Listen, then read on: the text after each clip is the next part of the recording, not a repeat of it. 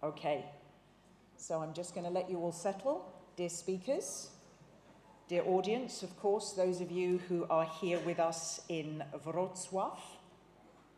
I hope I've pronounced that. Thank you.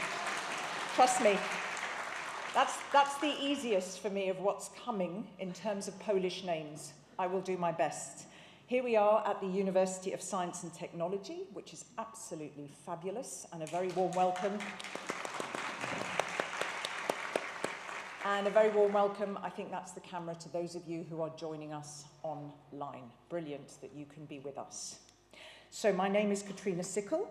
I am the MC today, and a very warm welcome again to this 4th edition of the Forum for the EU Mission on Adaptation to Climate Change, which is, of course, organised and hosted by the European Commission, the Directorate General for Climate Action, but with the robust support of the Polish Presidency of the Council of the European Union, whom we thank very warmly for your efforts and your contributions.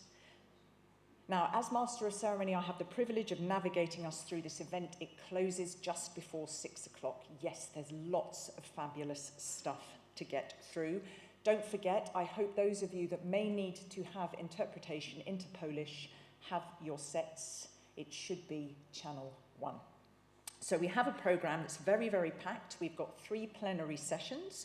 We've got these parallel interactive workshops. Also, for those of you online, you've got dedicated activities. We've got an exhibition from the university and diverse organisations. We've got a colourful poster exhibition as well. But importantly, we have got a lineup of brilliant speakers who are going to bring all of this content to life. And I am very ably supported by 3 eloquent moderators who are going to lead the 3 panel debates in plenary. And 2 of those, of course, do showcase projects and regions on the ground that bring all the big picture policy you're going to hear right now in the opening to life. And the intention is, we hope that you go away feeling inspired, your own vision, your strategy, your efforts, and that you're part of a very like-minded and passionate community. You know that this forum is real pivotal governance component of the EU mission on adaptation to climate change. So the idea is that it guides its future trajectory. And the purpose is, as I said, that we can celebrate accomplishments and inspiring innovative approaches and new tools and compelling solutions. This is all about solutions. What is out there, what's happening on the ground, everything that's been developed through the mission projects. That's all I will say. There are people far more eloquent than I who can tell you more. Let me just say, where are the researchers and scientists in the room? Where is academia? Who are the academics in the room? Okay, fantastic. Is anybody, who's a project owner? Who's part of a project on the ground? You're not quite sure there, are you? I love that. There's always someone who... As a mayor, you're always... Yes, I think that would be fair enough to say. Okay. Anybody a local authority or regional authority? Any municipality? Oh, okay. Fine. All right. City representatives? We could say the same thing. Do we have any NGOs in the house? Thank you very much. Policymakers? EU policymakers? That's good. All right. Ministers? I love that. You had your hand up as and say, oh, we're not ministers. Okay, all right. Just quickly turn to the person on your right or left and say who you are. Introduce yourself. You have 12 seconds. Please say hello to the person on your right or your left. Don't be shy.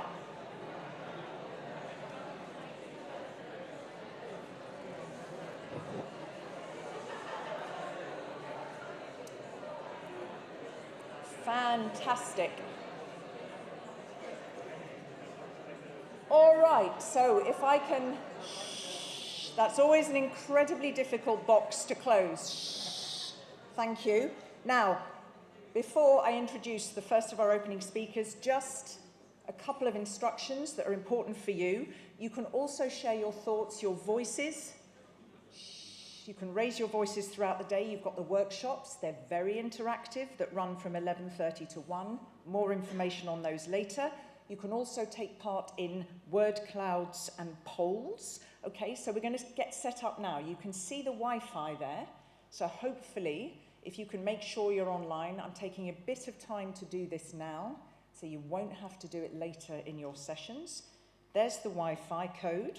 There's some other important information on fire drills, toilets, and the fact that the event is being recorded. So you can watch it as many times as you like if you miss anything. And let's see if we can perhaps now get the Slido code. Is everybody on and in on the Wi-Fi? Are we good? You can raise your voices. Are we good to move on? Fabulous. Can we see the Slido? Can we see the QR code if you've got that one, Thomas? Thank you. Thomas is the very industrious gentleman in this cupboard, working with the technical crew to bring all of this seamlessly to life. There is Slido. Let me give you a moment. Okay, when you're on Slido, raise your hand. Okay. That's enough people. We're good to do. Can we do a word cloud to begin? Let's just check that you are competent with your thumbs. A word cloud. Simple. From which country are you joining us today? Please don't say Poland. It's not the one we're in, okay? Just to be clear. From which country are you joining us today? Maybe we can have a quick look. I think there's enough people. All right. There is always a competition then for which country comes up biggest in the middle. All right. Quite a nice spread so far. Let's let it play out a little bit. Who in the room is from Poland? Raise your hand. Thank you for inviting us to your lovely country and lovely city as well. Okay, we let it play out a little bit more, just a few seconds. Anybody else not put their country in there? Voila. All right, should we move to the second one, Thomas? If it's possible, we can go for poll 2. It's just to check in with why you're here. Why are you attending this conference? Let's have a quick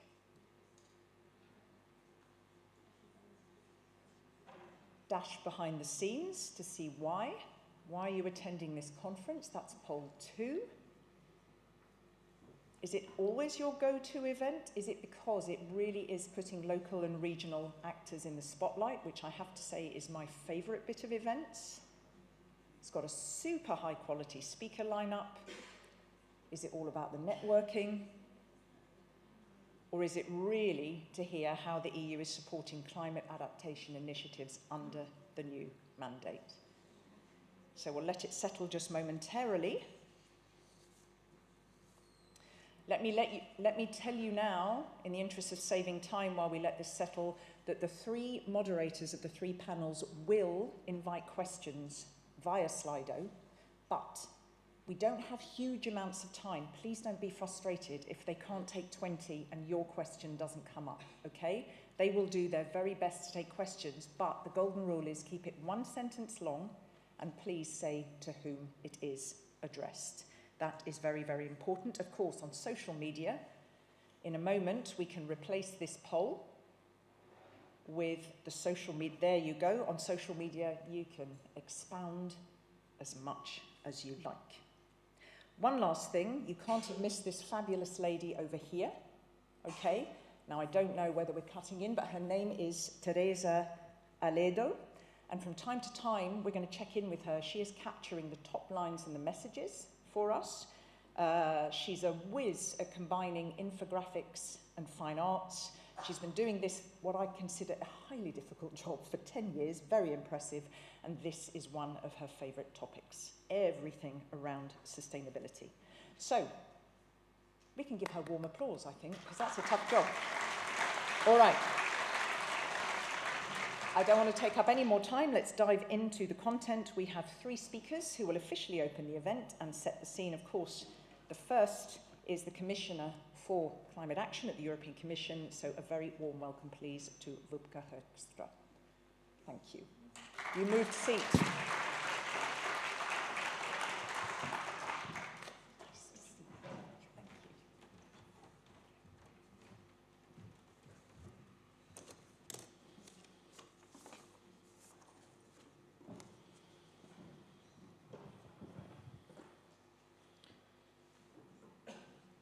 Dear Minister, dear Rector, ladies and gentlemen, could I start by saying it is truly very good to see all of you here in this crowded room. Delighted to see you, and I wanted to start with a big thanks to the Polish presidency of the European Union, and you, Minister, in particular, and of course the Technical University, who not only gave me an excellent tour yesterday, but has also been pivotal in hosting us today. Many of you know, as past participants, that this is already the 4th forum for the EU mission on adaptation to climate change. And I'm reminded that with each passing year and each forum, the climate crisis unfortunately only gets worse. Across Europe, we're seeing more frequent and more intense weather events, and they're devastating the lives of ordinary citizens. Sometimes in a matter of just minutes. Just months ago, in the Spanish town of Alba Paredes, who is a local resident over there, had just 10 minutes to leave her home. She didn't even have time to put her shoes on. She just took her cat, she got a couple of other necessities, and then as flood waters surged past her door and up her walls, she had to leave. Right now here, in last September, you also impacted something very similar. You also experienced something very similar with the truly brutal impact of Storm Boris. Rivers overflowed, 10 people lost their lives, thousands were displaced, and damages, if I'm well informed, exceed 10 billion euros. One resident, Kasia Piskorek, spent a sleepless night building a sandbag barrier. And she was trying to stop the Oder River from flooding her neighborhood. And of course that is tremendously courageous. But the bad news here is that these stories are less and less rare throughout Europe. They are the new face, they are the new reality we see in terms of climate change. And these type of events will get more frequent as we go along. It's unfolding now in real time in our own Europe. And what is crystal clear to me, and I'm sure to all of us, that this is not a problem that we can just choose to either address or ignore, because the price tag of inaction is only going up. And that is true both for businesses and, of course, for us as citizens. According to the EAA, Europe's Climate Risk Assessment Report, we could lose 2.4 trillion. And just think about how many zeros such a number has. 2.4 trillion euros in economic growth between 2031 and 2050 due to climate-related risks. Absolutely huge if you try to put it into perspective of our budgets and our economies and our GDPs. And recent events, of course, already have given us a glimpse of what is there to come. In 2021, the flash floods in Western Europe resulted in some 50 billion euros in damages just in a matter of days. In 2023, Slovenia's flood damaged its GDP by roughly 16%. And if you're trying to put that 16% into perspective, the average economic damage to member states during COVID was roughly half of that. We're talking about some 8 to 9%.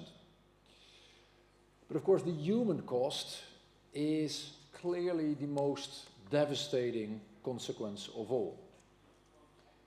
And I already mentioned Alba and Kasia, but there are others, and unfortunately many more, thousands more with similar stories.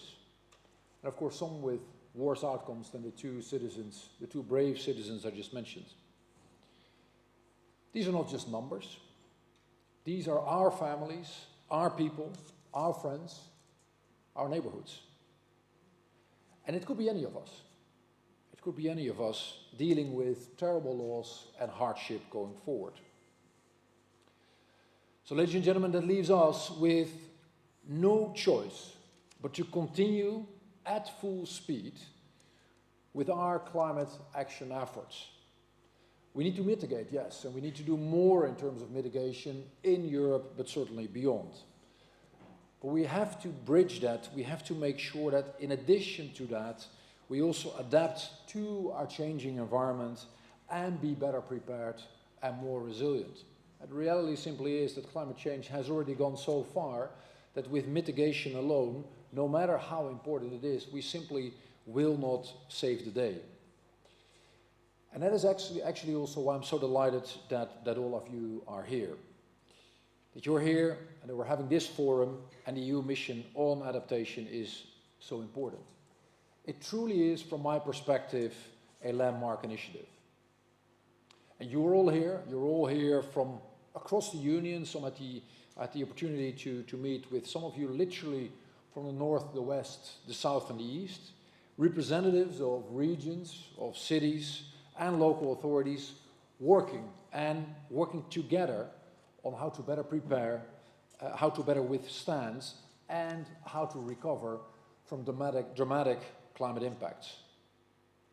And today, and dear friends, that is good news. Today, we proudly welcome 16 new signatories to the Mission Charter.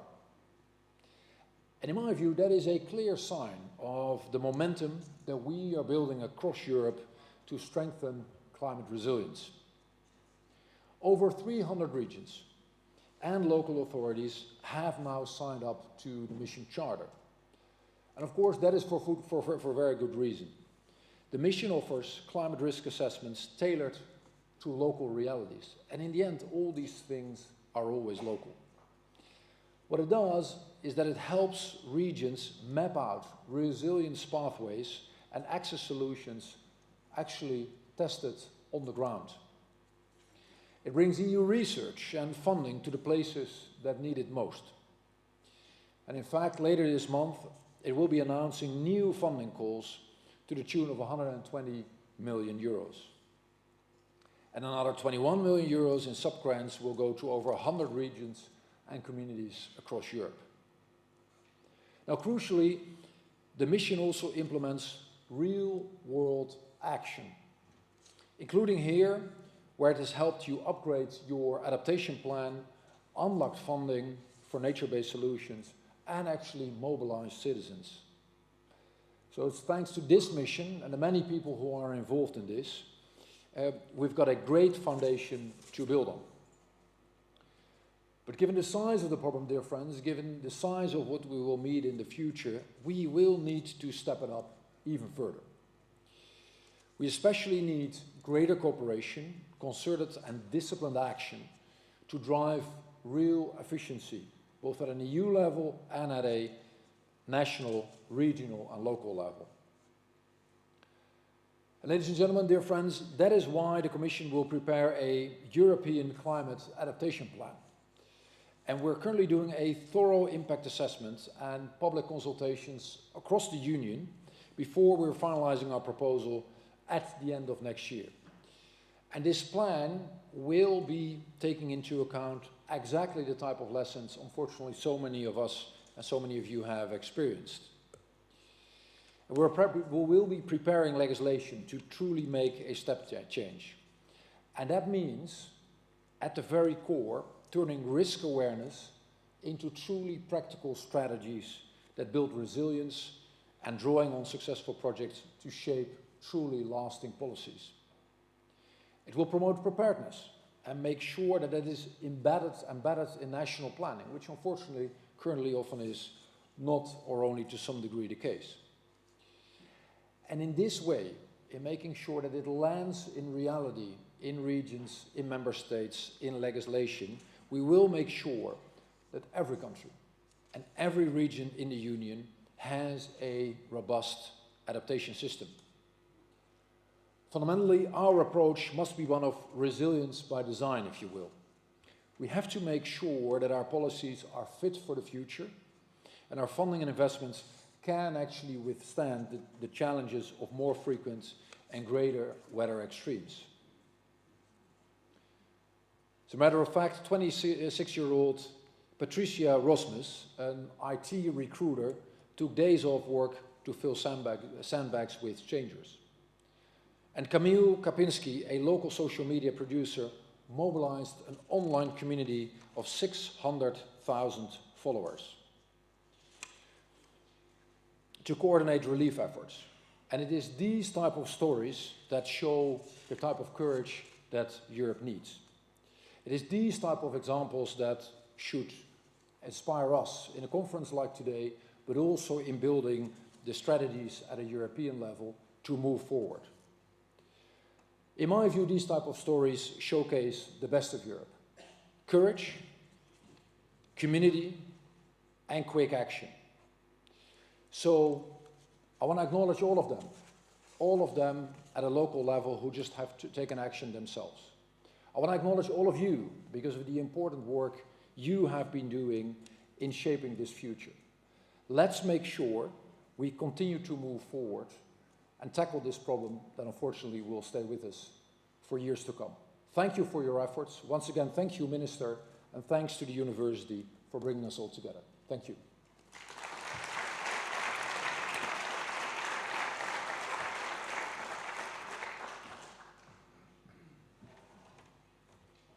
Thank you very much. And for me, possibly it wasn't news to you, but the very arresting statistics I heard that was making the comparison there between the cost of COVID and climate degradation in one of the regions, I was like, oh, wow. I think that would be an incredibly wake-up moment from the public perspective. Thank you also. You used the words prepare, withstand, recover. And as I know, this planned preparedness is very much a part of the EU strategy, the EU vision, the EU support going forward. Thank you very much. If anybody is on social media, there was a good one. The price tag for inaction is going up. And we also heard with mitigation alone, we will not save the day. Is anyone on social media yet? Has anybody? Is anybody going to? You and me then. All right, fine. All right, moving swiftly on. Thank you very much to the Commissioner there. Can I please invite the Minister of Climate and Environment for the Republic of Poland, Paulina Hennig-Kloska. Very warm welcome to you. Thank you.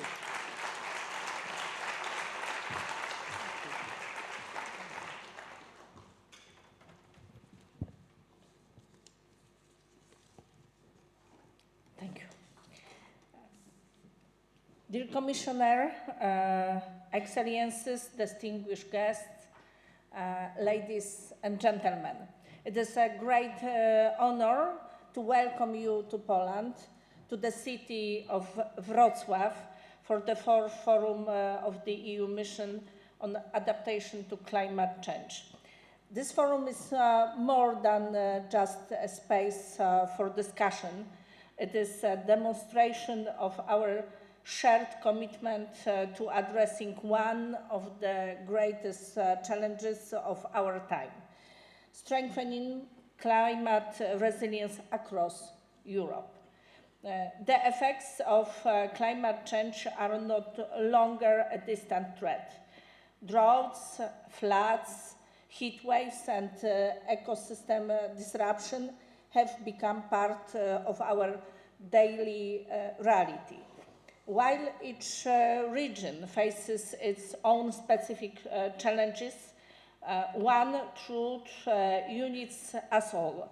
We must act with urgency and determination. The EU mission on adaptation to climate change is a unique and forward-looking initiative. It brings together scientific expertise, innovation, local engagement and political will. Within its framework, we are not only testing pioneering solutions, but also evaluating their effectiveness and real-world impact. Today's forum offers an opportunity to review the progress made by participating regions, to exchange experiences and to build new strategic partnership. This year's edition focuses on practical proven solutions, those that have demonstrated measurable success on the ground and show strong potential for scaling and replication. We will explore how data, finance, and technology can support effective adaptation efforts. Building resilience is a fundamental pillar of European climate policy. In Poland, this is a clear priority. Our research indicates that extreme weather events cost us 1.4 billion euros annually. In response, we have introduced significant legislation requiring all medium-sized and large cities to develop urban adaptation plan. At the same time, we are cooperating with regions that are preparing the country's first regional adaptation strategies. Several of their representatives are with us today. This year also marks the launch of a new national adaptation strategy and action plan. This process will involve all sectors impacted by climate risk and will share Poland's long-term approach to resilience. Let this forum be a source of inspiration. Let it prove that meaningful care is not only necessary, but it is possible. Together we can make Europe a global leader not only in reducing emissions, but in building resilient, future-ready societies. Thank you for your presence and for your commitment to this vital cause. I wish you all a productive discussion and very good, very interesting conclusion. Thank you very much.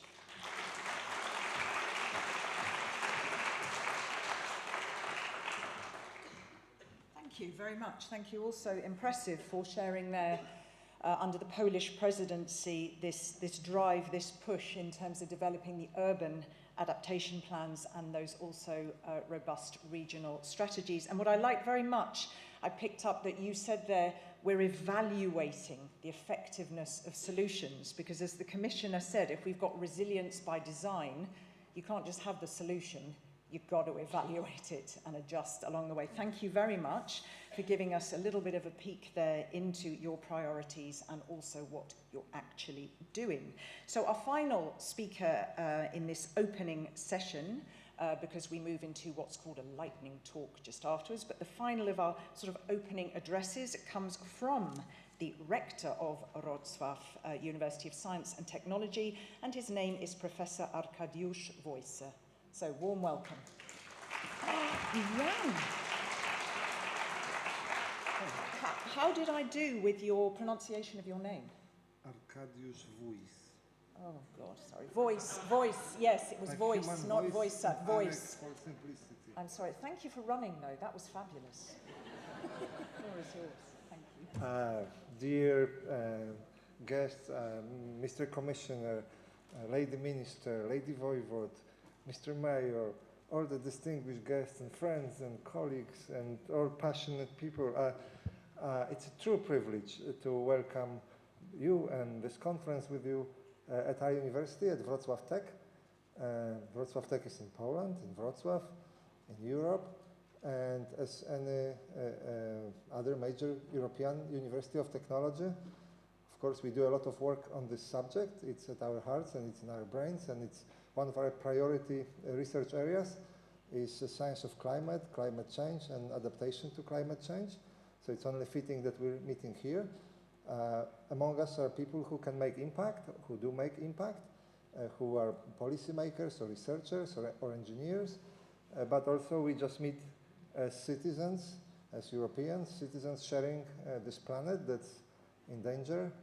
And I hope that this meeting will contribute to making us all safer, more comfortable, more resilient, as Mr. Commissioner said.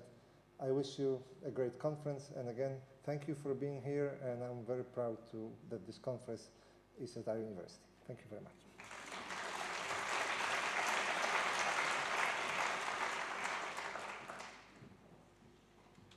Thank you, and thank you, and thank you very much for the little jaunty hop off the stage as well. And again, thank you so much for hosting us here at this wonderful, wonderful place.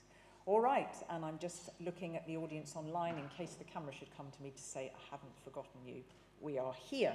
All right, so as I said, we are moving into a nice, what we call a lightning talk, just to shake things up and continue to set the scene today. And that is between three women, which I'm always very pleased to see three women grace the stage. So I'm going to invite the two speakers in, and then I'm going to invite the moderator of this 15-minute moment. So I'm very pleased. Don't move. Perhaps you can move together when I've read out who you are. We have the head of the Sustainability Department at the municipality of Wrocław.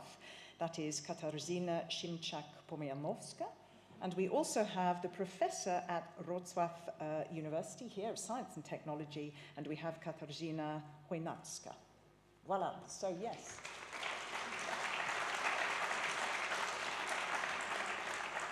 Fantastic. So, and now I'd like to give a very warm welcome to your moderator, please. Her name is Barbara Videra. She is a member of the Mission Board, and she is an associate professor here at the university. A warm welcome to you. Thank you so much.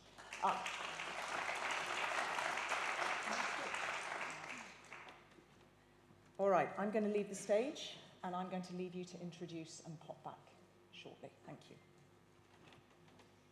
Ladies and gentlemen, dear guests, first of all, I'm not sure if you realized that 8 months ago, this beautiful city was in very, very serious threat. Lower Silesia region struggled with violent and devastating flood, and our city was threatened by the peak flood waves on 5 rivers at the same time. So I'm asking the head of Sustainable Development Department, Kasia Szymczak-Pomianowska, in addition to the critical infrastructure built on Upper Odra River and Wrocław Water Junction, what was in fact critical to save our city from the flood?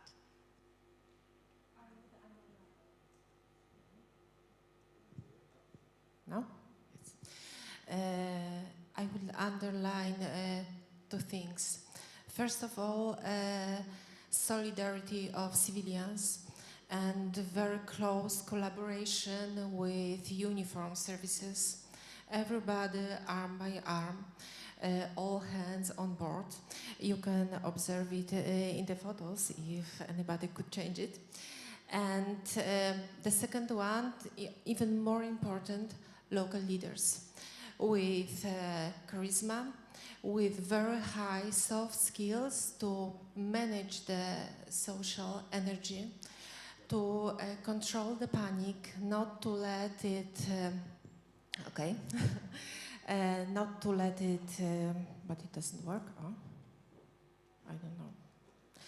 Not to let it take over the situation, and when in 2-3 days the mayor of Wrocław appointed city coordinators, I was one of that persons. What we could support those local leaders was the fast track with the city crisis center, was the support with the supplies of sand, of bags, of nutrition, of mobile toilets, very important that days. But I was really impressed how the people were working. They knew their neighborhood, their friends, the procedures. So, summarizing, people, collaboration, solidarity, coordination, multi-level coordination between civilians and uniformed services. Thank you very much. I believe you just mentioned the key points. And this wasn't it. Because when we almost started to breathe again, President von der Leyen left the city. We were happy that we had the worst moments ahead of us. And then another threat, another problem appeared. The risk of contamination of drinking water for the whole town. Kasia, as a professor of chemistry, you supervised collection and testing of water samples. Can you share your experience on that? Thank you, and thank you, Barbara, for inviting me to this great event.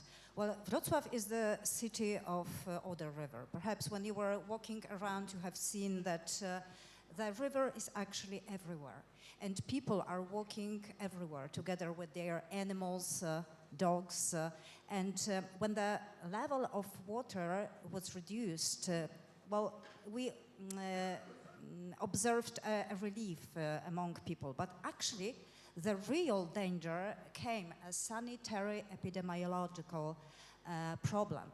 And the role of university and researchers, the role of academia is to support the city in science-based crisis solvent. So we took 4 samples from different areas, urban, semi-urban and rural areas. We conducted analysis in our accredited laboratory. And the water that we have sampled was just brownish, full of sediments, full of odor. You can see it here on this slide. So we took the chemical and microbiological measurements, and we found that the level of iron and aluminum farly exceeded the regulation levels by law. We also found that the concentration of sodium was extremely high, as well as the concentration of nutrients, nitrogen and phosphorus. We also took microbiological tests, and we have found 16 million of colony-forming units in 1 liter of water that was flowing across the city. And of course, the citizens were not conscious that this problem is so serious. And what happened next? All this load of pollutants, nitrogen, phosphorus, microorganisms were carried with Odra River to the Baltic Sea. So what I expect this summer in the Baltic reservoir, which has a very long exchange of waters, like 25 years, because it is a closed sea, is eutrophication potential. So if the summer is going to be warm, we can observe cyanobacterial blooms in the Baltic Sea. And of course it is necessary to find the solution to this problem, because floods due to climate change are experienced in this city regularly. Every, I think, 5 years we observe a flood. So we need to be prepared to the next one, which will happen soon, probably. And maybe building blue-green infrastructure would help, because, you know, cities are constructed of cement blocks, of asphalt. There is no place for water to be absorbed and for the nutrients. Exactly, exactly. Thank you very much. And that comes to my next question. Apart from human solidarity, we are here to share it together with experience. The role of blue and green infrastructure. Can you comment on this? You are expert in this field. It's a key strategy in building adaptation to climate change. Yes, that's true. And after the big flood in Wrocław in 1997, of course, big investments in critical infrastructure, especially on Odra River, were done, and it was financed from the World Bank. But also, starting in 2017, we started developing rainwater management in our city, and we emphasized our investments in green and blue infrastructure and building sponge city to adapt city to the climate change. And during last year flood, it was, I would say, it was a stress test for this infrastructure, because our green areas, our parks,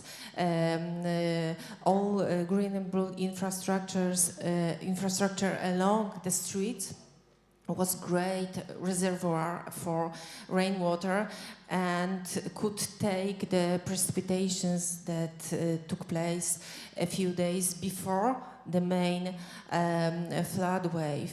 And sometimes our citizens were anxious that park is under the water, and we had opportunity to explain this is the role of this infrastructure. Thanks to that, your houses are not flooded. So you can observe it in the pictures, and I'm very proud of it. Yesterday, some of you had opportunity to visit our Park Krzycki, where the retention, natural retention in the river, Szówka Krzycka, and in Park Krzycki was designed by our landfill designers in the city, and we are very proud of this.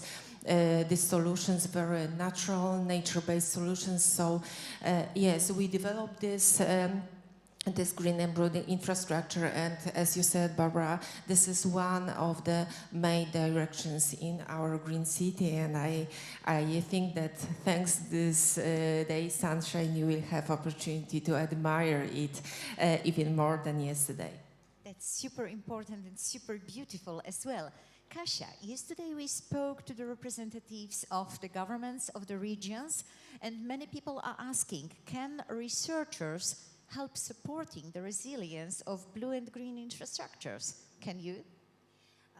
Blue-green infrastructure can have different roles.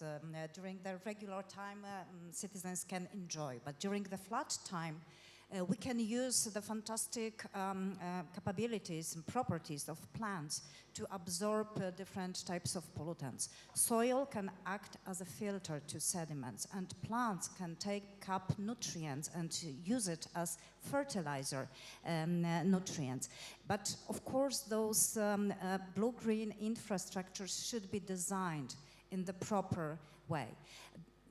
Us as the society have the experience with irrigation fields as the actually old school method of wastewater treatment. We have irrigation fields in our city.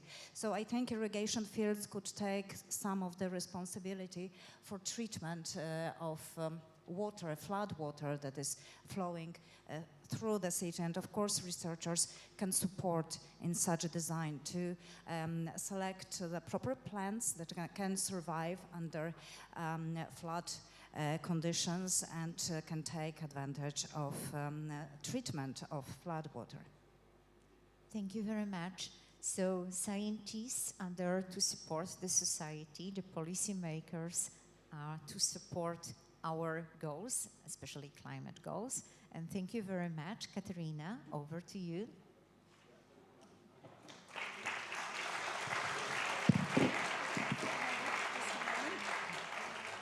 Thank you. First of all, I applaud your efficiency. Thank you. Literally, you've set the bar high. All the other speakers who grace the stage, that's how to do it. Voila. Can I just say, what really struck me is, of course, you all know this very overused phrase, never waste a good crisis. You showed remarkably collaboration between citizens, emergency services, researchers and policymakers. Brilliant, crystallised. Of course, we want more of that collaboration before the crisis happens, right? Yes, absolutely. This is very critical, and we are aware that with changing irregularities and changing weather patterns, we just have to be prepared that similar things would not be happening once per 100 years. Yeah. But unfortunately, we have to be prepared that they can happen twice a year. So this is the reason why we are here. The policy, society, researchers, regions representatives, all people working together to build this amazing solidarity, but also to use the knowledge. As you said, we can leverage it a little bit to enhance the resilience of our cities, but also the beauty. And also just what again, I hear at so many events, you know, we need to make these solutions more visible. We need to show why they are so important. We need to bring people in by showing why it matters. And you're brilliant. You talked there of the green and blue infrastructure. You said we were really proud to be able to show this is what's solving problems for you, be part of it. Absolutely brilliant. I really love that. Thank you very, very much for sharing that. Can you give very warm applause to these three for their, thank you. you are allowed to put your feet up in the stalls. Thank you. All right. We are going to move directly, because there's a little bit of time. I don't want to shave too much time off the moderator's space for this first panel. I'm just very aware of timing. I needed a little bit more time. We started a bit late. So let's move directly into the first of the 3 headline panels today. This is entitled Accelerating Regional Resilience. So we've got 4 speakers, and they are going to focus in more detail, concrete detail, on addressing growing climate risks, such as heat waves, such as flooding, everything you've heard in those opening speeches. Okay, so what I'm going to do is read out the names and then ask you all to come together, because it's so much tidier, and I'm the mistress of tidy. All right, so who do we have? We will have in a moment Hanna Zdanowska, who is the Mayor of Lodz, the committee and also Committee of the Regions. Maria Cruz Ferreira Costa, head of the Autonomous Secretariat at the Regional Ministry, Region of Murcia. We have Pascal Lansink Bastemeyer. I did your other bit of your surname. Vice Mayor at the Municipality of Rotterdam, and Dr. Christoph Vosseler, who is head of the Climate Adaptation Unit at the City of Bremen. So a really nice mix there. Can I ask you all to come to the stage, and you may give them, please, warm applause. Thank you.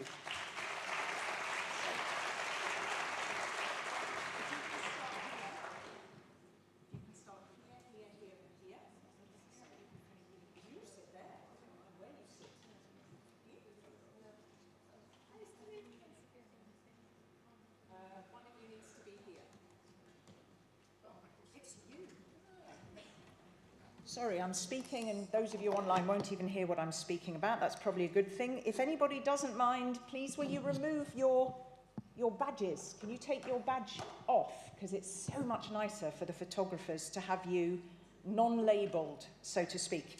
All right, I'm now very delighted in just a moment to invite the moderator to the stage. But before I do, let's just launch this poll. There it is. What do you think is the most effective strategy to accelerate climate preparedness? So if you could get your fingers busy, and while you do, I'm going to invite to the stage, please, the moderator of these discussions, who is the Mission Manager, Director, the Directorate General for Climate Action at the European Commission, Elena Badram. Please come.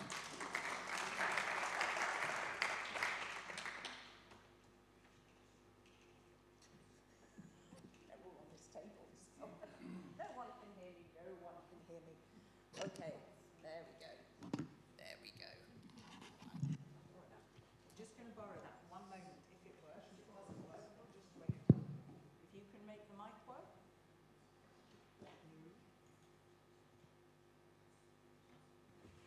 There is never not an event without a technical issue. That will be the first of many. All right, I'm leaving you with the crappy. Does it work now? So. The first thing, thank you. The first thing that I just wanted to ask to Elena is just very briefly, I always ask this, why this subject? Why are we starting with this topic in this panel? What's so important as a starting point?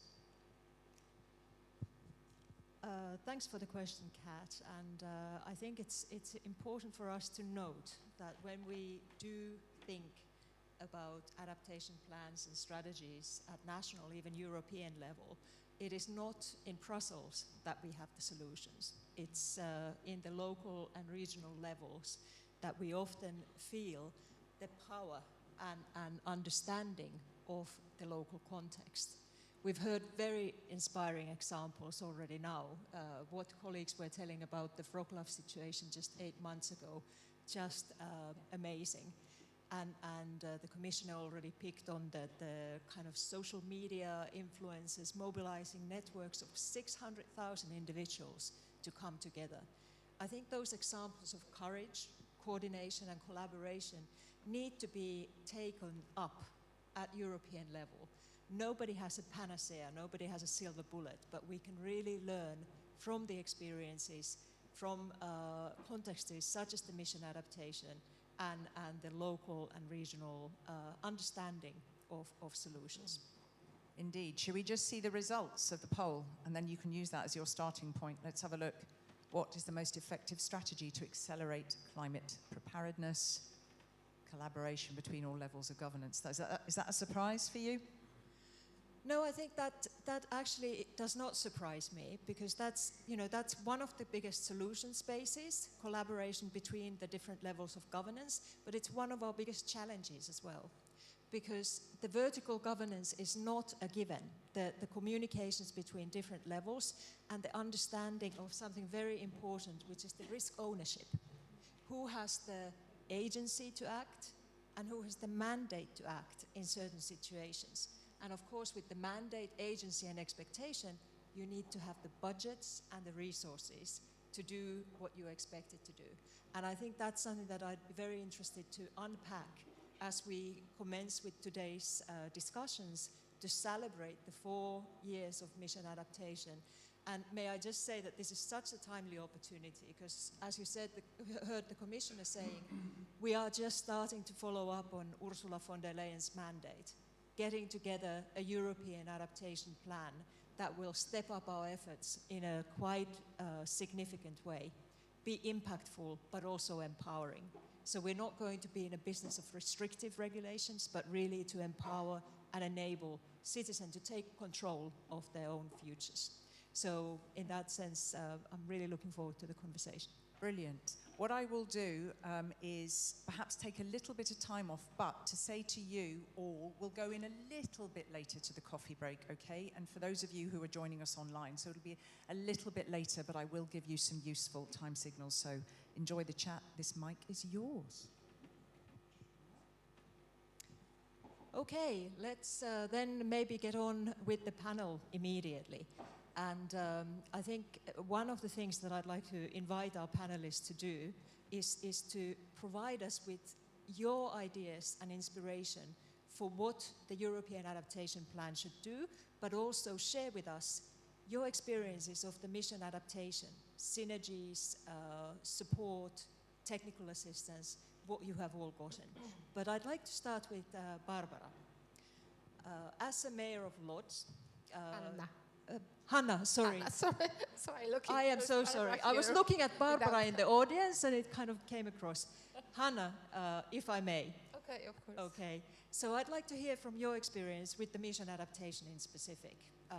What is your experience from the interactions with the mission adaptation, and how has that helped you in addressing the different extreme weather events experienced in Lodz, such as extreme heat or floods? And what would you like to send as a message to the mission team?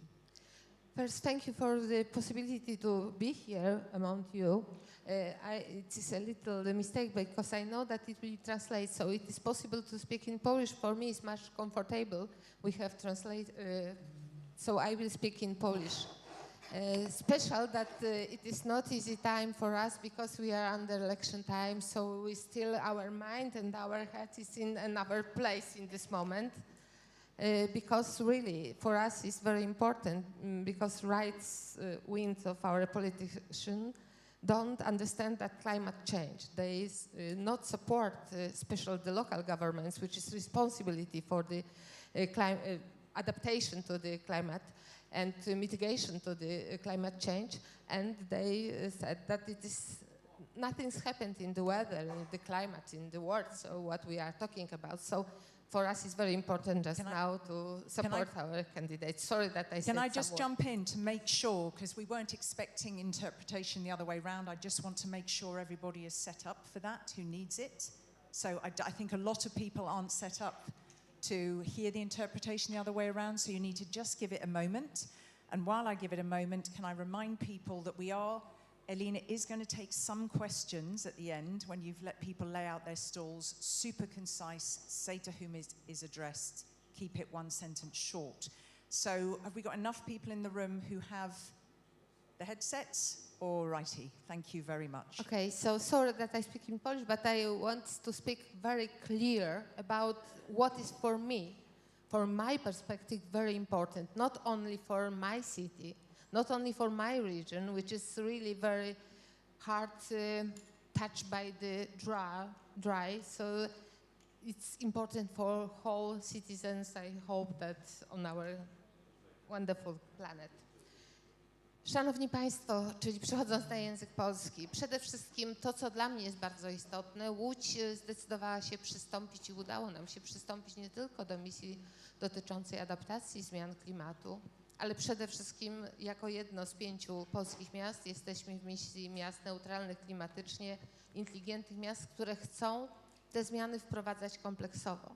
My nie tylko musimy myśleć o dekarbonizacji, która jest integralną częścią zmian klimatu, która odpowiada w przeważającej części wysoka emisja powoduje te zmiany, których nie chcielibyśmy mieć, a które się dzieją, ale przede wszystkim misja miast inteligentnych i neutralnych klimatycznie musi również w swoim zakresie uwzględnić według mnie właśnie adaptację do zmian klimatu i mitygację tychże zmian. Szanowni Państwo, dlatego tworząc łódzki pakiet klimatyczny i bardzo się cieszę, że robiliśmy to kompleksowo, właśnie jak gdyby uwzględniając aspekt uczestnictwa w tych 2 misjach, udało nam się stworzyć faktycznie fantastyczny dokument, który jest dla nas drogowskazem. My oczywiście nasze decyzje dotyczące funkcjonowania i adaptacji do zmian klimatu, której w przypadku Łodzi najważniejsza jest kwestia przede wszystkim zrównoważonego podejścia do gospodarki wodnej oraz zazieleniania miasta, musieliśmy i chcieliśmy uwzględnić te wszystkie konieczne zmiany, które staną się dla nas drogowskazem, i drogą, którą musimy podążać. Dlatego w ramach naszej działań, które podjęliśmy, jeśli chodzi o kwestię łódzkiego pakietu klimatycznego, wspólnie tworzyliśmy miejski plan adaptacji do zmian klimatu i wspólnie tworzyliśmy też integralną część, czyli SECAP. To był dla nas jak gdyby drogowskaz i działania, które mamy podjąć. I tak w ramach działań, które już podjęliśmy, bo te działania nie mogą czekać niezależnie od tego, że tworzyliśmy konieczne dokumenty, to przede wszystkim od 2021 roku sukcesywnie zazieleniamy miasto. Jesteśmy w stanie zrezygnować z sprzedaży najbardziej wartościowej działki, jeżeli wiemy, że ona jest cenna przede wszystkim przyrodniczo, cenna, jeśli chodzi o zasób zieleni, którym dysponuje i przede wszystkim daje ludziom to, co najważniejsze, poczucie bezpieczeństwa, bo jednak zieleń to jest bezpieczeństwo dla naszych najbliższych. Od 2021 roku posadziliśmy 150 hektarów parków leśnych, czyli robimy wszystko, żeby faktycznie ten zasób nasz zachować i rozwijać go na tyle, na ile możemy. Drugą rzeczą to jest, nie wiem czy Państwo wiecie, ale Łódź jest specyficznym miastem. Nie mamy widocznych olbrzymich rzek na terenie miasta, ale Łódź powstała w tym miejscu dlatego, że to jest olbrzymi teren wodonośny, w którym rzeki powstawały. W czasach przełomu XIX-XX wieku Łódź rozwinęła się właśnie w tym miejscu, dlatego że było tu, przeszło 22 źródła rzek, które tu powstawały i te źródła stały się, tak powiem, motorem do rozwoju przemysłu tekstylnego, który, jak wiemy, niestety jest bardzo wodochłonny. W związku z czym te rzeki są nadal, one w części zostały wyeksploatowane i to, co chcemy w tej chwili, to, co robimy, dzięki również środkom, które udało nam się pozyskać bezpośrednio z Parlamentu Europejskiego, pozyskaliśmy przeszło 3,5 miliona euro, żeby z powrotem rzeki, które w tej chwili są ukryte pod gruntem, bo one stały się kanałami po części, żeby je wydobyć na powierzchnię, przede wszystkim, żeby stały się rezerwuarem wód i swego rodzaju zbiornikiem retencyjnym na czas właśnie gwałtownych opadów wody, które u nas się zdarzają, opadów deszczu.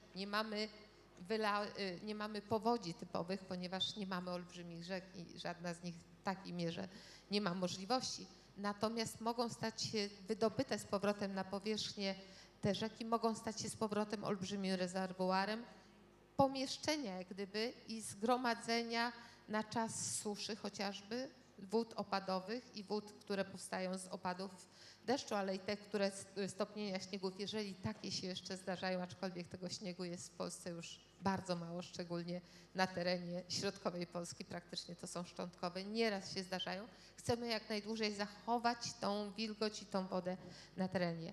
To są kolejne działania. Ten projekt ma się stać takim projektem pilotażowym, ponieważ nie dotyczy to tylko i wyłącznie Łodzi. Jest wiele miast, które mają podobną historię i mają szereg cieków wodnych ukrytych pod powierzchnią i chcemy pokazać wspólnie z naukowcami, że jest możliwe z powrotem wykorzystanie tych cieków jako fantastyczny element przede wszystkim infrastruktury, można by rzec krytycznej na czas gwałtownych opadów i jeżeli śniegi się pojawią, również i topnienia. Ponadto prowadzimy bardzo dużo programów edukacyjnych dla naszych mieszkańców. I know that time is running. Bardzo dużo programów, ponieważ uważamy, że bez edukacji, bez współpracy z mieszkańcami i uświadamiania, to jakiekolwiek nakazy, zakazy, jeżeli nie będzie zbudowanej świadomości wśród naszych mieszkańców, nie dadzą nam efektu, o który nam chodzi, czyli świadomości, żeby zrozumieć, że świat się zmienił i trzeba wspomóc wszystkie, czy przeciwdziałać zmianom i dostosować się do zmian, które następują jak najszybciej. Stąd odbudowywanie miasta, stąd specjalna w szkołach nauka i współpraca z szkołami w zakresie tworzenia ogrodów społecznych dla lokalnych społeczności. W to angażują się również nasze szkoły, ale stąd również bardzo ważne projekty dotyczące właśnie odbudowywania, czyli przywracania jak najwięcej powierzchni biologicznej czynnej, żeby zachować wodę na poziomie gruntowym, żeby ona, tak jak było niestety do tej pory, w przypadku opadów spływała i zostawiała przede wszystkim miasto wyschnięte, mówiąc kolokwialnie, na wiór. Może tyle na ten moment, bo nie chciałabym zabrać głosu wszystkim panelistom. Dziękuję bardzo. Thank you. Yes, I think that deserves applause, definitely. I like the way you describe some of the pioneering efforts and also the synergies that you've been able to identify between the mission cities and mission adaptation, particularly in the climate city contracts, where indeed adaptation has to be an integral part of the overall thinking. Also, something that I think is very noteworthy is the accent that you put on education, awareness, and starting this from very early on, because it really is about people feeling that they're part of the solution. There's too much climate depression, climate denialism, and even defeatism. And if we can show them that stepping up allows us to get ahead of the impacts, that's going to be very powerful. Yes, for us it's very important to make complementary all these very important issues, to not go the same road two times. We must to be very fast, very intelligent. So we want to support and put all these very important issues in one project, like the climate pact for citizens. Excellent. Thank you so much, Mayor. Let's move a little bit to the south. The example of Murcia is very interesting and pertinent, as Spain has been recently hit by some pretty drastic events, but also has shown a lot of resilience at face of these extremes. I would like to hear from you, Maria, from your perspective, what have been your lessons from collaboration with an EU project, with the missions, and what would you suggest to others in order to take the activities to the next level? Well, thank you very much, Elina. Thank you very much, all of you. It's a pleasure and an honor to be here. Beautiful Poland, beautiful Wrocław. It's difficult to pronounce, but it's not as beautiful as it is the city. Thank you, everyone. You know, sometimes to be honest is not coherence with being recorded. And politically correct is not being as well sometimes difficult with this kind of events where you want to claim all your issues, but you have to be political correct, political sitting. You're more clever than me, you have trousers. I was not clever enough to bring a skirt. But apart from that, I will try to be, okay? It's difficult, it's like nowadays to be a politician, no? You have to be clever, smart, look for funds. It's amazing that in the slide, though, they only say 7%, difficult to find financing. I'm sure not many politicians are sitting there because it's very difficult to find financing. And this is the reality, you know, you have to be enough for the camera, but as well sound clever enough in another language, and so on. Basically, among the points she made from Boots, I would appoint that one of the main stronger points of the EU mission is education.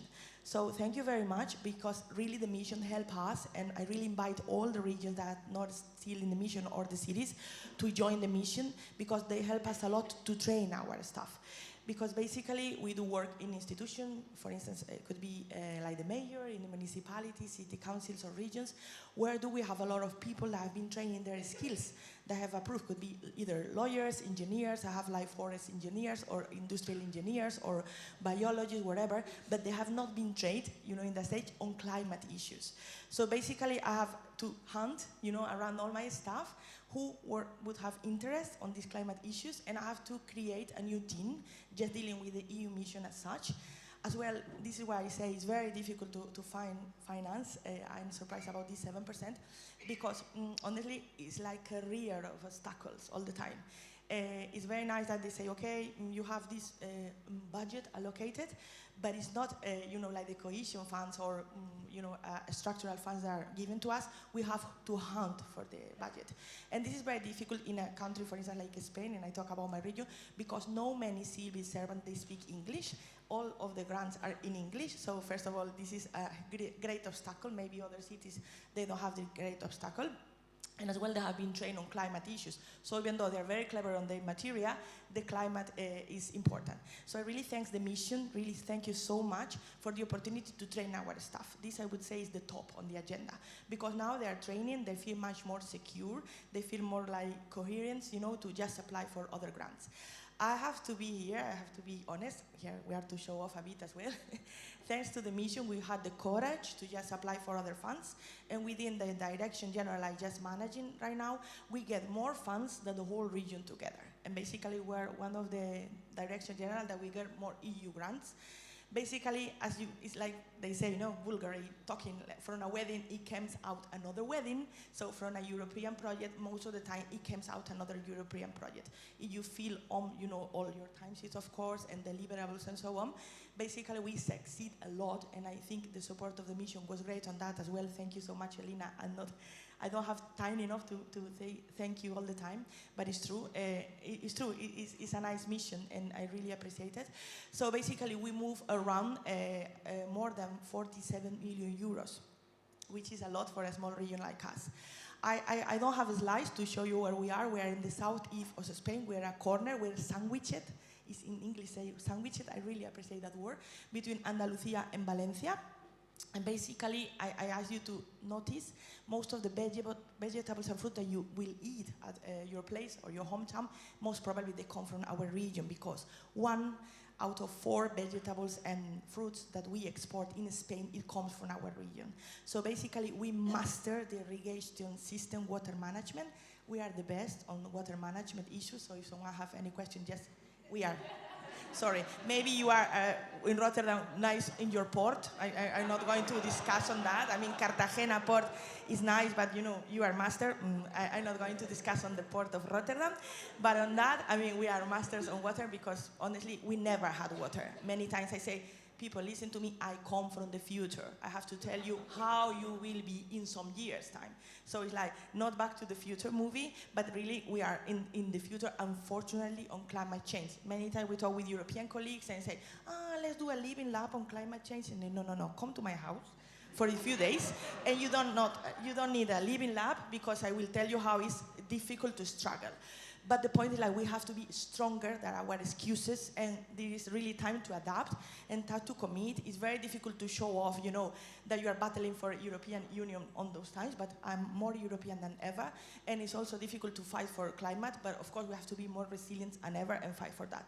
Just to summarize, we are on every, the interpretation. Yes, I have many defaults, but one of them is that I speak very fast. Imagine in Spanish.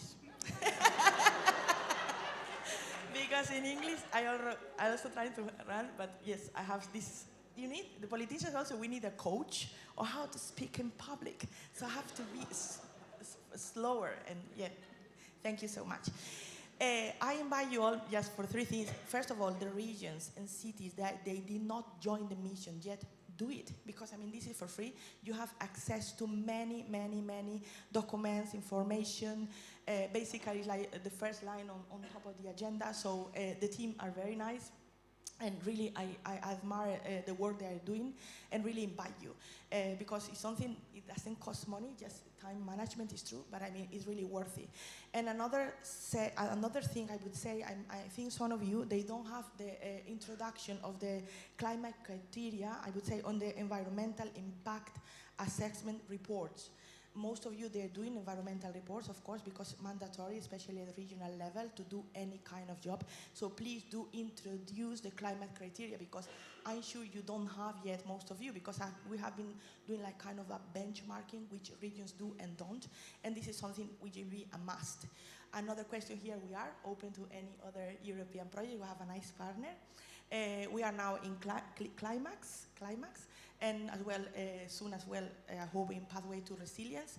And we will apply to any funds that is like going to a free buffet. You know, you see food, you eat it. So that we see European grants, we ask for them. But the problem, honestly, is and I have to admit, and just the situation is so hard and so bad that I have to make any joke, because if not, I could cry here, because honestly, the situation is not good. But I would say two things to summarize. Is like, I think the regions from the south, we do need really a specific fund. We are really in a desperate situation. We are at risk of desertification, and really it hardly rains. In Murcia, for instance, like last year, there were some spots of the region that it nearly rained at all, or places that it rained less than in Sahara Desert. So people, we need really to really identify. I know there is another Mediterranean forum to talk about all these issues, but the regions from the south, we do need a specific budget allocated. And another thing I just spot, because you give me the micro, please, European Commission, don't allow the cohesion funds to be sorted out by the national governments. This is something cannot be. No. If we do that, I mean, it's the end of the story, because at the end the problems are battling cities and regions, and the cohesion funds has to be structured as it is by the regions. Because if it's done, like for instance in Spain, within like the next generation funds, they divided the cake as they want, and of course we don't get the biggest piece of the cake, even though we have the biggest problem. So we have a battle, regions, people from regions, we have a battle on that. I mean, the cohesion funds has to be managed by the regions, because this is important. And as well, really, I asked the European Commission, and I want to make sure that the statement is well clear done, to take into account the uniqueness of the Mediterranean forest, for instance. Our forest is kind of dying, and as well the climate spot that we have in the Mediterranean basin. Thank you so much.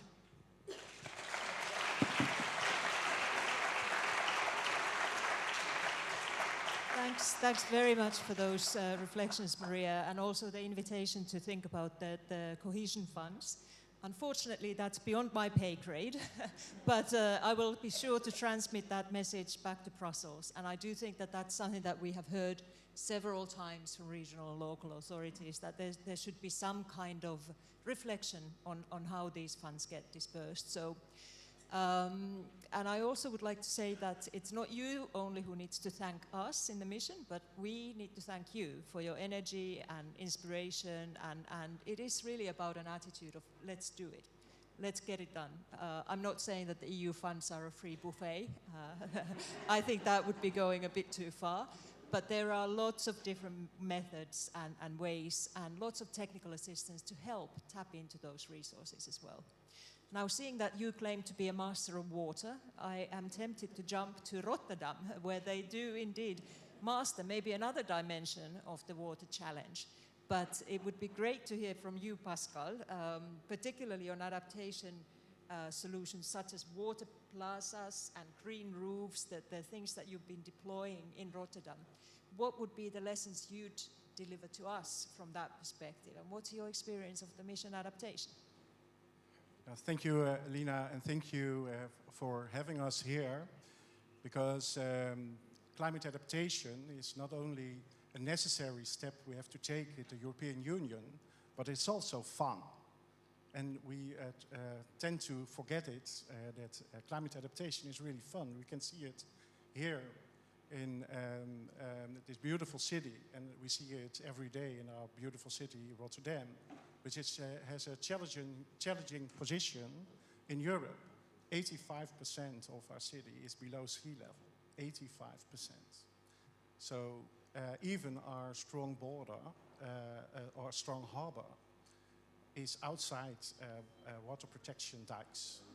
So when our harbor will flood, it will have a major impact. So we have a big challenge to have this biggest harbor in whole Europe to function and to have Rotterdam function. But it's fun, and we do lots of fun things, and also use the funds of the European Commission as well.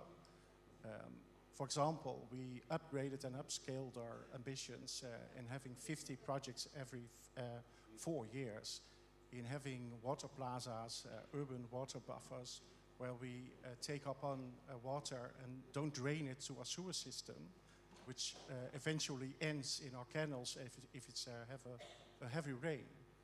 But we also make the plazas together with our citizens.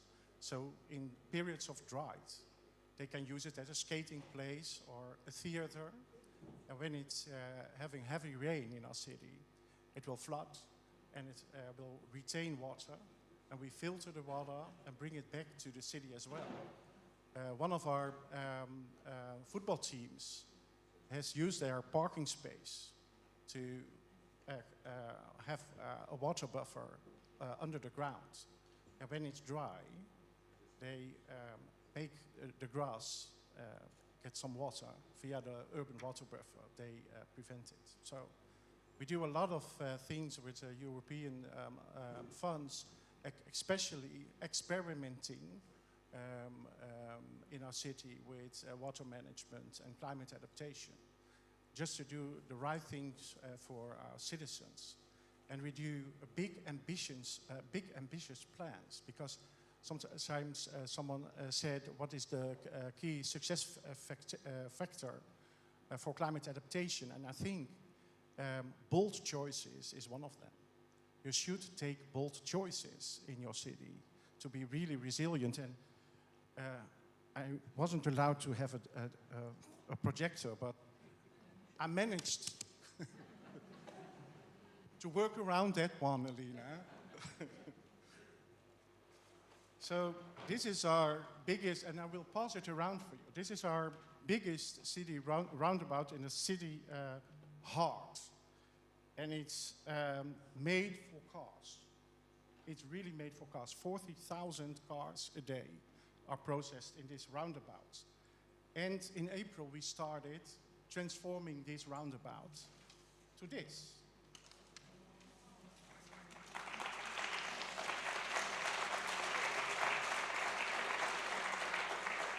Well, that's water management, right? And that means something for our city, because it means that only 18,000 cars will be processed there a day. So that's a bold choice.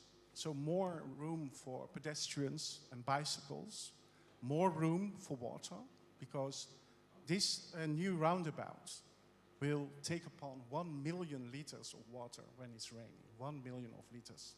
And they will spread it when it's dry to the 150 trees we will add in this roundabout. So these are the bold choices we have to make, because it will make your city more attractive. It will stimulate economic growth. It will stimulate health. It will stimulate the fact that people just want to be in your city and spend money. We did a rough calculation what the investment of 1 billion the next couple of 30 years will have revenues for our city.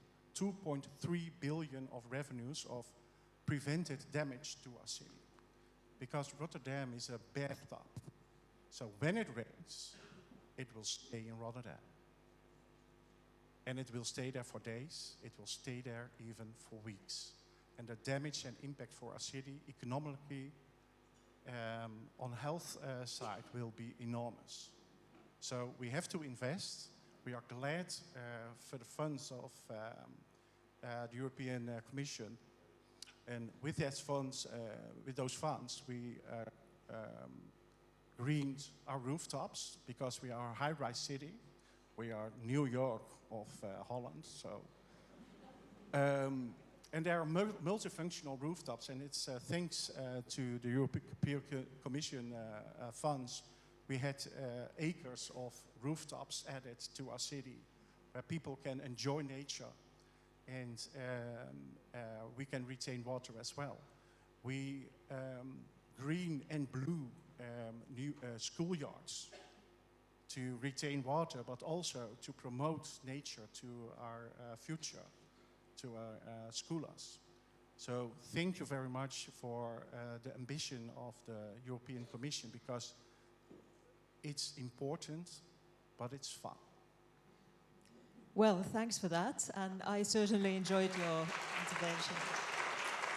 So a call for all of us, I believe, for being bold, being courageous, and I think it's very useful that you brought the economic perspective into this, because one of the things we're trying to do in the European Commission is to take the adaptation, resilience, and climate risk management conversation away from being an exclusive agenda for the environment community, because it is really something that concerns whole of society, all the different sectors of economy, be it agriculture, be it transport, be it energy security. And unless we really get serious about how we do things, unless we pursue what the Commissioner was calling resilience by design in all our actions, in all our policies, in all our investment, we will not be able to pay for the damages anymore. So we need to get ahead of the impact, prepare for the eventualities so that we can avoid the damages. I'd like to pick on one aspect.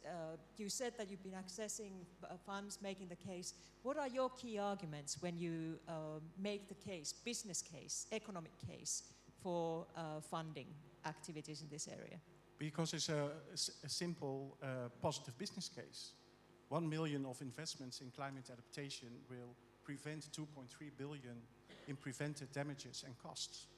So it's quite easy, but for example, just our shopping centers will have more income because people will stay longer in places that are greener. That's funny, right?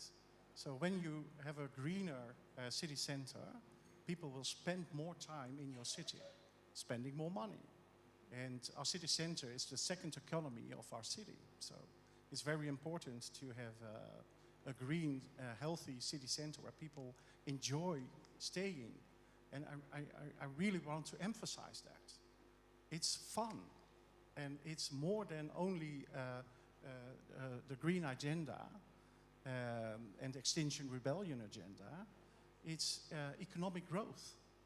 It's a healthy environment. It's an environment where children will prosper. So keep that in mind and just do it. And seek funds within your own community budget as well, because it's important. It's too important to wait. Thanks so much.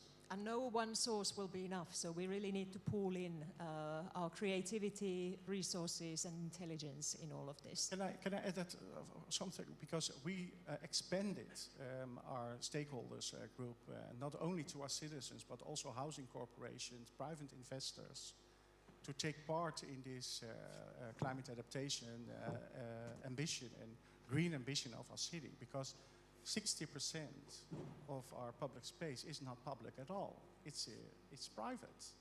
So we need them. I want to emphasize that as well. That's a kind of funding as well, because it's their responsibility to do something and pay for it as well. We subsidize it with some extra funds, but in fact they are responsible as well.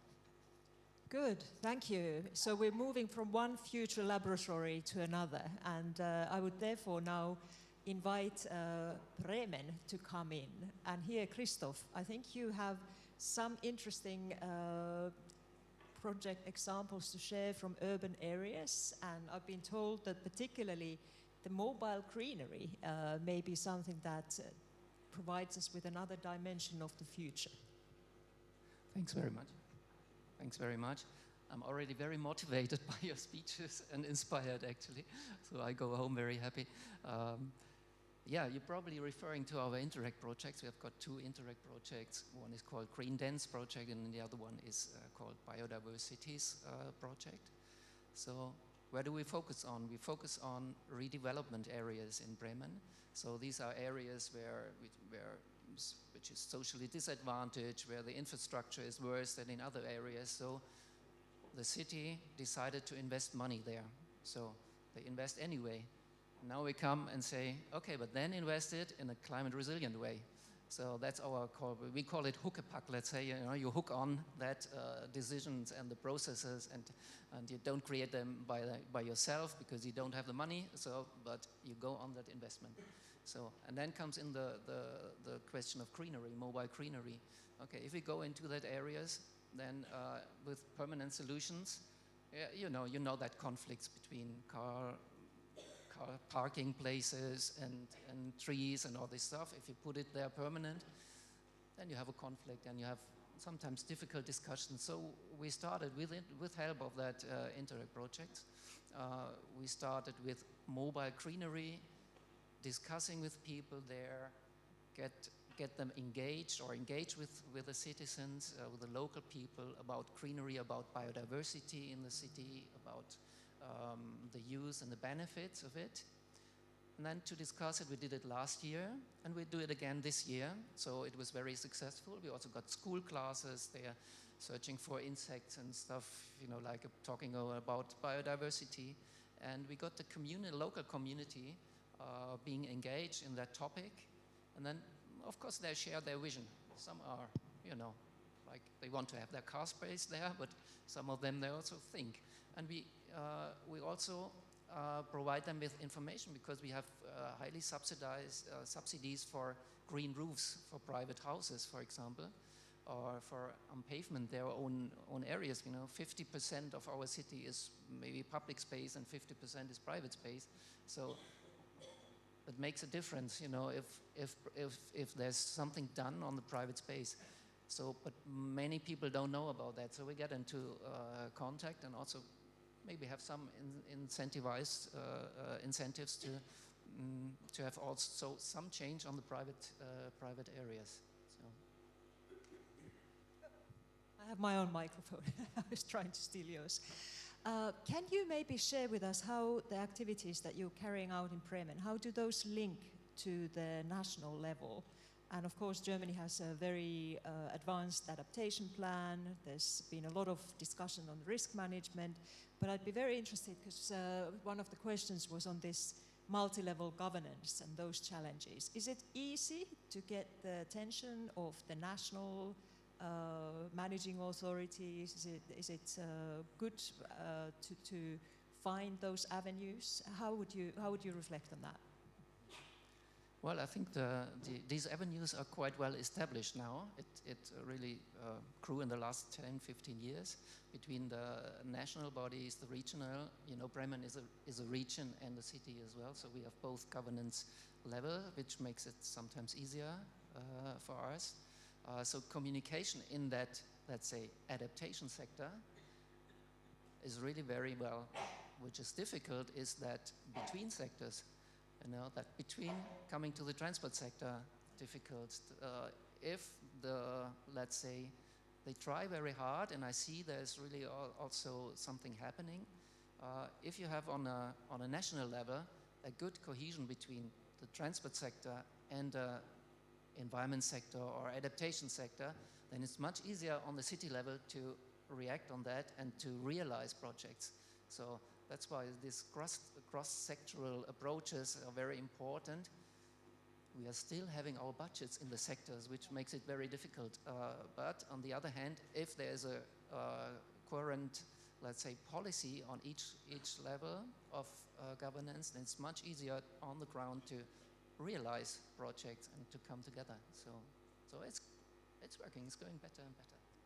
Well, that's encouraging to hear, because I think, you know, one of the things that we want to do with the European Adaptation Plan at the level of the EU institutions is to make sure that all the other policy directorate generals, so the departments that deal with agriculture or deal with regional policies, yes, I'm looking at you, Maria, deal with transport policies, energy policies, all of the sectors that are implicated by climate change. Because if you look at the roads that get flooded or the energy supply networks, that they have skin in the game, that they understand their ownership. So very much what you're saying, these different sectors, they can't, you know, be working on autopilot, but they need to come together.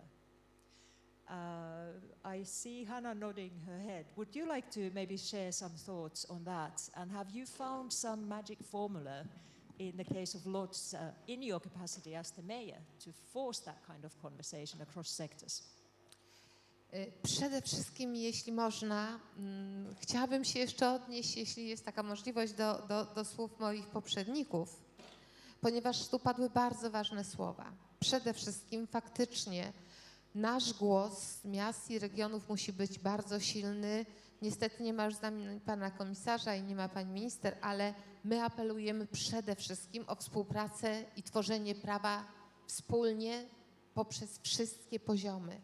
Czyli bardzo nam zależy, żeby prawo, które dotyczy właśnie tych poszczególnych polityk, chociażby sektorowych, było konsultowane na najniższym poziomie, bo wtedy ono będzie szybciej i sprawniej wdrażane.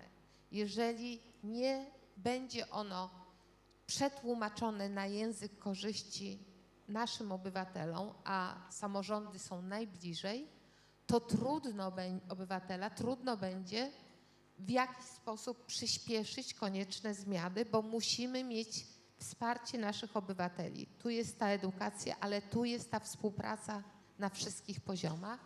I druga rzecz bardzo ważna, o czym mówiła koleżanka z Mursji, to jest kwestia funduszy. Funduszy przede wszystkim niestety pojawiają się w Komisji Europejskiej głosy, żeby fundusze spójności i politykę rolną przekazać w postaci wspólnych planów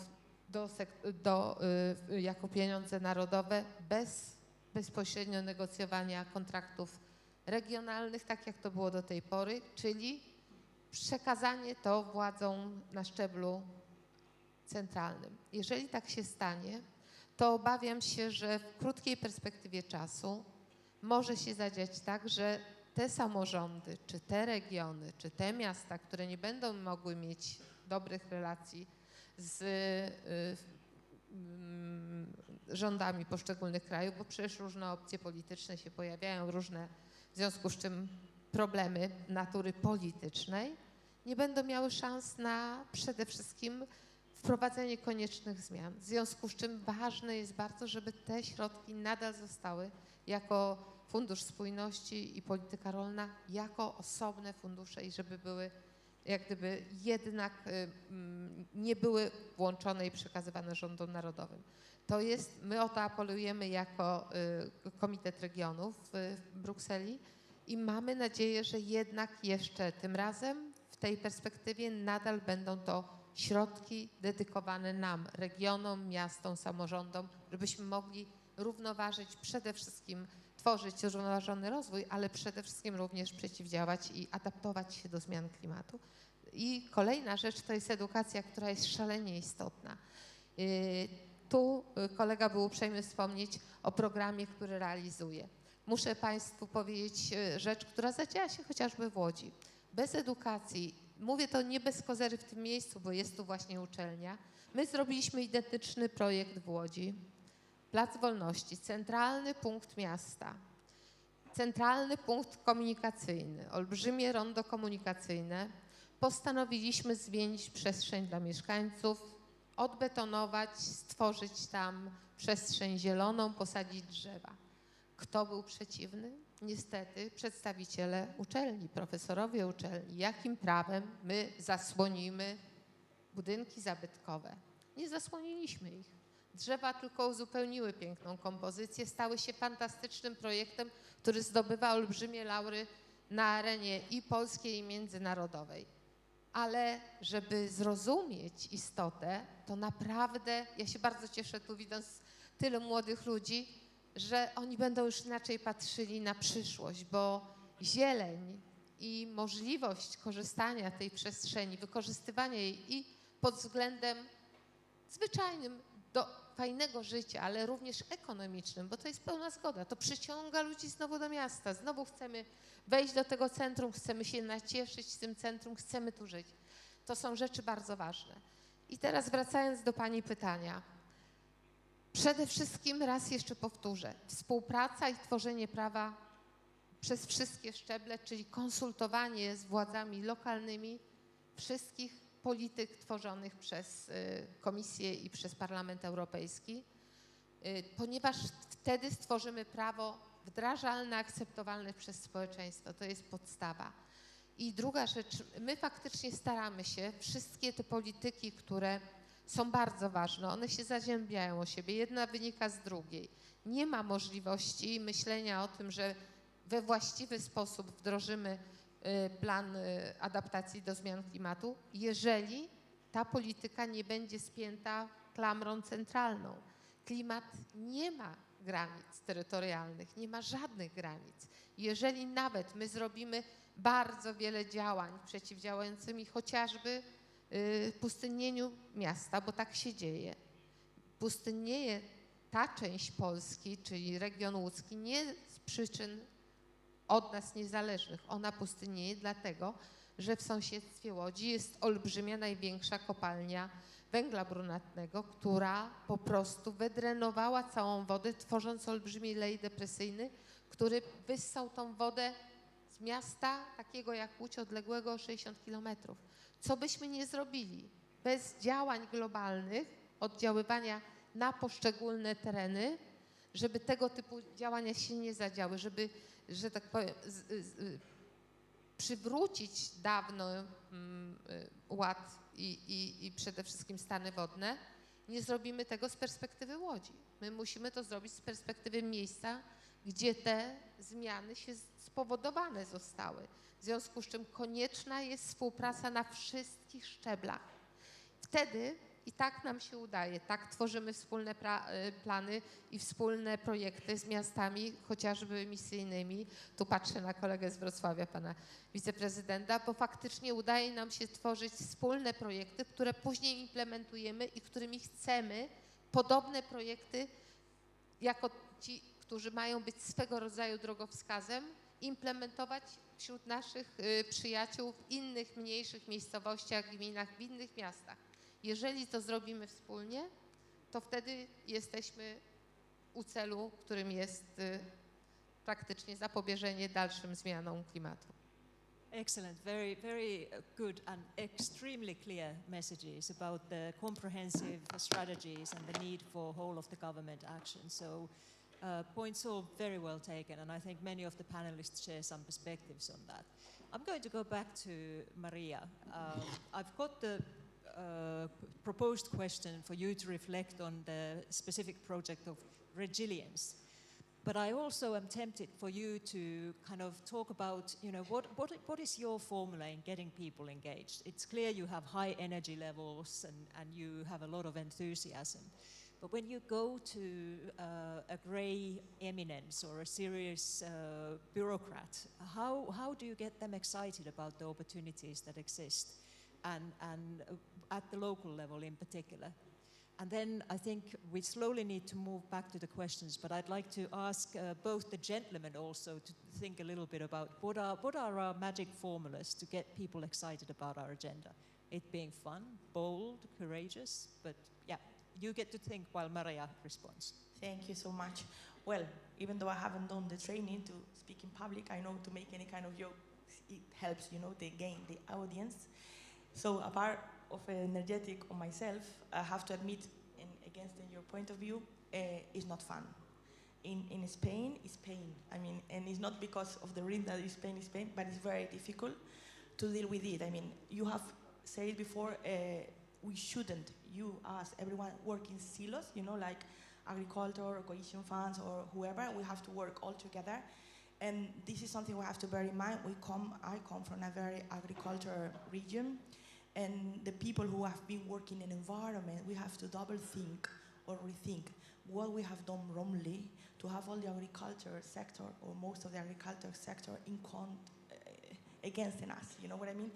Because they live because of the field, because they live on the nature, they live from the nature, and I think the cohesion funds, it could be a topic, but as well, I mean, maybe how it can be structured, the European policy or national policy. Well, I think it's a wake-up call, I mean, of course, for Europe and for every region. I mean, we have to help our agricultures. We cannot impose so many restrictive criteria when we open them maybe for other products, for instance, in our case, from Morocco or any other countries. I don't want to mention country by country, but I mean, this is the main issue, to just understand that we have to help the people who work in this primary sector. And this is really, really painful, I mean, and very, very, very harmful. And we have to low down, you know, sometimes to try to explain, because it's difficult to choose, as you have said. Sometimes if we just show what we really feel, for instance, as I said before, the Mediterranean would need a specific criteria. It's like you are in an emergency room in a hospital, the one who has more sickness has to go before. And we are at this kind of level. I mean, the Mediterranean is the fastest warming sea in the world. I mean, it's nothing I just saying by saying, it's based on science, of course. We assist to the tropicalization kind of the Mediterranean, the loss of biodiversity, the degradation of the marine habitat as such, and all its impacts. We have more, as based of course on science, at least 1,000 invasive species, and then have appeared as well because of warmer areas into the Mediterranean, displacing of course native species. So, you know, for instance, native mollusk population have declined, because almost more or less between 80 and 90%. So I mean, if we explain that in kind of very negative criteria, we might lose some of the public audience, but we have to be honest as well. As I said before, the Mediterranean forest, for instance, now you can see. It's not, because the things of the sea you can see or not, but the Mediterranean forest, at least in our region, the trees are dying. I mean, if you come to my region, you will see half of the mountains are brown, because we have lost more than 1 million trees in the last month. So, as I say, for instance, when we talk about ecosystems and so on, the Mediterranean forest suffer from this lack as well of productivity. We don't have an industry based on timber. We cannot be compared with any other forest in Europe, because we play with different kind of rules. I mean, we have scales very small, like little economic profitability. We as well have lack of investment as well. Many times we have lack of timber industry, as I say, and diverse type of ownership that it makes really difficult to do it. So this is why it has to be tailor-made, and it's something, it has to be different from country to country. So it's very, very difficult to gain all the public audience. Is very difficult. And as well sometimes, because for instance, the European Commission made the EUDR now, not only talking about timber, but the ones working on forestry, you know, now they oblige us, the regions, to just analyze all the products that are derived from the forest, such as chocolate or the pneumatics or the tires. And this is something really is super restricted.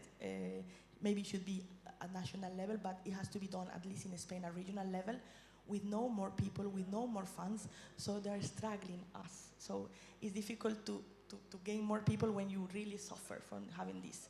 And we don't have time enough to talk about the omnibus package, or how, you know, our companies are struggling as well to fill in some criteria, but the big marketplaces are not obliged to. So we can be talking here forever, because I'm passionate about, of course, environmental and climate, but it's very difficult to gain the audience when the situation at least is as bad as it is. Thank you. Thanks, Maria. And indeed, you mentioned the omnibus. So President von der Leyen has been paying a lot of attention in this mandate to really streamlining and consolidating reporting requirements, precisely for the reason you said. We cannot afford to overkill on administration. We need to allow Europe to remain agile, responsive, and capable to deal with different new eventualities. Pascal, I see you would be ready to maybe come on to the inspiring enabling. What's your formula? I'm born ready, Alina. So, well, it starts and ends with a bottom-up approach. That's a strategy we have in Rotterdam, because don't just say to our citizens, you have to do this or that, but just challenge them and facilitate existing ideas of your citizens itself. So that's starting point. But another big lesson is have it in your strategic programs. So we call it good growth. So we want to grow as a city, but only in a good fashion. So it needs to combine housing, but also facilities and also greening and blue structures. So that's in our main document of urban development. Another thing, and Christoph said it as well, is combining work with work. So when we are working in a street, for example, to renew the sewer, we always look at different aspects of that street as well. So we have a front door approach. So the front door here and the front door at the other side, that whole street is taken into account. Placing extra trees, extra greenery, renewing the sewer. So, and we always do that with help of our citizens. So they redesign the street themselves. So that's a big lesson we have also. And have some real cool and interesting projects where your citizens can be proud of. For example, in the southern part of Rotterdam, we are making a beach in our city center. So there are fun things, and Rotterdam is proud of those ambitious, great plans we have. And they adapt to climate adaptation in a fun way, because my key message here today, I've said it 3 times, now 4 times, make it fun. Make it fun. It's not only a negative approach of something that's coming over you, but it's something you can make a challenge of, and something you can make your city more attractive. So bold choices which are fun for your citizens, a bottom-up approach, a strategic plan for continuous funding, and now next step we have, at this time we fund our projects for 4 years. So with our temporary funds for 4 years. For example, in our large city projects, we invest in 4 years 223 million of community funds to make that happen, those ambitions happen. But we need some structural funding as well. So we are looking now, because you asked when would a more negative bureaucrat help? Well, when there is money. Money talks, and follow the money are principles that there are good principles to have negative bureaucrats be enthusiastic, because when there's money, there is ambition. So we are looking at a proposal at the end of this year where we combine our climate adaptation program and our sewer program and use the sewer tax to fund in a structural manner our climate adaptation ambition. So that would help also. So you're actually installing a solution that generates revenue as well to be further recycled. I think that's creativity in action. And sometimes when talking to experts or farmers or you know, forestiers about solutions. It's not always about more money. It's sometimes doing things in a different way. So the mentality, the awareness that's been said many times, you know, that the readiness to respond to the developments is also part of the solution. Not a panacea, again, but also part of the solution. We're going to go to the sorry, questions Elina, in a minute. I know Yeah. it's not my time, and I really don't want to be unpolite, but I cannot be in a panel, sorry, that it says that it's fun to deal with it, because it's obvious that we come from very different backgrounds. How can I save my agricultors from lose a damage that they have lost tons and tons and millions of tons of agricultural products because of last week rains and storms? How can I tell them that it is fun? I mean, sorry, I have to make this point, because for me, it's not fun at all. I mean, when I look, I have like goosebumps. It's obvious that we come from a different background. And it's obvious that you have a situation and we have lack of water, you have a lot of water. It comes that we have and suffer, really struggle to live on. So I cannot tell anyone working agriculture that is fun, because I cannot get home if I do so. So I cannot be in a panel saying Maria, that. Thank you, sorry. I'm seriously with you on that. And this is precisely why we want to expose ourselves to the context-specific challenges. Because if we, from the European Commission, were to pretend that there's a one-size-fits-all, then we would not be doing our job. So part of the reason why we are here, and it is my team who will be working on the adaptation plan for Europe, is to hear from you. So it has to be about dialogue, and you know, this is precisely why it's important for us to hear from you. There's no one formula or another, but there are context-specific solutions. Yeah? I wanted to make the point. Thank you so much. Thank you. Absolutely. Christoph, some thoughts from you before we open the Slido. I think there is a couple of questions. Yeah. Okay. I think, which is more or less already mentioned somehow, but we think very much in benefits of all solutions, also co-benefits. Sometimes we spend very much time in searching for co-benefits for others, for people on the ground, for locals, but also for other administration, other sectors, to make it manageable for them also to come on board. And talking about benefits, it's also a question of, you know, knowing the benefits does not really mean you change something, you know. It's if you are aware, maybe you change something, but maybe not. What we see, which is very crucial, is that we find a way in the peer group, let's say, your peer group, you change something. If your neighbors are doing it, if your family is doing it, if your colleagues are maybe changing something, are also administrative bodies, if they see others do. That's why, for example, we here in the mission, I see also what the others are doing, and I feel like, okay, I can go that way as well. So it helps me in changing and put it into a positive, really, action, let's say. And of course, money helps as well.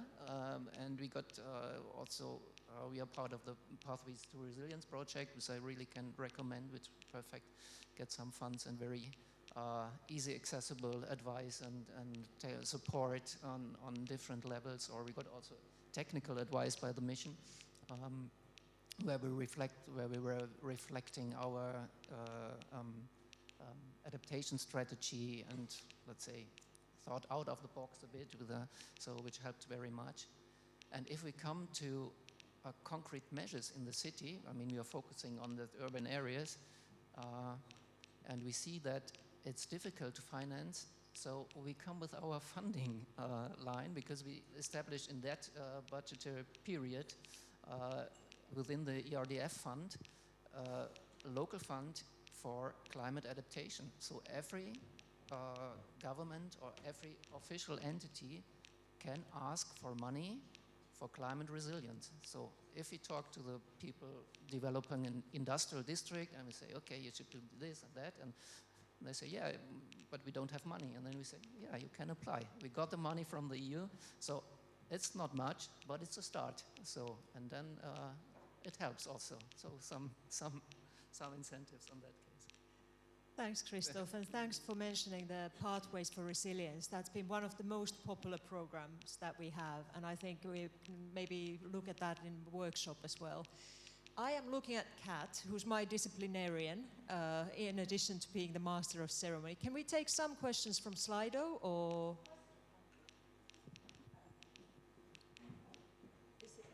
This is really, if I may just say, it's all about the audience. If maybe we take a couple to honour those, but no more, because I think you probably need a break before you go into the workshop. So I always ask the audience if it's all right with you. Are you happy to just stay for a couple of questions that have come in? Raise your hands if that's fine, to at least, perfect. That's all I wanted to check. Thank you. That's democracy in action. So we start in this order. This is for Maria. Do you see use of nature-based solutions to fight desertification? Let's try and be succinct that we can get everyone. Thank you. Well, sort yes, we do. We, even though at the region, create a manual for all the municipalities, how they should do managing natural-based solutions. So we have co-created within the municipalities. It will soon be published. So every municipality don't need to struggle, to create their own manual and the guidelines to do so.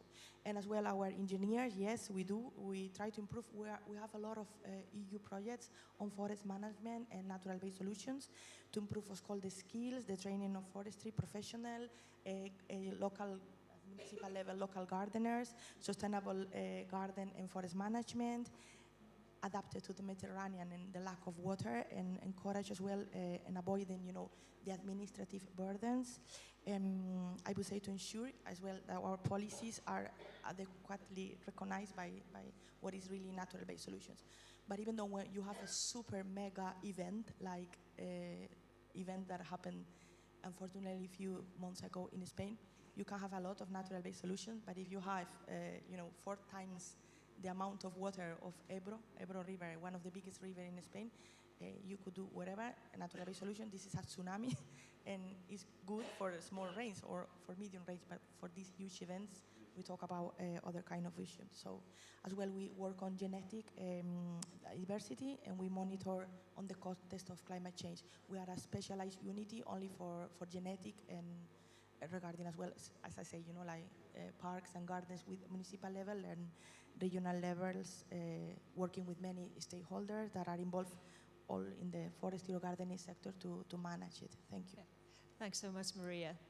I think I have to insist a couple of sentences, so we'll get to practice the tweeting art in responding to this. So this is for you, Pascal.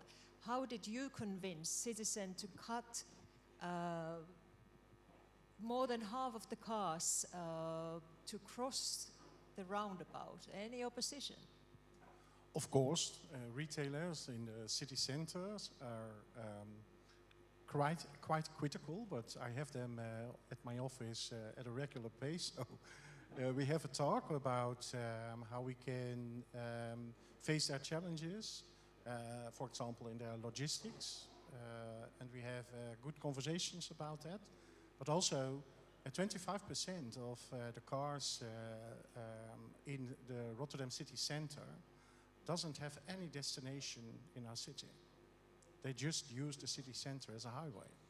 So we have a circulation plan at hand, and we are going to roll it out to move the cars from the city center to the highways alongside Rotterdam. And we are upgrading our park and rides with about 3,000 cars, where people can park their cars a bit in the outsides of Rotterdam and take public transport to the city center. Okay. So when there's a will, there's a way, and we all need to preach the art of possible, right? This one is to Hannah. And there's a reflection. How to effectively stop the urbanization pressure on green areas in cities?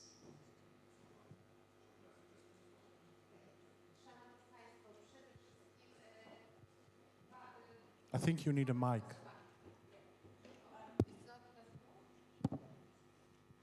And let's try and keep it very succinct. People are yawning for coffee. Okay. Dwoma sposobami. Jeżeli teren jest przyrodniczo cenny, to oczywiście tworzymy plany ochronne, które są jak gdyby podstawą do tego, żeby zachować ten teren jako teren chroniony. Jeżeli jest to zwykły teren zielony, który chcemy zachować, nie chcemy rozlewania miasta, chcemy zabudować miasto do środka, do centrum, to przyjmujemy natychmiast plany zagospodarowania przestrzennego, które ograniczają efektywnie zabudowę. To jest podstawa. I oczywiście cały czas współpraca z mieszkańcami, ponieważ to mieszkańcy są w tym wypadku naszymi sprzymierzeńcami i to dużymi. Mieszkańcy chcą mieszkać przede wszystkim w ładnym otoczeniu, chcą mieszkać wśród zieleni, nie chcą zabudowanego, zabetowanego każdego kawałka i każdej pięści ziemi. Dlatego dla mnie to, co możemy efektywnie, to faktycznie ochrona terenów zielonych, bądź planami ochronnymi, bądź planami związanymi z planami zagospodarowania przestrzennego. Excellent. Very tangible, very practical answers. So I think that's very useful also to unpack further in the breakout sessions. I still have a question for Christoph, and then I'll conclude with my own question. So Christoph, this is for you, specifically on EU mission, technical assistance. How did that help you better adapt to climate change?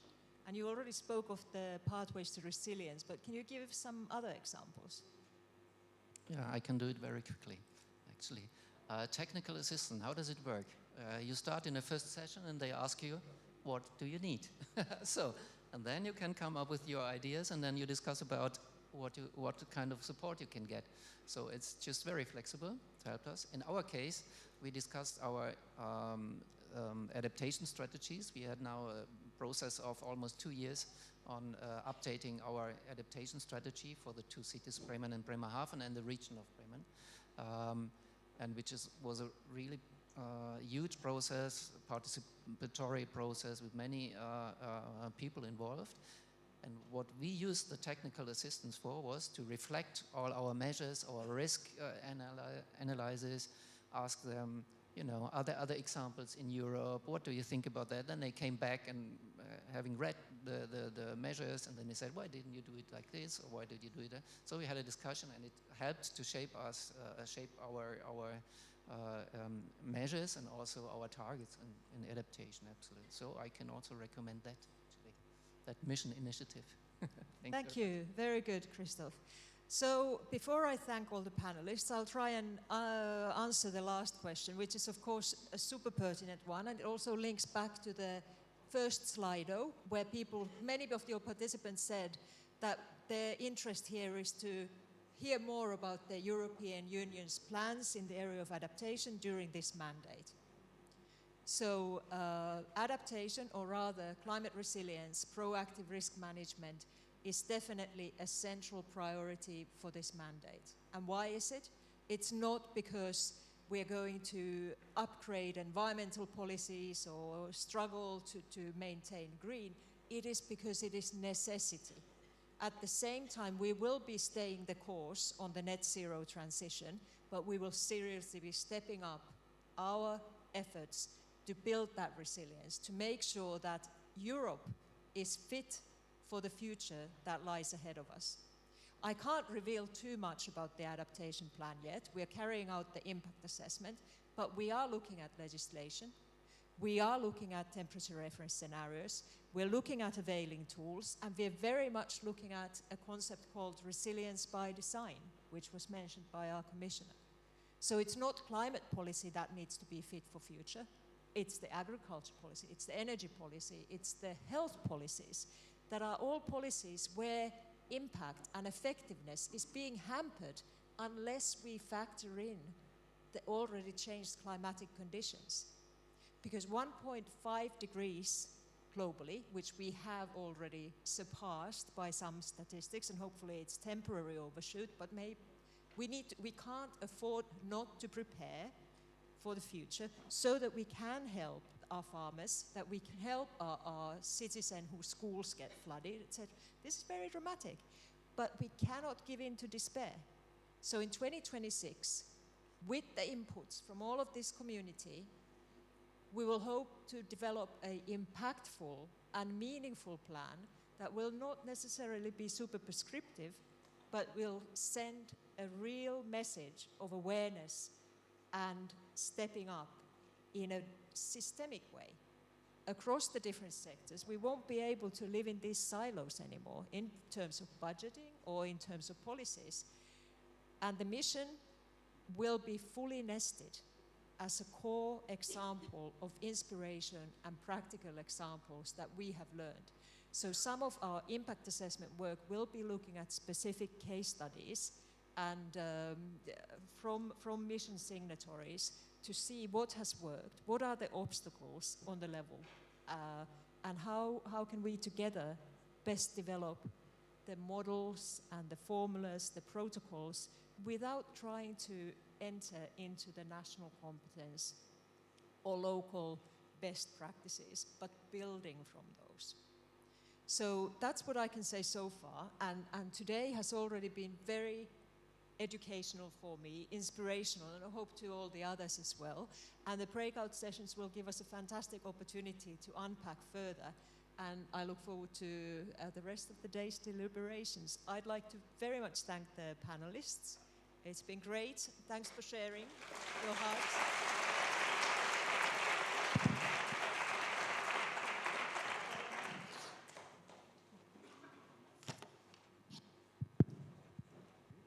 Thank you. Bless the hearts. Every time we pat microphones, the interpreters' eardrums explode. So that's just a tip for all of you. Thank you so very much. I'm not going to keep you very long. Can I just say for me, that was great. Although you said it's fun, and I understood what you meant, let's take a little bit of the fear out. Let's make it really inclusive. I think that's what you meant, not at all downgrading or ignoring, because what you spoke of is enormous. But I can see what the nuance there. But I can see your job may not be fun, but you are fabulous. I mean, my God, you are a powerhouse. You are a powerhouse.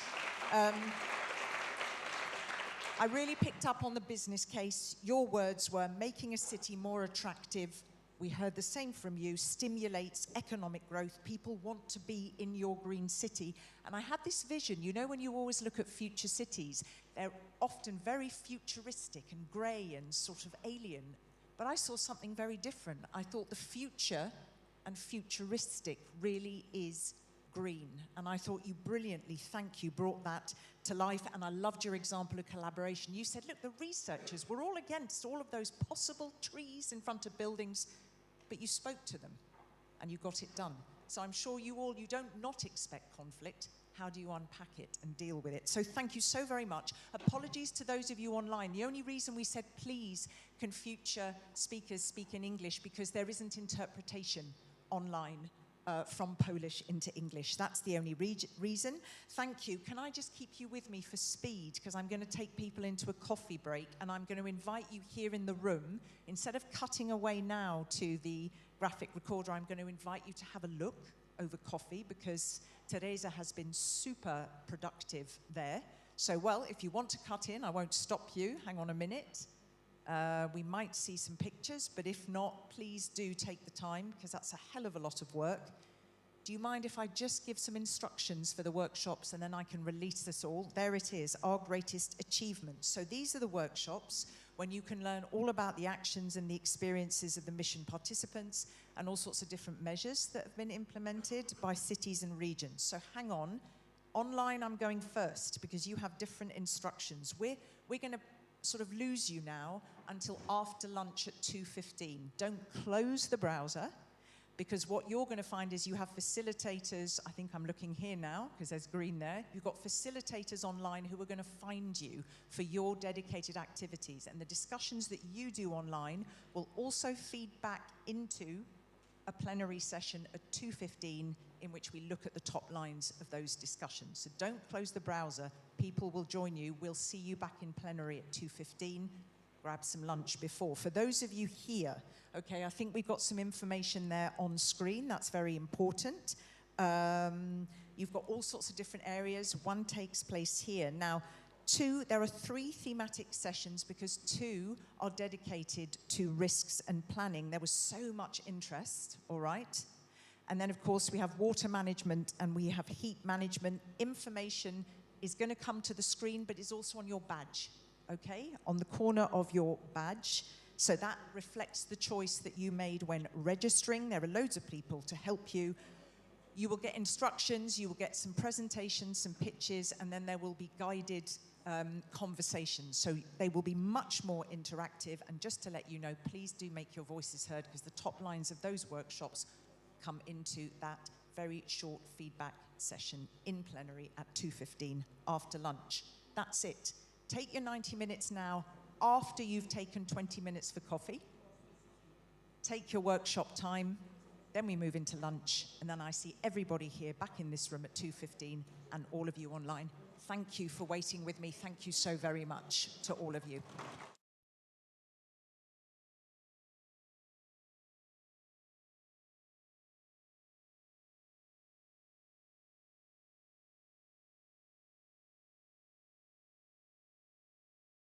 Shh.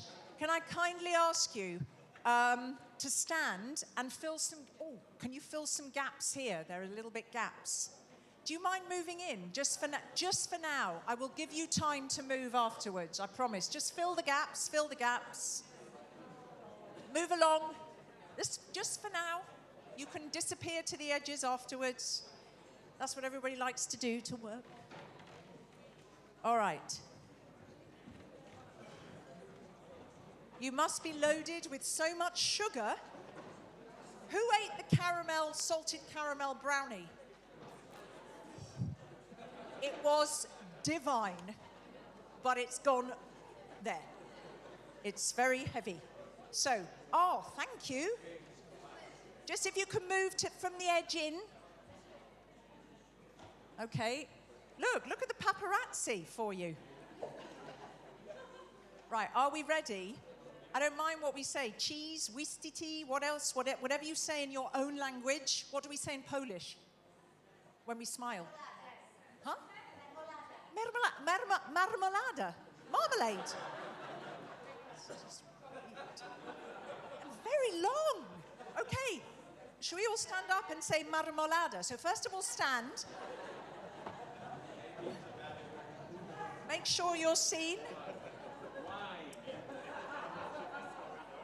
Move to the corridor, just a few. Nice. Okay, good, yes. They're confusing you, Right, okay, here we go. He's changing the rules.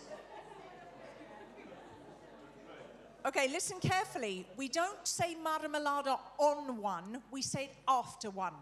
I will do 3, 2, 1, marmalada, okay? 3, 2, 1, marmalade. And again. Cheese. Let's do cheese, because cheese is good. 3, 2, 1, cheese. It's good? Yeah. Cheese with marmalade is good. Thank you. Yeah. All right.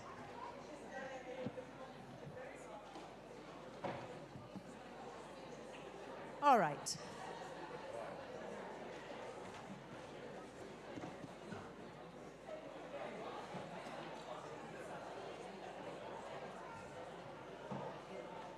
Okay, are those on?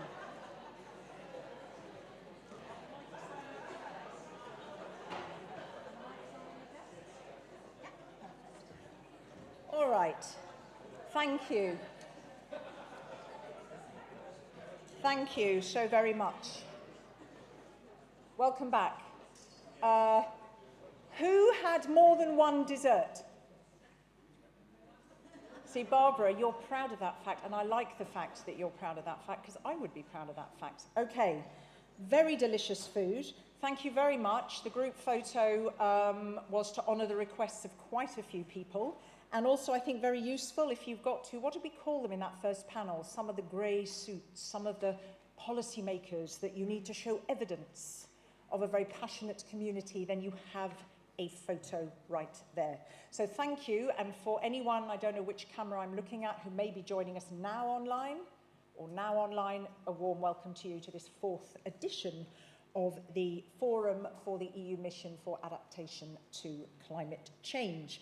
Phones on silent, please do make a check if for any reason you have taken them off silent.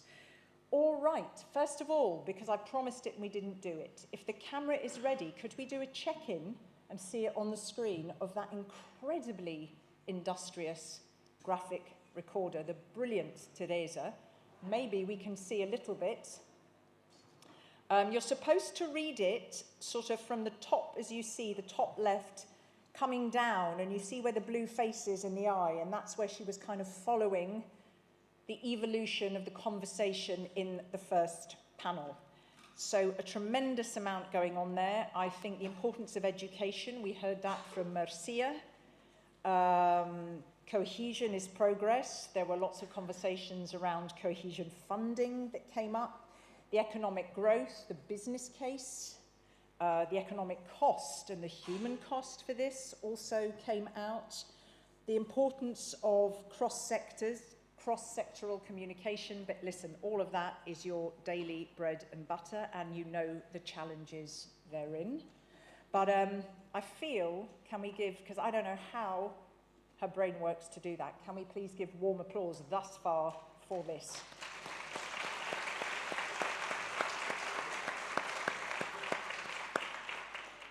Who could do that? Who's good at drawing in this room? There you go. So it's a good thing Teresa's with us, right? Because no one else could do it. Okay, before we go into the second of our plenary sessions, we have two now until the end of the day. They are split by a coffee break, opportunities for more sugar.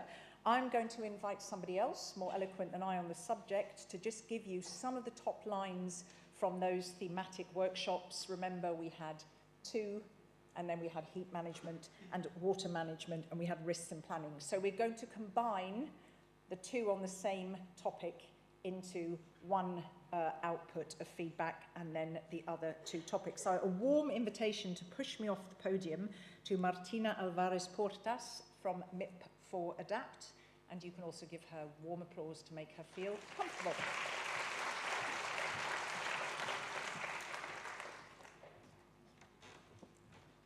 Thank you, everyone, and good afternoon. I hope you had a great and filling lunch. I hope you're not feeling too sleepy, that you had a coffee, that you're ready for this afternoon session. And I'll try to be brief, try to give you a quick overview of all the summary of the presentations that we had, some of the discussions, some of the conclusions from each of the rooms, as it was just mentioned. And well, maybe this can get us all started off for the rest of the afternoon. So first up, we have the conclusions from the risks and planning session, which were two rooms, separate rooms. As you can see on the screen, you have the, let's say, 7 top key messages that emerged from the discussions, mainly based on the presentations. Each room had to answer the same 3 questions based on challenges, enablers, and maybe some lessons learned on how to implement the different sort of solutions from the presenting regions. And you will see across all of these summary points from all of the rooms that there are some commonalities, which is, let's say, not surprising, based on some of you being at the pre-forum yesterday and hearing you all presenting on the different topics of each of the tables. So let's go through, as you can see on the screen, there's some key points. I will not go into depth because we don't have time for that, and I know we're very eager for the panels. However, I would like to mention some commonalities that were found across all the groups. So while I mention this, perhaps I can ask Thomas and the communications team to keep moving forward so that you can also see all of these commonalities with me. First up, you will see that besides the needs for further funding and financing, which were shared across all of the groups, and despite one of the questions being, besides funding and financing, what other enabling policies, governance tools, etc., were or are required to advance on our climate adaptation goals? Funding and financing kept coming up as a recurring topic on all of the rooms.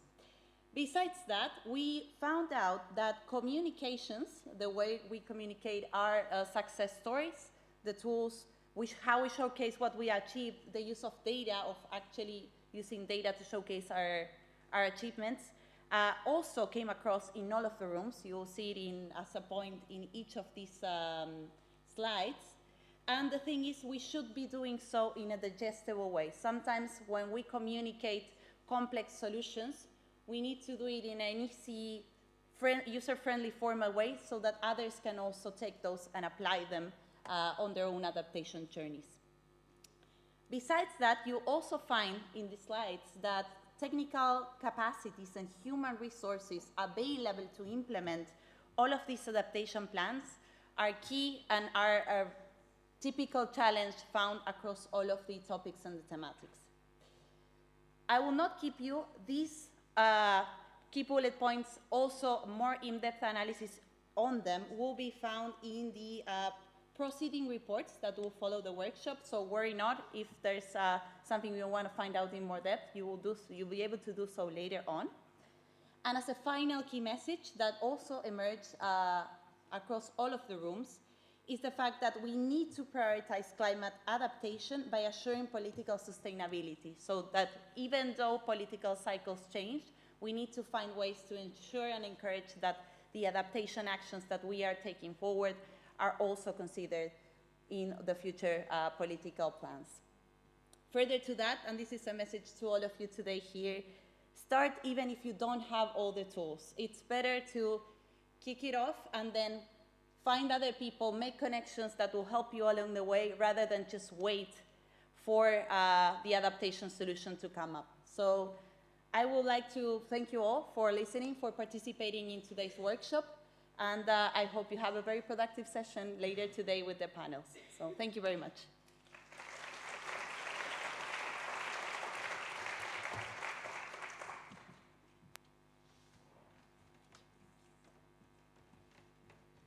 Thank you. You were so beautifully concise, but of course all of those top-level outputs, when unpacked, are, oof, it's a lot. And all of the local capacity, which is something I very much also pick up on, it's a Pandora's box. But I like what was said at the end there, just get going anyway, in some capacity, get going. And I've got to be honest, that in other sectors I moderate, I often hear exactly that. Be bold, get going, you'll figure it out, you'll make the connections. And that is notwithstanding the fact that I hear you, it's very complex, not least on the funding element. But here we are come now into our next panel. You may reach a point where you want to have a nap because of the sugar, but you can't. And nor can everybody online, because you've got some wonderful speakers. So our next panel, as you see, is about shaping the financial models to support adaptation. So we're going to look at different financial models, but also diverse approaches to building resilience. So we hope to give you some insights and some inspiration there.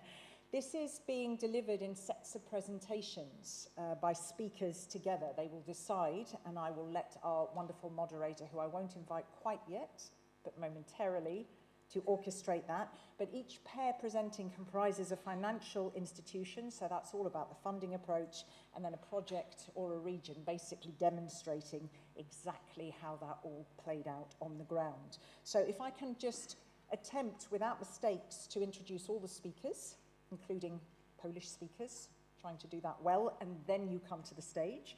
So we have the Director of the Department of Cooperation and International Business, BGK Bank, Joanna Wangin. We also have the Director and Coordinator for Green Warsaw, so the City of Warsaw, Magdalena Mochowska.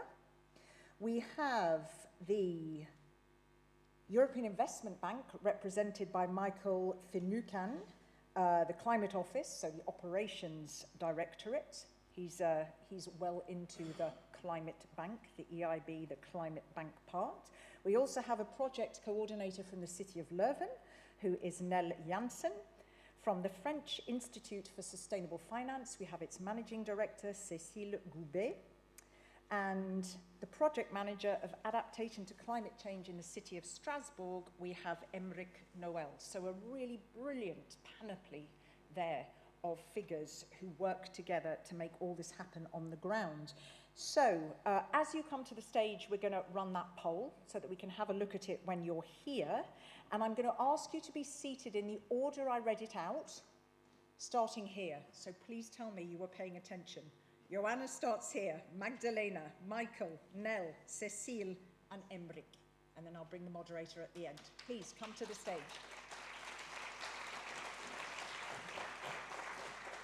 Come, come, come, and we'll put the poll up. Please be seated. Do you understand? Yeah, Joanna, Magdalena is next, please. Then Michael, then Nell, then Cecile, voila, and then Emrik. Did I do not bad on the pronunciation? Oh my God, okay. Do you know, you're the first person, whenever I ask anybody, people normally say, yeah, it was fine. But there, I just felt like I really hadn't done a good job. All right. So, yes, encouraging. Thank you for the encouragement, Mochowska. All right, let's run the poll, how to facilitate the financing of climate adaptation. And while we do, a very warm welcome to the moderator of this session. Now, who was on the programme was Connie Hedegaard. We have an equally fabulous moderator for you, Irene Bono Vissuto, who is team leader for the EU mission on adaptation to climate change at the European Commission. A warm welcome to you, and please.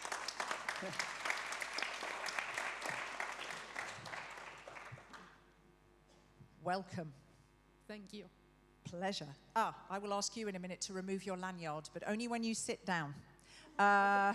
First of all, and all for you, just to remove your, so much nicer for photos. I'm so bossy, but I have a thing about it. For you, Irena, obvious question. Why is this panel so important? What's going on? I think we just heard from the report, also from the workshop, and I think someone this morning also mentioned hunting funding remains a key challenge. Yes. We have seen in the past a lot of financing going to mitigation, not as equally was going to climate adaptation or climate resilience. Things are moving, there is some momentum. We're going to hear today about some innovative approaches, innovative projects, innovative ways of looking at financing, but remains the big challenge. I think it's not by surprise what we have heard from the workshop. So I think but there might be some surprises for them in the learnings here. You've called them innovative. And does that, I mean, I don't know for all of you, it's quite a close run, how to facilitate the financing, demonstrate the return on investment, make that business case. Are you surprised that that came out top there? Not so surprised, and I think it's going to be very interesting to hear from the banks how they have been looking at it differently. We also hear a lot that from the regional and local actors sometimes is also the size of the project, so maybe I'm a bit surprised to not see like the size of the project being one of the issues there. But let's see, probably through the innovative examples that the colleagues here will share, we will elaborate a bit more on that. Fantastic, thank you. I leave it to you. If you call me back at the end, the floor is yours. Thank you very much. Thank you. Now, you have all prepared a presentation, but you know the tough role after lunch even more is you have to stick to the timing because Kat is going to give us signal if we go over time. So the panel is set up in such a way that we will now go for a presentation, and we'll always have the financial institution coupled with an example, which is going to be very helpful to see in real life how all that translates. So Joanna and Magdalena, you go first. Yeah, you can sit if you want to do your presentation from there, or yeah. You should find a clicker for your slides. And your 6 minutes start now. Okay. Good afternoon, everyone. Your pronunciation, my name was excellent because I had a lot of my names in English, so it was good. So, to be briefly, I would like with Magdalena present some green transformation projects in terms of city and how these projects were financing. And what is more, these projects were co-financed with support from European Commission, and it is from my side to present some strategic priorities and how we cooperate with region and how we try to impact on and have some environmental impact on delivering these projects. So let's begin with some strategic framework. Because my bank is development bank. It is not commercial bank. It is bank totally owned by government, and we are responsible for implementing public policy through financial instruments entrusted us by government ministries. It's better, yeah? Okay, thank you. To do this, we continue working closely with regions and municipalities, and for us the critical pillar is EU funds.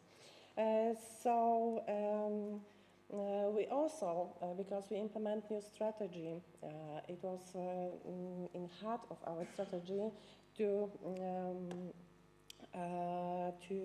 follow ESG principles, and it is for us not only a trend, it is a commitment, long-term commitment to sustainable development, and also helping lead Poland's cities' climate adaptations. So now let's go to the most interesting part, so how we use EU funds for the green transition of cities. As you can see, we as a bank, we have 16 regions support green transformation, and we operate through all 16 regions, working hand in hand with local governments to support the implementation of green and sustainable projects. This financing was connected with National Recovery Plan. It is a kind of post-COVID recovery funding, and we try to do as much as we can to help region in funding some very important projects. And let me give you a sense of scale. As you see, during 1 year, we've signed 613 loans in total value for 2.2 billion Polish zloty. I know that we are international here, so it is about 1.5 billion euros. And now we have more 46 loans in our pipeline, and they are still in the progress. What is the most important? Because if we think about cities, we have to think about that we have some large cities, some medium-sized, and small cities. And what was really important for us, that more than 70% of this loan was signed with small and medium-sized towns. And if we talk about some information who are applying, because it is always difficult to prepare some instrument which is good for all kind of regions, and good for all kind of cities and municipalities, companies. It was that almost 70% of application came from local governments, and municipality companies are followed by 25%. But if you think about some value, because now we see the scale, the amount of submitted to municipal companies was 55% of this total value as I present. So in terms of region, we have, of course, some leaders. The leaders in amount of value projects were Mazovian Voivodeship, but Silesia leads in terms of number of projects. So we see the scale, but we see the diversity how was in terms of these projects. And what is the most important? This green loan was finding was supporting a variety of green investment.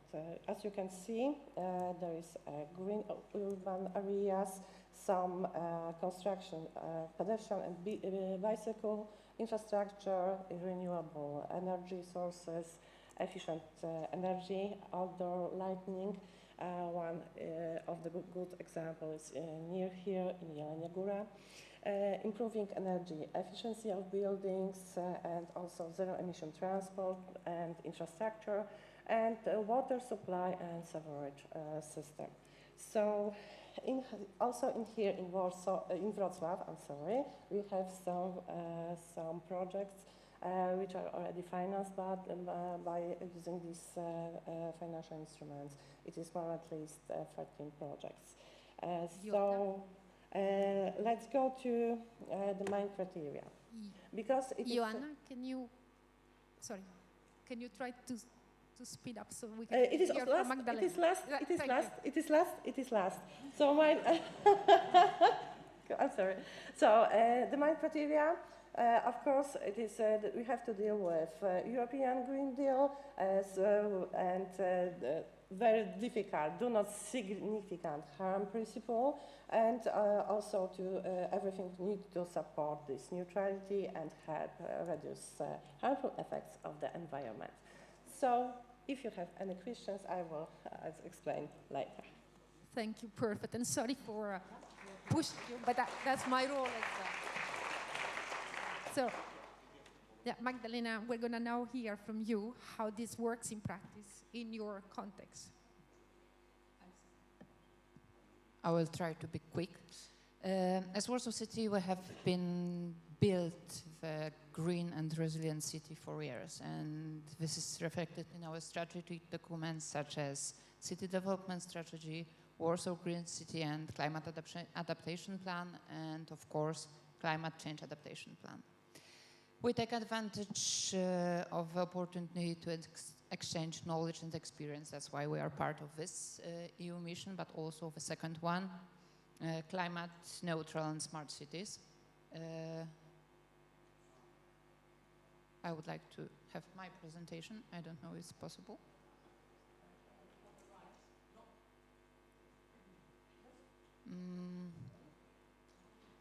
We will try.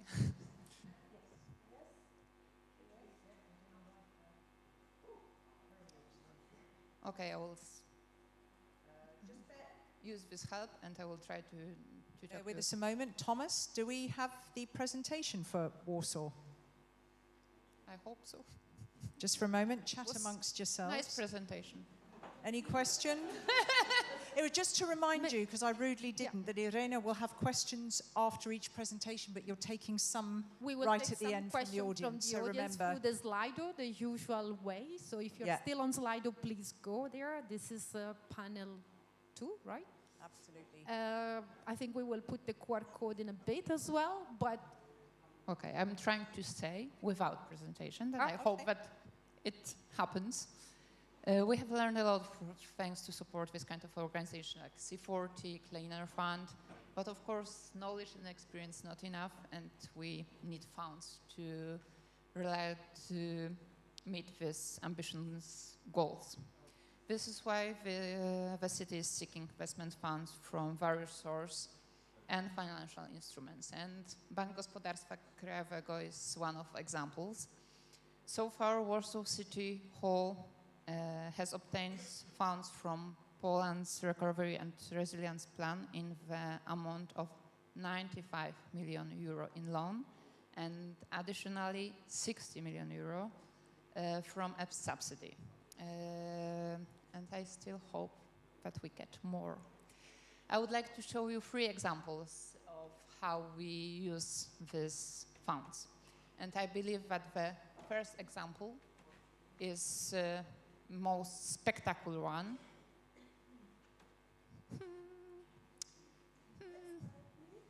Next slide, please. Is that possible like that? It's about our city center. Beautiful. Mayor Trzaskowski has made the transformation of the city center one of his priority. We are talking about the city centers, similar as in Rotterdam or in Wrocław, where, yes, a place through which tens of thousands of people pass every day, and where very often it's the first place visited by tourists. We decided to reconstruct 10 streets in the city center with connection of creation a new central square just next to this famous Palace of Culture and Science. With the basic assumption of each project were the same.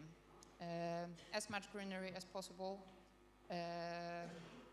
priority for pedestrian, more bike lines, and additionally, if possible, more place of relaxation near greenery and more place for restaurant gardens.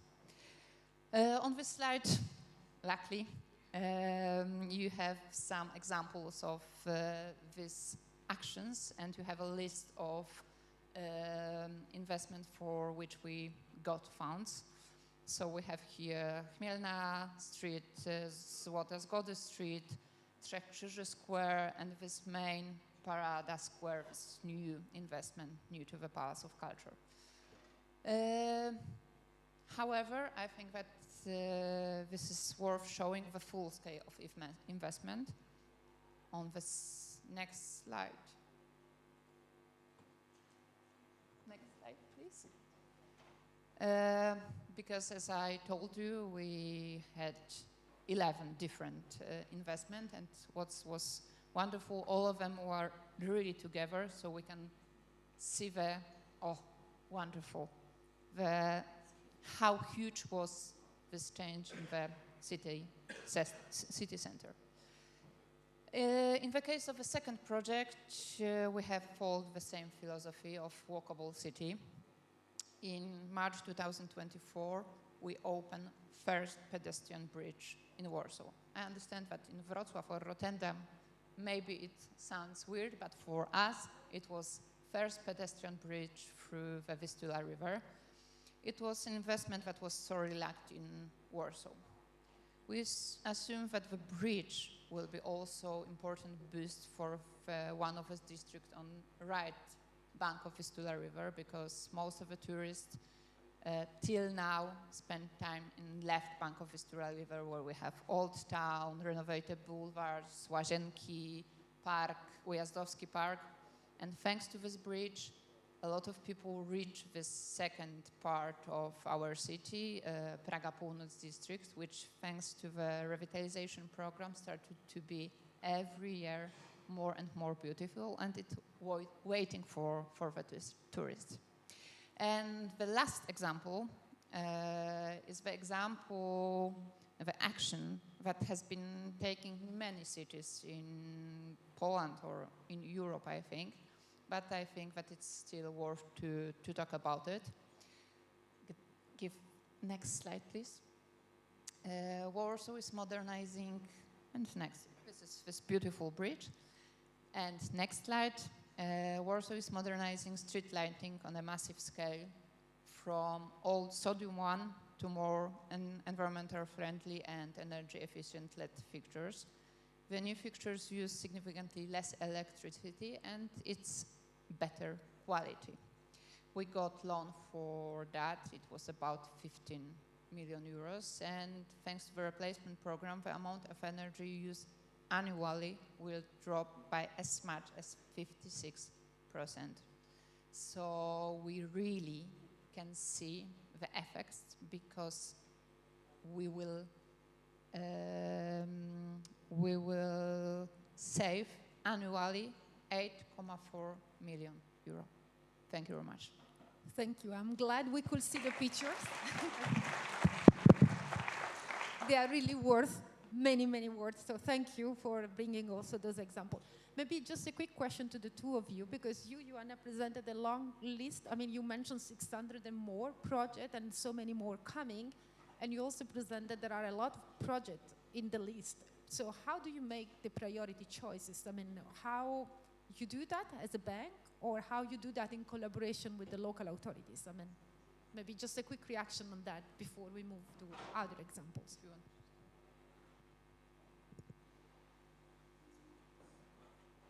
Okay, nice.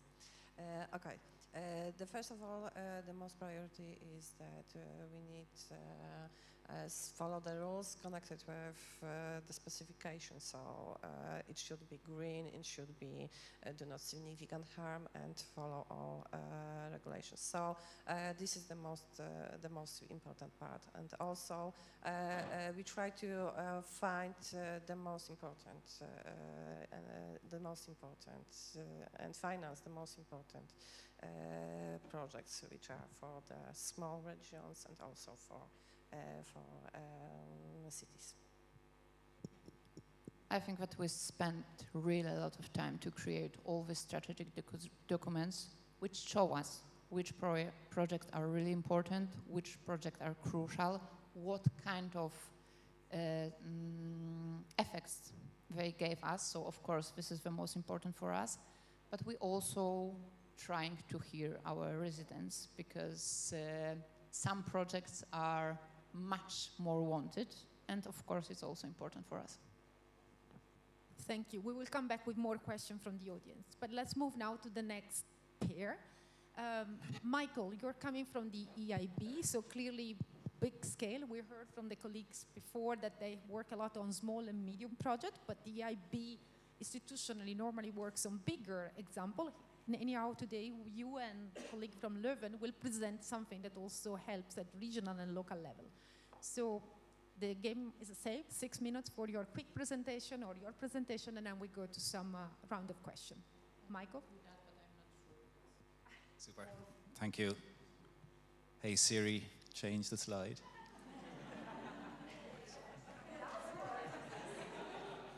So, first of all, hats off to you for showing some real personal resilience and staying awake. I don't see too many shut-eyes there.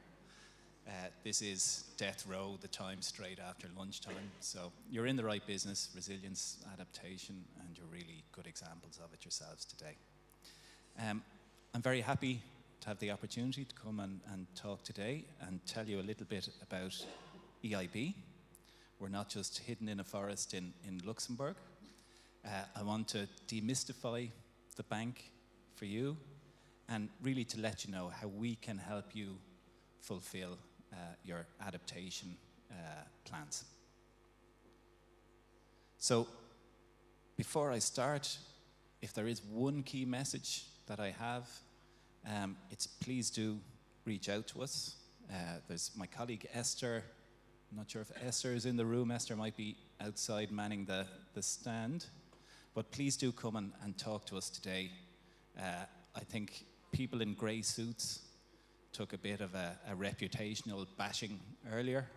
But this is one person here in a grey suit who is very happy to listen to you, to meet with you, and to discuss how we might be able to support your plans. So who are we? We're owned by the 27 member states. We're a European institution. We are over 4,000 colleagues, and we're based in Luxembourg. So why do entities deal with the EIB? Why do they borrow from us? We have a AAA rating, so that means we can borrow money at on very favorable terms. Plus we're non-profit maximizing. So that combination means that we can pass on the benefit of those positive terms that we benefit from. We can pass those on to our counterparts, to our clients. And the quid pro quo is that our clients, invest in those projects that support key European priorities. So be they for SMEs, for innovation, for sustainable cities and regions, or for energy. Now, we have a lot of numbers on this slide here, so watch out. But there are a couple of things that I just want to draw to your attention. The first is, yes, we're a big institution. Last year, our lending and investment came to approximately 90 billion. Of that, well over half went to green projects, and that's as a result of our climate bank strategy that we launched in 2020. As a component of that strategy, we developed specifically an adaptation plan in conjunction with our colleagues in the Commission, really targeting to scale up our support for the segment. And as an example as to how we've scaled up our financing there, you'll see that we provided loans of 4.6 billion for adaptation last year. We'll exceed that significantly this year, I hope, and that will represent a quadrupling of the total adaptation financing that we've provided over the last 4 years. So really, we are very keen to speak to people like yourselves, and I can speak to precisely how we've built those numbers up, but from a practical perspective, what precisely we can do to support you. And we can support you in 2 ways. So the first way is through our lending, so the finance itself. This is a pretty busy slide. It speaks to, I suppose, the broad palette of products that EIB offers. So from products directed at early stage, demonstration stage projects, early stage entities with support from Commission funding, for example, through our venture debt product, to our larger, more standard investment lending to large corporates for well-established technologies. So we run the full gamut in terms of products right through the life cycle of corporates. However, corporates are only a third of our total lending. Another third goes to SMEs, and a further third goes to public sector entities, including cities, regions, municipalities. Nele sitting beside me here today. Nele will be speaking about her and Leuven's experience in dealing with EIB, and in particular, Leuven built a framework around their circular economy, energy, and adaptation, and some other components in order to benefit from an EIB loan.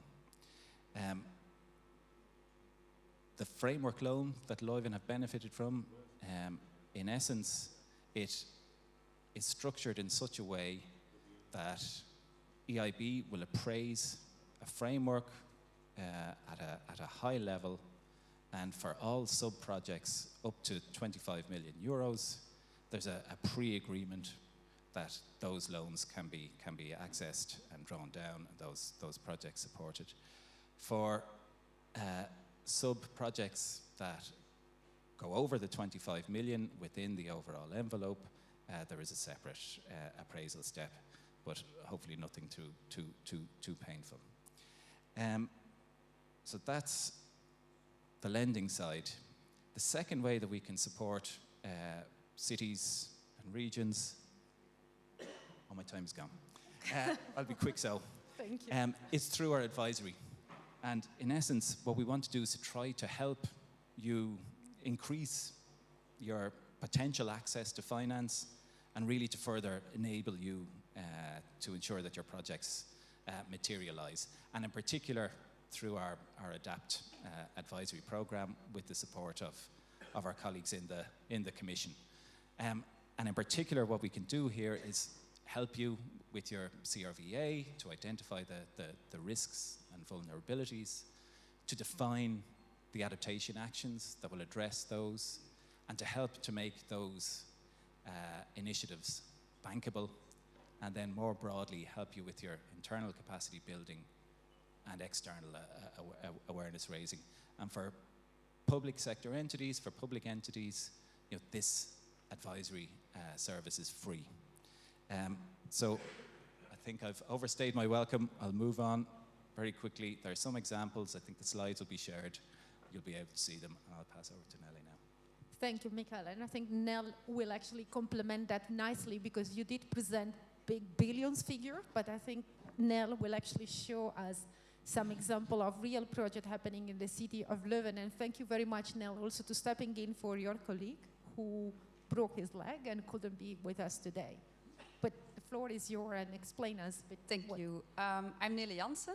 I'm a project coordinator for nature-based solutions for the city of Leuven. So in fact, I'm more on the practical implementation side. Normally, my colleague Philip would be here. He's our financial architect. He knows all about it. But if you can, yeah, he broke his leg. Just this week. So he tried to give me like a speed course on financials. So I'll do my very best, but I won't be able to answer all kind of questions, but I'll do my best. So after presenting myself and the broken leg of my colleague, let me present the city where I'm based, where I live. So it's more or less 1,000 kilometers to the west of where we are now. It's famous for its university that recently celebrated its 600th birthday. And also it's the place where Stella Artois is being brewed, so that's quite famous too, I think. We are a city of more or less 100,000 inhabitants, and on top of that we have 65,000 students who live in our city. Thank you. So in 2022, we became one of the 100 climate neutral and smart cities, and we started to make a climate city contract, which I brought. And first, to be able to do this, we studied our own local CO2 emissions to know which were our leading emission areas and to know what we were up against. Next one, yeah. So in October 2023, we finished this and we handed in our climate city contract to the European Commission. And this contract exists of 3 major parts. So there's a part with commitments, not only from the city, but initially from 25 stakeholders in the city. One of them is the university because they own most of the land in the city, so we need to have all of those stakeholders aboard. Second part is an action plan with projects, with what we want to do, and of course an investment plan, because we want to do a lot, we have to be able to pay for it. For this action plan, we have defined 87 breakthrough projects. They were chosen because they are able to remove the barriers that stand in the way towards climate neutrality. And they're in 5 different emission domains, of which one is green infrastructure and nature-based solutions. Yeah, those are 3 examples of them. They are very concrete, those projects. They're already in the planning, they have a location. And there's always one or several of the partners that made a commitment to do them. And together they amount for 10% of the CO2 challenge and for an investment of 1.2 billion euro. And since those breakthrough projects aren't enough to lead to climate neutrality, they're also designed to be able to scale up quite quickly and easily. The last part is how to pay for this. So we have an investment plan which consists of a financial mix, different financial strategies, and one of them is this framework loan with the European Investment Bank for $100 million. So this amount can be withdrawn over a period of 5 years maximum, and in essence it's a flexible credit line that supports cities to finance a bunch of projects that are smaller or mid-range between 1 and 50 million euros. How did we make it? So the core of it is our investment program. Can you click again? Sorry.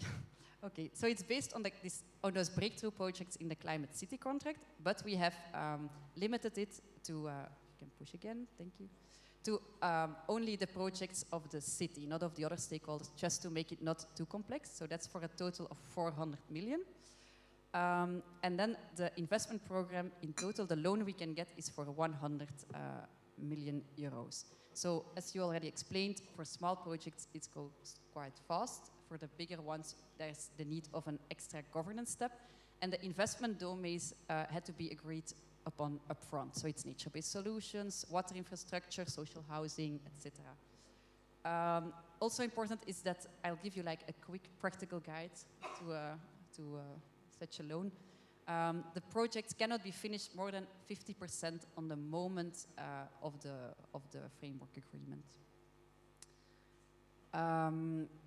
So in our case, we are loaning 100 million euro, and the total investment program is 400 million.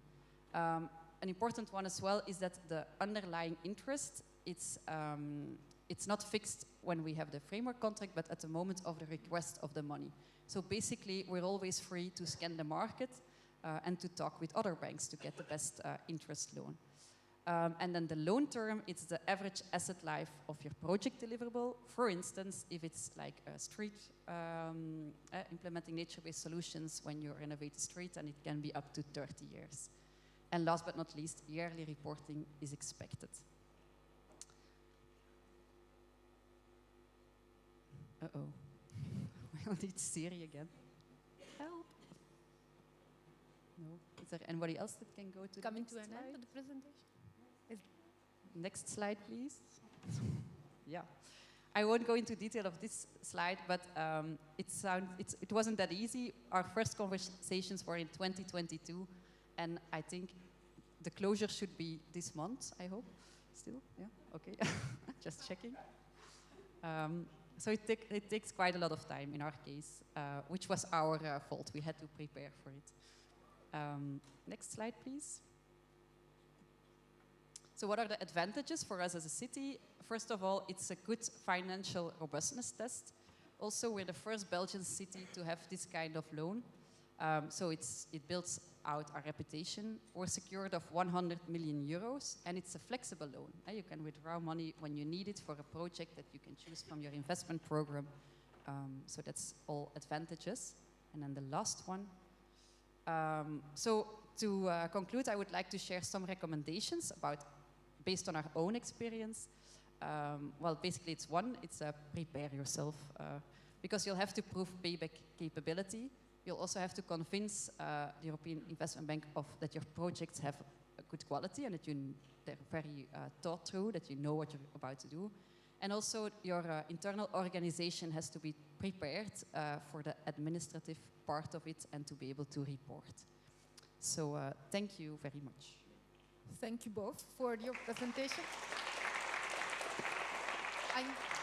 In case you have not taken note, there is a stand of the IB out there, right? So you will be pleased to take further question and further discussion also. I mean, the contact details will be shared, because I think that's always very interesting for the region and the local authorities.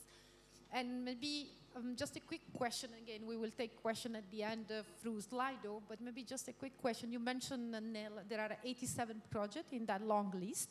Maybe can you just say a little bit more about, one of those and what you really say could be replicable somewhere else? Like, what has been, the success to date, and how you see that also, Michael, you are also involved in the same project. So how can colleagues here in the room take that and reapply in their territories? Yeah, so the breakthrough projects, they're chosen because they will break some barriers that we still encounter. And the other idea is that when you have done this work, then it will be very easy to replicate it. So one of those projects is the one that I'm working on myself. It's about nature-based solutions, and it's to create a climate street in the inner city on a location where it's only grey. So it's just one street, but it's in the city center, and there's a huge amount of potential. So we're trying to integrate everything, like water infrastructure, trees, nature-based solutions, maybe even like a heat network, district heating. And it's part of a Horizon project, which gives us the opportunity to really take time to innovate, and also, very importantly, to get the people living there along. And by putting much effort on one breakthrough project, we'll get a lot, the outcome will be a lot bigger, taking our time. And once we have this as an example, which is will be soon, then it will just spread like an ink spot, and it can be used as an example, and the other next streets will go a lot faster. And we have a project like that in nature-based solutions in the inner city, but also like flooding areas or energy systems, circularity projects. So we always choose one with a lot of impact, and then it can be replicated easily. That's the idea of it. And from EIB's perspective, I would say that Leuven is an excellent example that is easily replicable across other cities. First of all, we were able to provide some technical advisory support to help build some capability, to help assess some of the climate vulnerabilities, and to help define some of the solutions to ultimately work on their bankability. And then to structure a framework loan around Leuven's own plans that's sufficiently flexible, that recognises their own project management timelines to help them ultimately deliver upon their programme. So we're very happy to hear from other cities, other regions, to try to work on solutions with them too. Thank you. Thank you. Surely there will be more questions for you too in a bit. But now we move to the last but surely not least couple, or let's say pair of presentation here. So Cécile, we start from you, from the French Institute for Sustainable Finance. So to give us a bit of, the perspective of what you finance, and then we will come to the Strasbourg example. Thank you very much. So let's see if it works. Ooh, fantastic. We put all the technical hiccups after lunch for keeping the people. So maybe to start, we don't finance anything, but at Institute for the Sustainable Finance, we gather the Paris Financial Center into finding ways to accelerate the sustainable finance and how to succeed the ecological transition as a whole. So for that, we try to gather public sector, non-financial companies, financial companies, and also experts all around the table to find ways to accelerate. So maybe just to start, when we talk about adaptation, finally the idea is always the same, is what the financial system can do. And the financial system is here to allocate the capital to the functioning of the economy. So the question with adaptation is finally how you put adaptation into the whole investment and financing process. When we discuss with our members, and it was great to have Climate Fit project for that, because what I discovered when I arrived at the Institute is that finally this question of adaptation is at the very beginning of the road for the financial sector.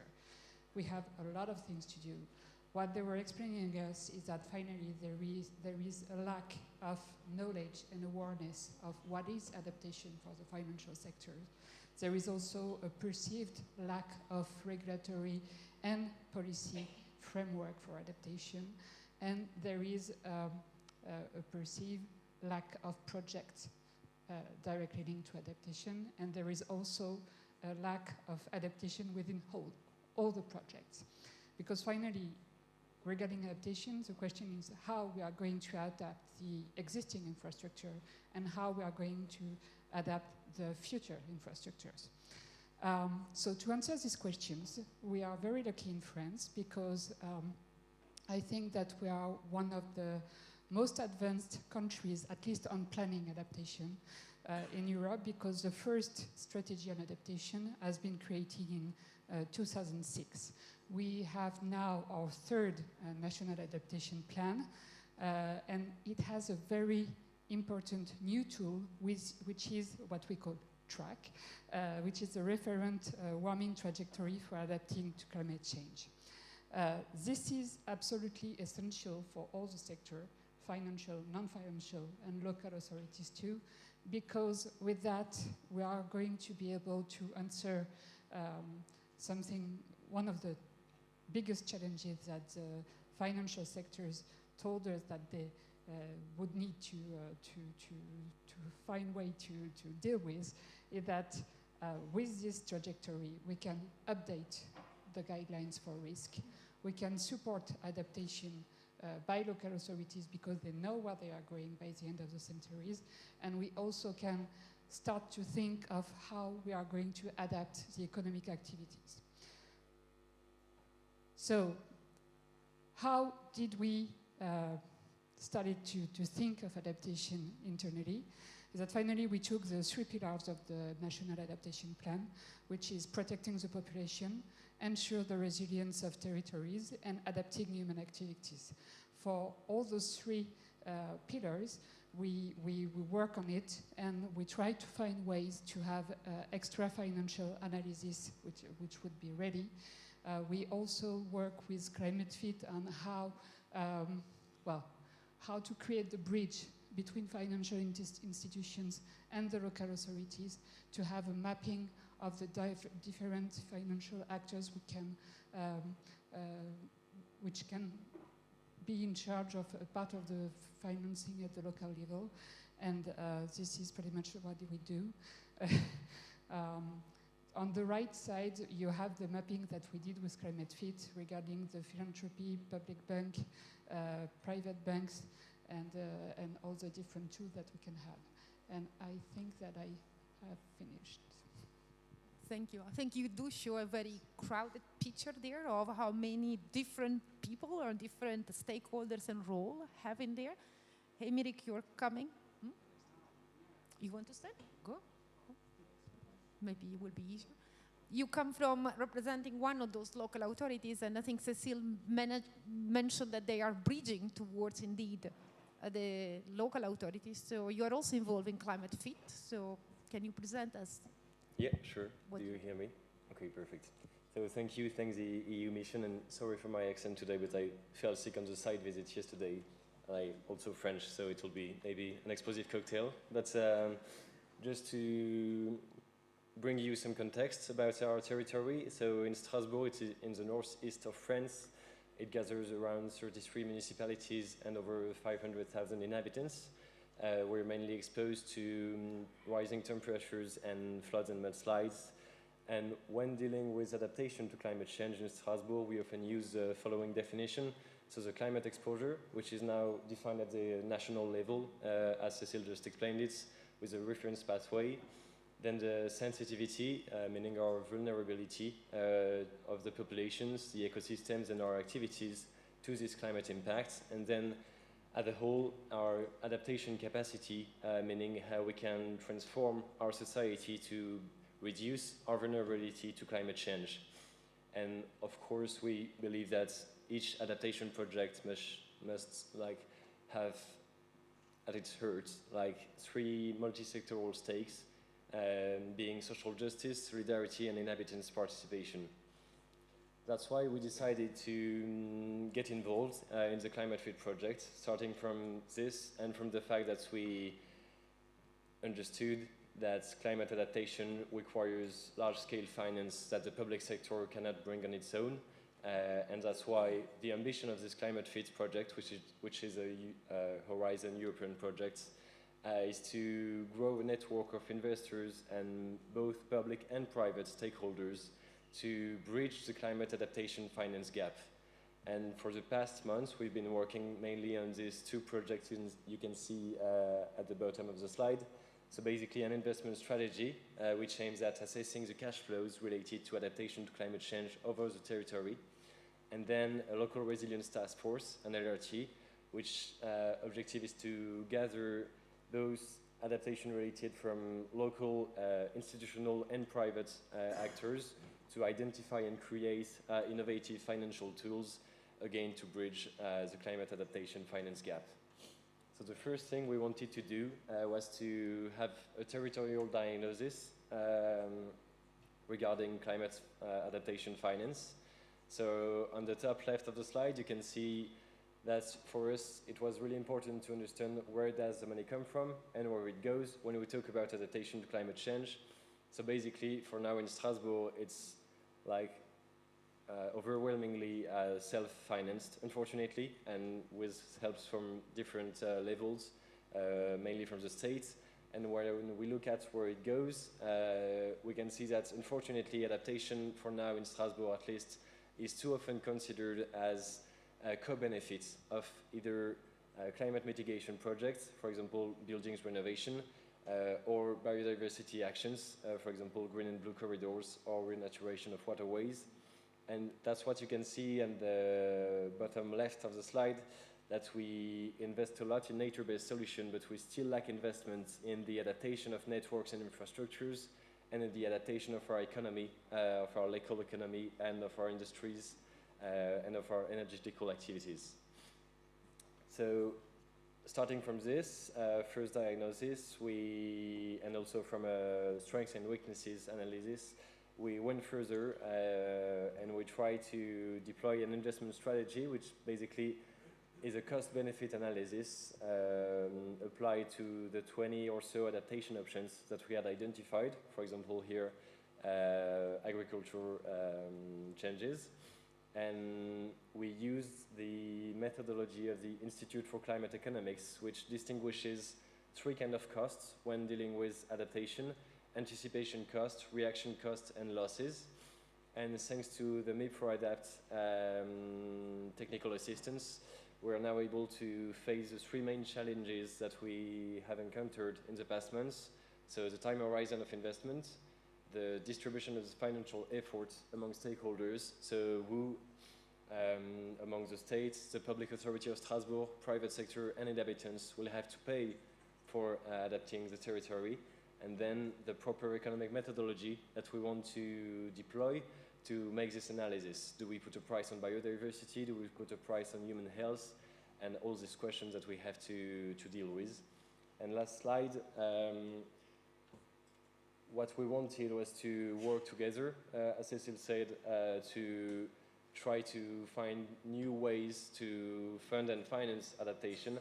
So basically, we first gathered a team of only public actors, so our departments in the PA, other PA at the region level, and local state operators. And then we started adding private-public partnerships, for example, the Port of Strasbourg or social landlords, to better understand what could be done at that level. And then the final step for us is to work with both public and private banks, but also insurance companies about adaptation issues, to see how we can apply our general investment strategy to specific investment cases that they need to finance at their own level. And if you're interested in this third part, so this local resilience task force, until the end of the month, there is an open call for replicators within the Climate Fit project. So if your public authority is interested, please feel free to contact us, and I'd be happy to give you more information. Thank you.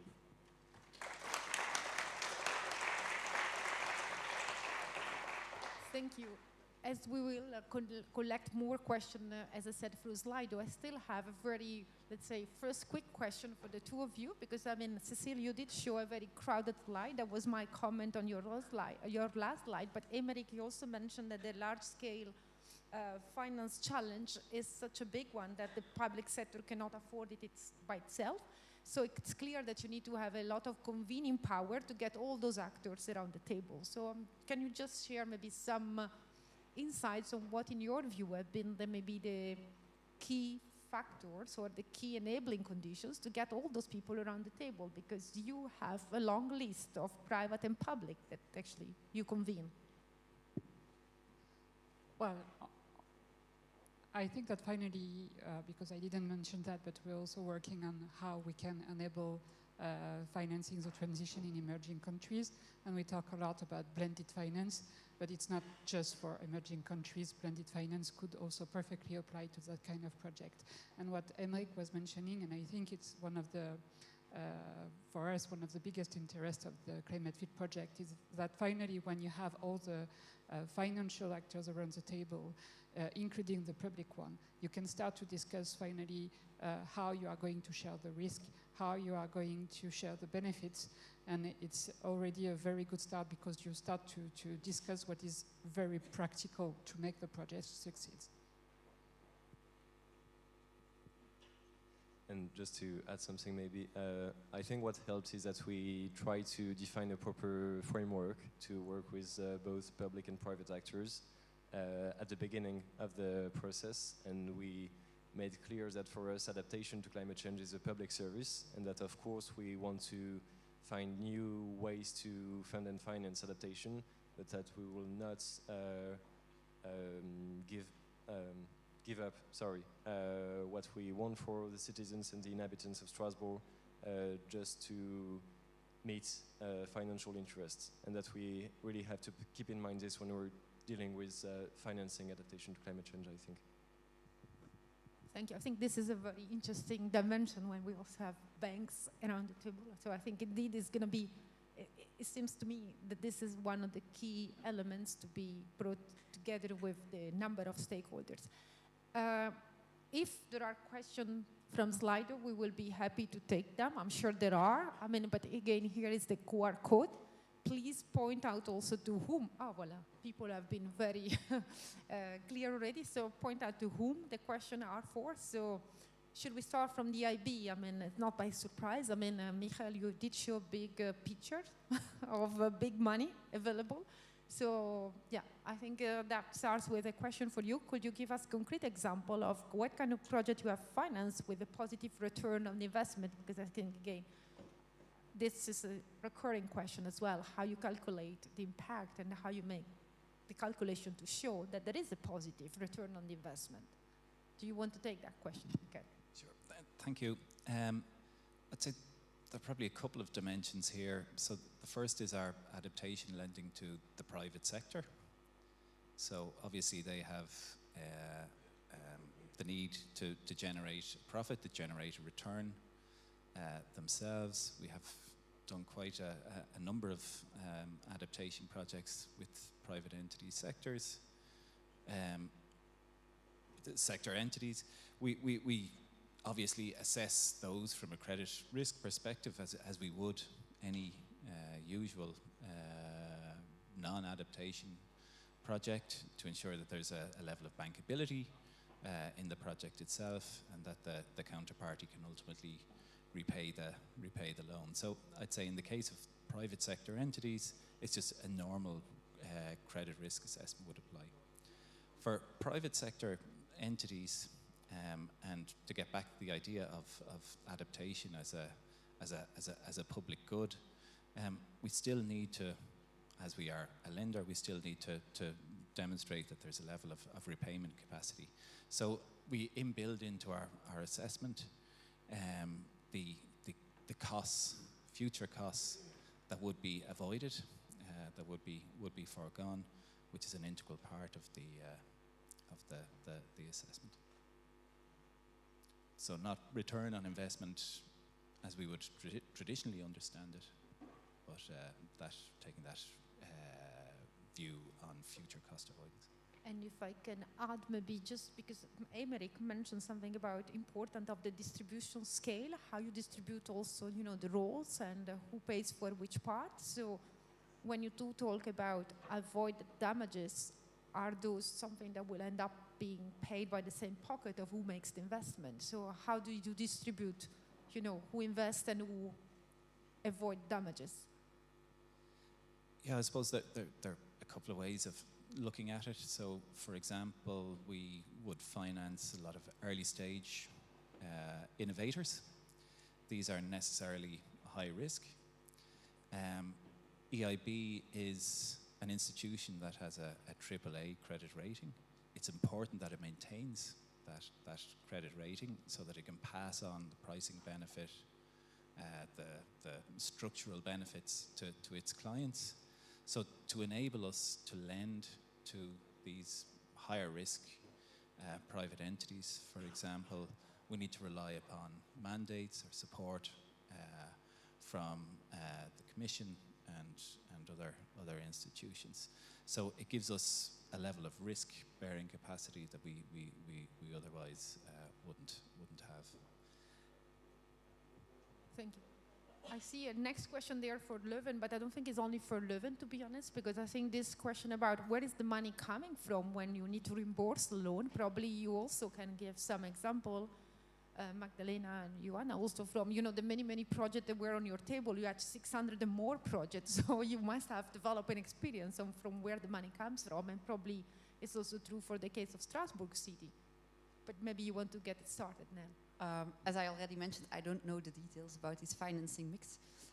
However, I know that we have the city has a yearly income of around 300 million, and our investment yearly is investment projects are around 60 million. So I guess we have proven our payback capability somehow. I don't know the details. But another thing that might be interesting is that in this financing mix, we try to find investors by blending up projects. For instance, we'll blend up a project in the field of energy, which can gain profit, with a project in nature-based solutions, which won't gain profit. And by investing, if we blend them together and you invest, you'll still have a profit that's a bit lower, and we'll still get to finance the nature-based solutions, if I understood that correctly. So that might also be, but maybe you have a better idea. In our case, the answer is very easy. From city budget, generally we spend about 2-3 billion euro annually for investment, so from city budget. And for Strasbourg, it's mainly green debt for now, but we also are exploring more options regarding, especially we're advocating for maybe more taxes that we could deploy to finance on our own adaptation to climate change. Thank you. I think now when you talk about, the city budget and making some choices, I think that also linked nicely. There was another question there for the bank. Again, for you, I think, Joanna, about what are the criteria to select which region gets the funding first or the project first. But again, probably this we can also reapply at the city level. How do you pick which project to finance first? So, this is a very good question, but I hope that you understand me correctly, because it is not a loan dedicated for regions. It is a loan dedicated for all cities and for all municipalities. So what I present, it was a kind of statistic that we have some cities which are much more active and much more involved in environmental changes, and another are not so interested. Because my bank is, before launch this project, we try to discuss with regions, and even during the implementation of this project, there was a lot of workshops. It was at least 100 workshops for a group of cities and municipalities. So it means that criteria to know how important are environmental criteria to have positive decision about this project. So not regional criteria, but environmental criteria was one of the most important part of financing these projects. So probably I answer for this question. Maybe we can turn the same question a bit also to you, Michael, because I think you did show big figures, but do you have budget or available for every project, or will you also need to make priority choices of where to invest? So how will you pick which region, which project, which city? Yeah, I suppose we live in a world where there are multiple priorities. Those priorities evolve, and our priorities are Europe's priorities at any moment in time. So unfortunately, some of those priorities now refer to security and defence, for example. So we can't finance everything that crosses our table, but at the same time, adaptation is a very clear priority for us, and it's one that we want to grow very strongly in the coming years. Thank you. I think now we come to a bit of a difficult question, because I think, Nell, you also mentioned that it's always important to look at multi-benefit of different benefits combined together, but I think the question there is pointing to how we avoid the risk of greenwashing, so that to look at it into such an holistic picture that we end up making something looking green, maybe with not such a green component of it. Who wants to take that question? Probably very relevant for you, Michael, to start from. I think that finally the question here is how do you, as a financial actor, how do you have the most robust tools to make sure that your investment decisions include in a well-shaped way adaptation and transition? On greenwashing, I think that CSRD, we'll see where we arrive at the end, but CSRD, by standardizing the way that companies report on extra financial subject, is very important, because it's first step to make sure there is no greenwashing, as we all share the same way of reporting things. But after, the question is really how you are going to put adaptation in every investment decision you make. And it's not just only an adaptation project, it's really if I invest in a road or energy system, is it climate proof, as we mentioned yesterday, or not? And this is something which is very important. And for now, what we see is that we don't have all the tools to make sure that adaptation is included in all the process for investing and financing projects. And that's something that we are working on also. Great. And from our side, you know, we're a public institution. We deal with public funds. We have a duty of care. So to mitigate the risk of greenwashing, there's a need for robust standards. But there is a very important word in that question there, which is efficient. So it's important that by imposing those standards, that you maintain a level of efficiency in the process. And there's one particular example I can point to, which is our Green Gateway Advisory Program for our financial intermediaries, which is an online tool that integrates the golden green standard, the EU taxonomy, within, and it helps the capability of smaller, less complex financial institutions to direct more projects, more of their investment towards green and adaptation-oriented projects for SMEs in an efficient way. Yeah, thank you. I think, Cecile, there is a question for you up there again about this ability, you know, with your very crowded slide with so many actors, about your ability to mobilize the French private sector. What has been maybe the lessons learned, or, you know, the real key enabling factor, and probably very interesting for colleagues to see if it could be reapplied somewhere else. So, as I mentioned, we are really at the beginning of the road. From what we heard from our members is that finally adaptation is something that they perfectly see into their stewardship strategies. They ask, do you have an adaptation policy? Okay, great. And what are the next steps? And the way that we mobilize the French private financial sector right now is to say, okay, let's talk about adaptation. What do you need to work on adaptation? And what we try to set up is a bunch of tools for them, common tools, common definition, common language on adaptation, and it would help to support adaptation action. That's really the first step and the basis for everything that we will do after. Thank you. I think you said before there was a big enabler for you also to have the national adaptation plan setting common trajectory, common scenario. So I think we also take that in addition to the tools as probably an important factor. The trajectory, in fact, when the previous Minister for Ecological Transition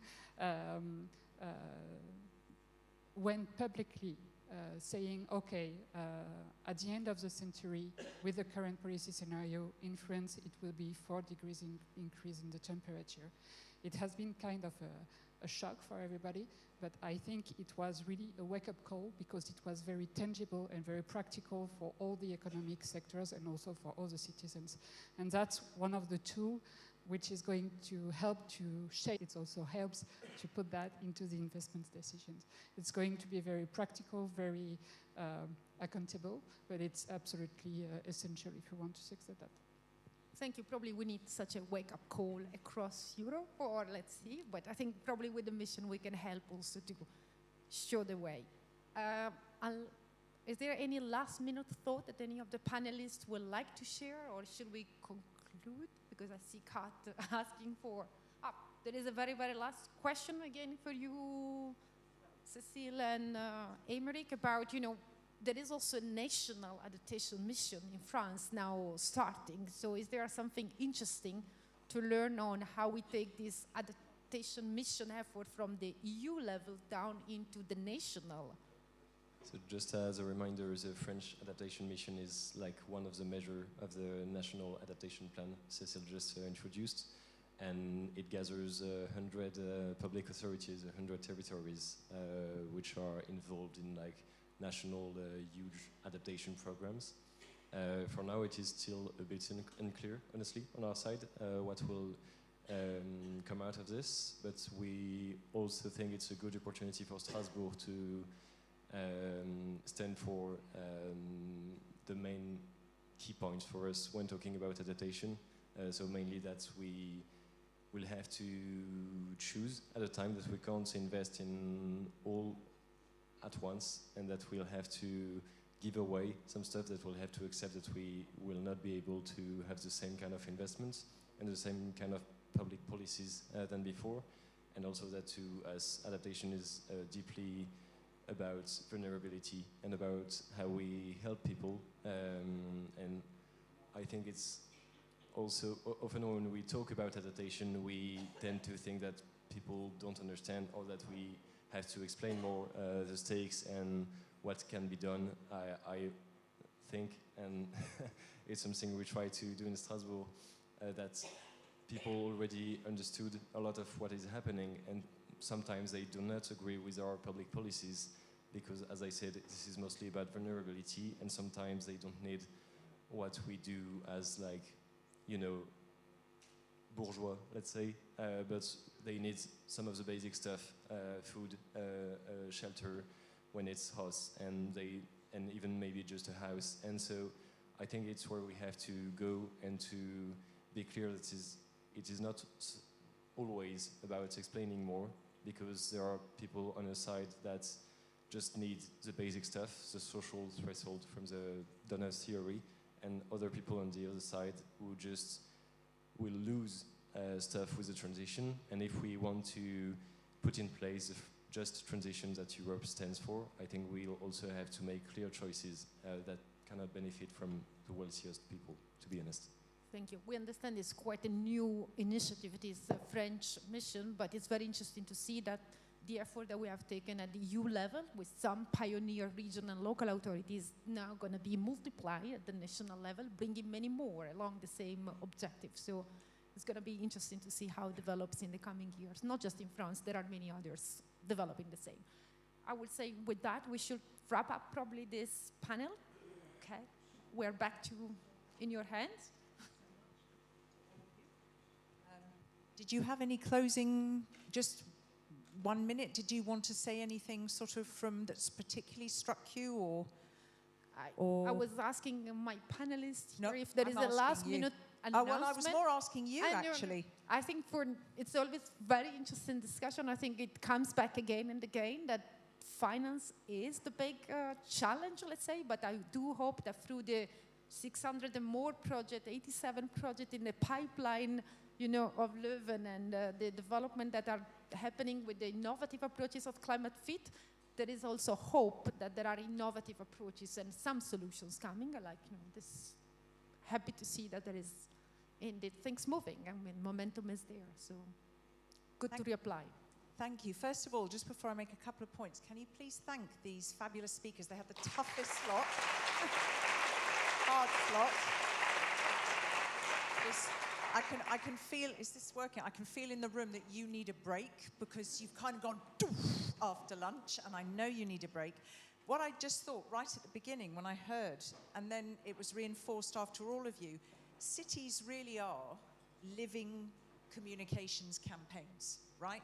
The more you do, the more you show. What really impresses me, who doesn't work in this sector, is everything: energy efficiency in buildings, pedestrian, cycle paths, parks, bridges, squares, zero emission fleets. I mean, the diversity, they are living and very vital comms campaigns. I did pick up this issue about adaptation, where it sits, the lack of awareness of what adaptation is for the finance sector, and a framework, and where it sits and how we explain it. And I remember it came up last year when I was MC, talking about how it needs to be. So obviously things have progressed, but stuff still to be done there.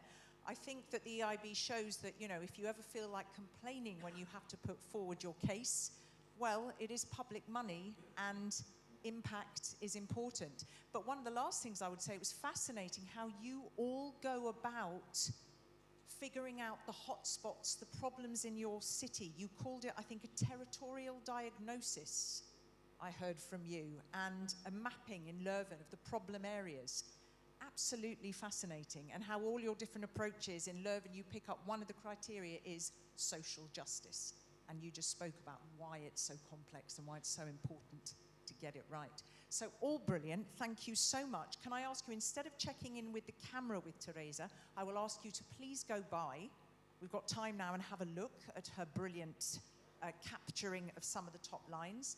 Please fuel yourself well. Don't eat too much sugar, because you really will be horizontal. And we've got one more plenary. 6 regions are going to profile innovative adaptation solutions. Don't forget, these are top lines. You can get in touch with any of these people, and those busy but useful slides will be available after the event. So, one more round of applause to you. Thank you so much. See you all. We will see you all in half an hour, and we will see our lovely audience online also in half an hour. Thank you for your attention.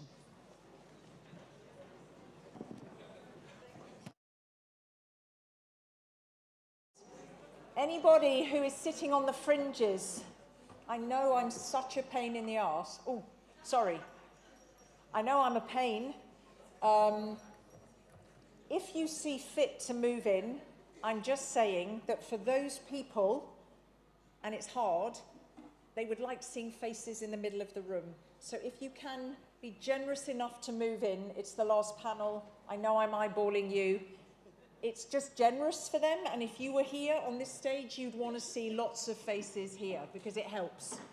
So please come in from the edges. It's all right, you can pick your nose, you can order from Uber Eats, you can keep an ear out, but just so they're faces. You have some nice faces to see. Come on, if you can fill in the middle. Thank you so much. That would be brilliant. For me, it's all about keeping you happy, but it's all about making these people feel that you could be here talking for 20 minutes each, and you've only got 5 minutes each, and so it's important that you feel listened to. That's my philosophy. Okay. I'm waiting for the green light. I'm waiting for the green light. Who had even more dessert there? Yeah, who did not hold back? Okay, well, somebody had said to me that the cheesecake was the best, so I forced myself. I forced myself to eat half a block of cheesecake. So that was done. I'm still waiting for the go-ahead. Is there a lot of people waiting to come in? Can you just stick your head out, or because I don't want to start too late? I think you can start. I can start. Brilliant. Okay, welcome, welcome back, welcome back. I'm not sure here. I'm looking at this camera. Welcome back to all of our speakers. We hope that you are still with us online, and if you are, thank you very much. We come to the third and final plenary session in this 4th edition of the Forum for the EU Mission on Adaptation to Climate Change. Again, should you for any reason have put your phone off silent, can you make sure it's on silent? I did hear one ring in the last session. So, here are our lovely speakers. I headlined this at the end of the last session, innovation is key, but before I introduce them, hold that thought.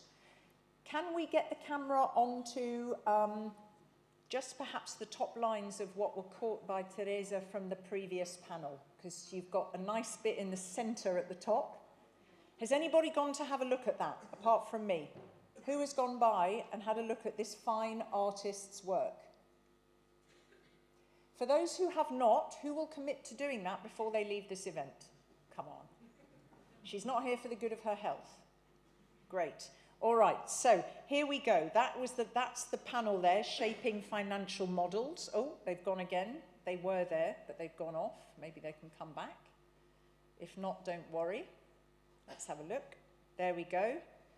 To support adaptation, so there is a lot of the key. There you've got the EIB, you've got Warsaw, Leuven, the commitments and the actions, the investments. We've got strategic priorities, funding mechanisms, building a framework that came out, which was super important. And in France, finding ways to accelerate finance on adaptation. So please take a look, because she's done a lot of the hard work and hasn't even sat on a panel. All right, thank you very much. This last one is about celebrating with you, the wider community, the inspiring achievements of diverse regions in the EU. Here you go. Innovation is key.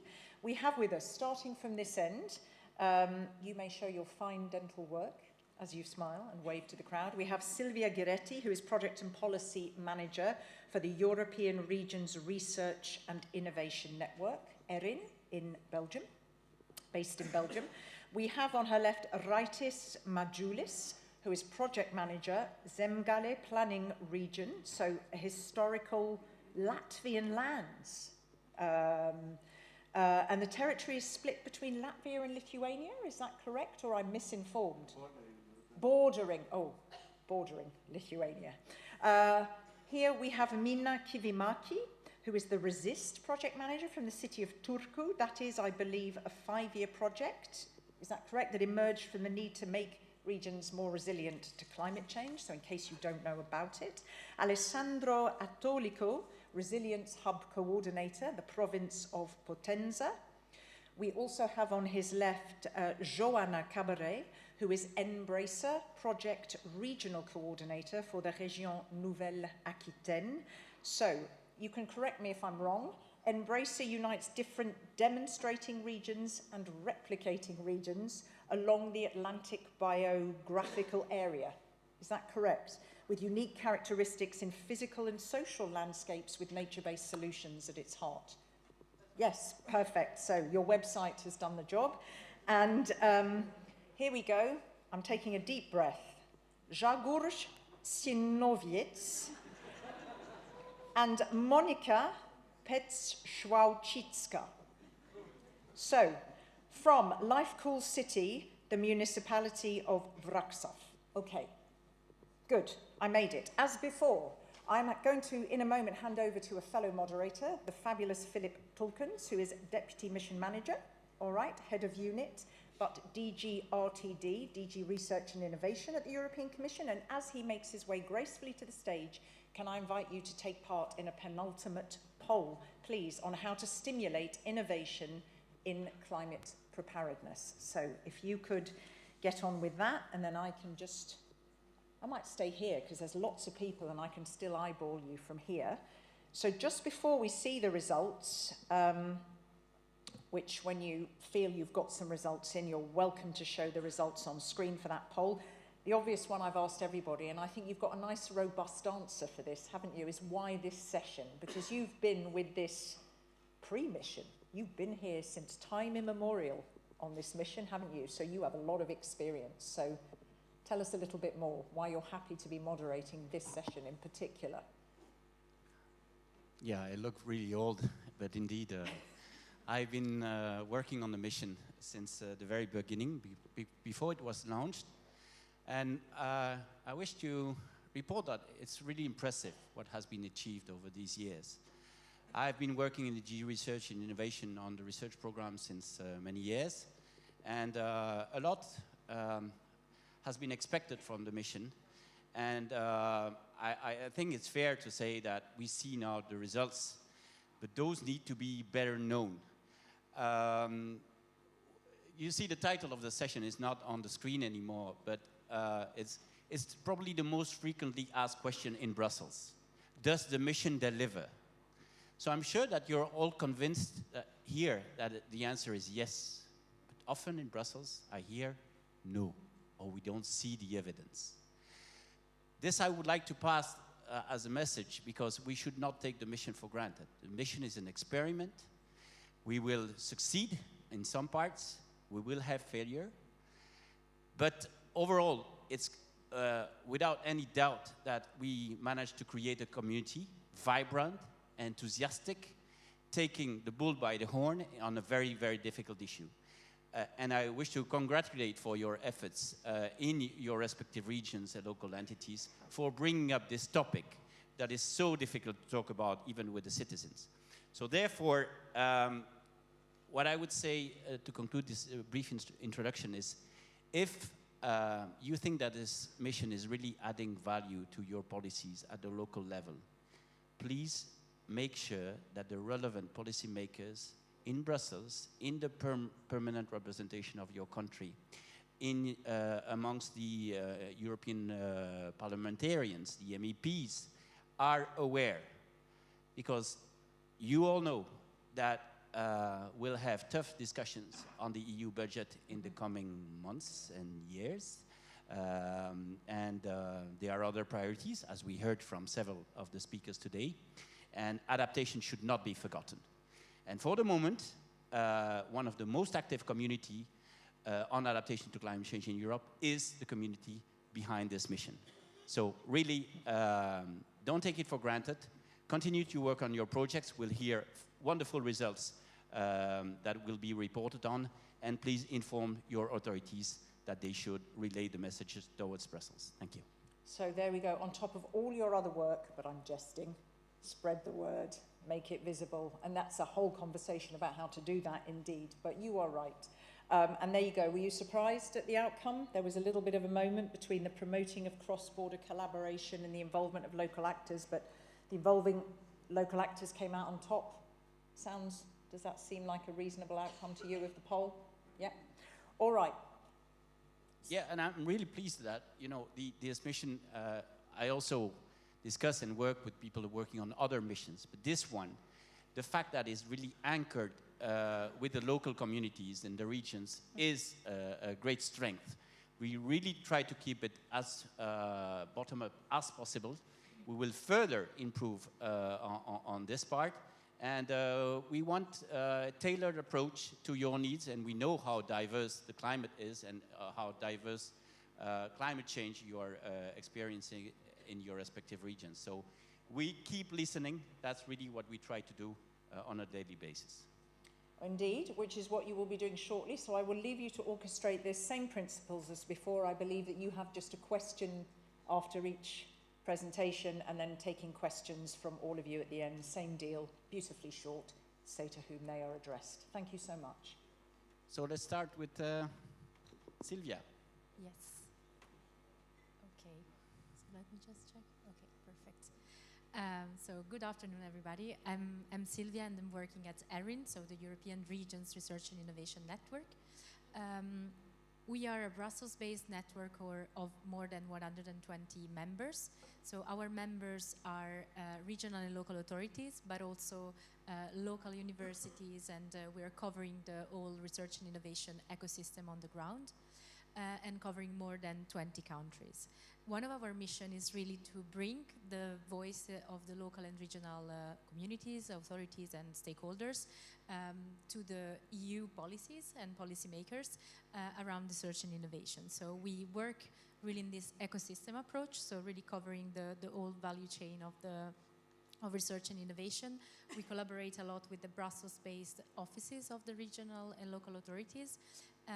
And yes, so that's why missions are one of our network's priorities, because of their very nature. So they have bold and concrete objectives to reach by 2030, and they need to involve all the stakeholders to make this happen. So we are very actively working on that.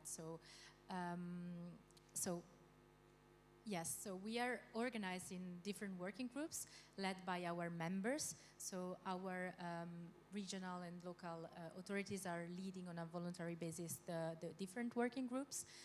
And as you can see, the 5 EU missions are really covered by the different working groups and cluster. And what we are doing here concretely in the working groups and task forces, we are listening to the members' needs, and we are collecting these needs, and we, through our policy work, we are then reporting these needs also to the Commission to make sure that their voices are heard. It's also a place where members can exchange best practices, can collaborate on different projects. So we're really working a lot on projects opportunities as well. And as you can see, the mission adaptation here is covered by the natural resources and adaptation cluster, and specifically by the climate adaptation task force. which is led by our members, and it covers more than 60 members that are actively working in this task force. So just a few words about Erin in the mission. So you will receive the slides, so you will have all the different links. So we contributed to the mission since the very beginning. As you can see, we had an input document based on our members' input always on the mission adaptation, and we are currently working, as Philippe mentioned, the future discussion on the future budget of the European Union. So we are also trying to positioning the missions there and to showcase their added value and concrete added value from our members. And Erin is also one of the friends of the mission, along with other more than 50 organizations actively supporting the mission adaptation. And we have more than 130 charter signatories are connected to our membership. We're always also actively engaged in 2 projects, so Pathway to Resilience and Resist. And we are in these projects because we want the members to benefit also from the learnings of this project. So I won't enter into the details, as for Resist we have the city of Turku here who will say a few words, but it's a demonstration project. And also Pathway to Resilience is a very good opportunity as they have also recently launched an open call for regional and local communities to co-design the regional and local resilience journeys. So very good opportunity actually currently open. And maybe what I wanted to quickly highlight here, but I don't want to mention again what has already been said during the day.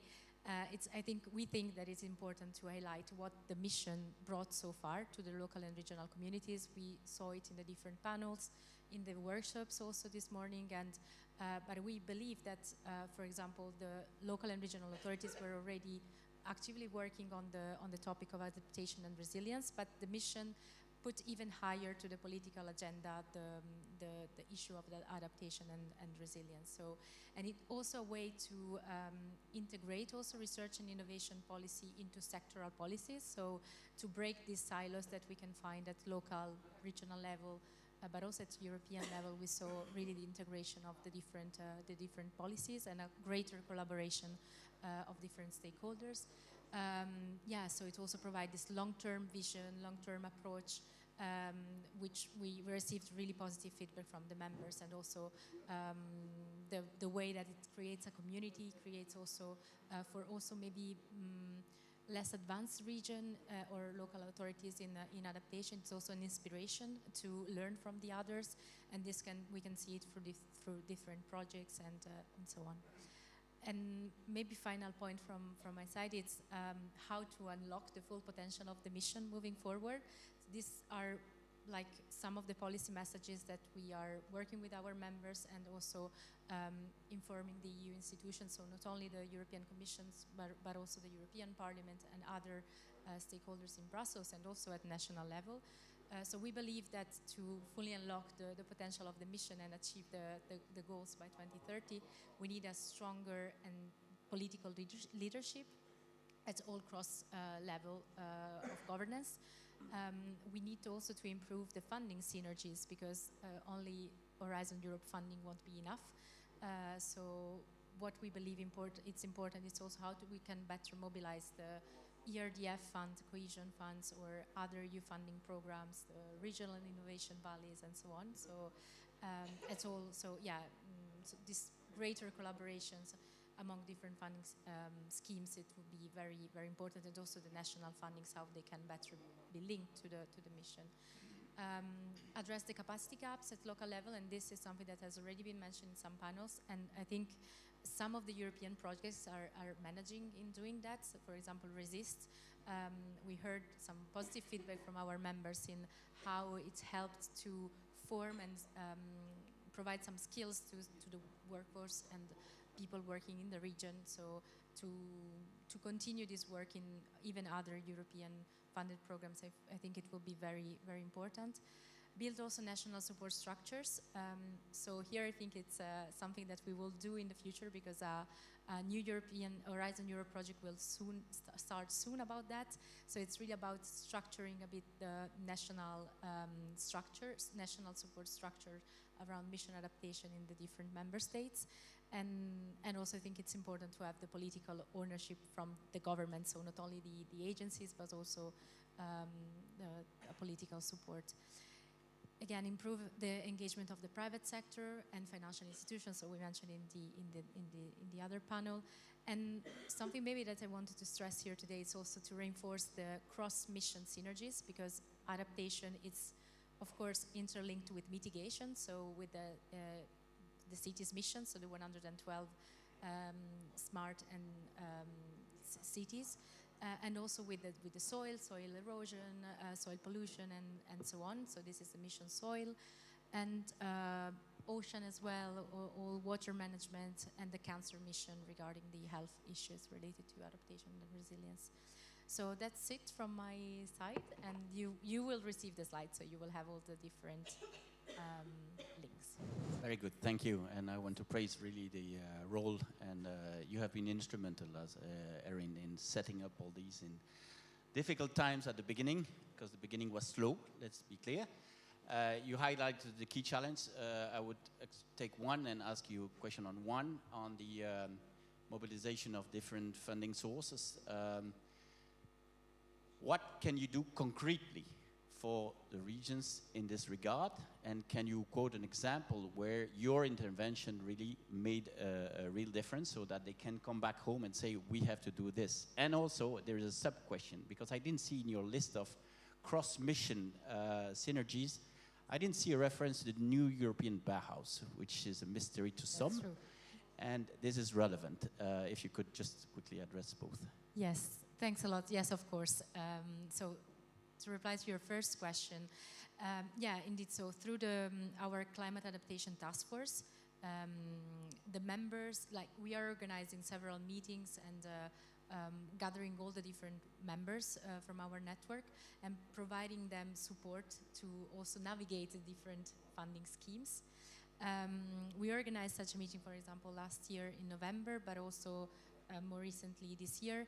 So the objective is really to provide a good place where they can come, and we always invite some external stakeholders to translate a bit also maybe the funding opportunities that are open. And again, we're not only focusing on Horizon Europe, but also other funding programs. And I think this was a very good example. And also, we have on our website an open tool. It's also open to external organizations, called Project Development Tool, where members can express an interest in EU funding calls, and we support them in forming consortia, because it's not so easy for regional and local authorities to access this funding. It can be a bit overwhelming sometimes. So, and their external stakeholders can also express an interest and saying, we are coordinating a call and we are looking for regions to replicate some solutions, and or local communities and so on. So this tool is working well, as yeah. So this is okay. Maybe to reply to the second question quickly on NEB. Quickly. So yes. Yeah, indeed. It's not here because I stress the importance on the synergies with the different mission, but the new European Bauhaus is, of course, a key initiative. So we recently see it also with the new European Bauhaus facility, and I think it's completely interlinked also on the principle of NEB around sustainable environment buildings and so on, and how do we connect that to adaptation and resilience will be key in the future. Excellent. Thanks. So, next presentation, right, is, have you noticed that we have a perfect gender balance on this panel? I'm impressed. When we work on mitigation, mostly men. On adaptation, often mostly women. But he has this perfect equilibrium. Great. Please, Raitis. Hello, you hear me? I am very happy to meet you in Wrocław in this mission for forum, which is a very excellent place and platform where to exchange information and experience between regions, cities, and institutions. And I will tell you, my name is Rait, and I will tell about my job in Zemgale planning region in Latvia. I am project manager during more than 30 years, but on last period, project somehow connected with climate changes, climate adaptation. Oops.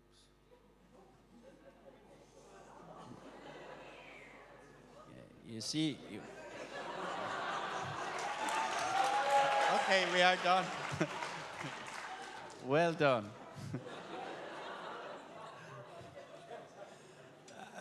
I'm a little bit wondering, of course. I'm not so sharp, but okay. Maybe last question. So let's move on.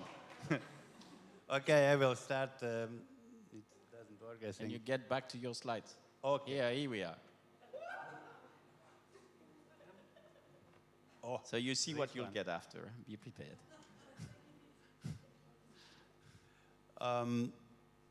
Climate change projects for Zemgale region, there you can see some, 3 of them, Impetus, Nathalie, Resist.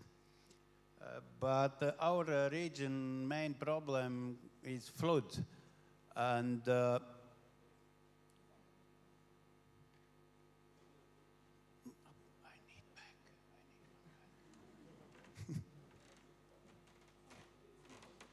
I need one back.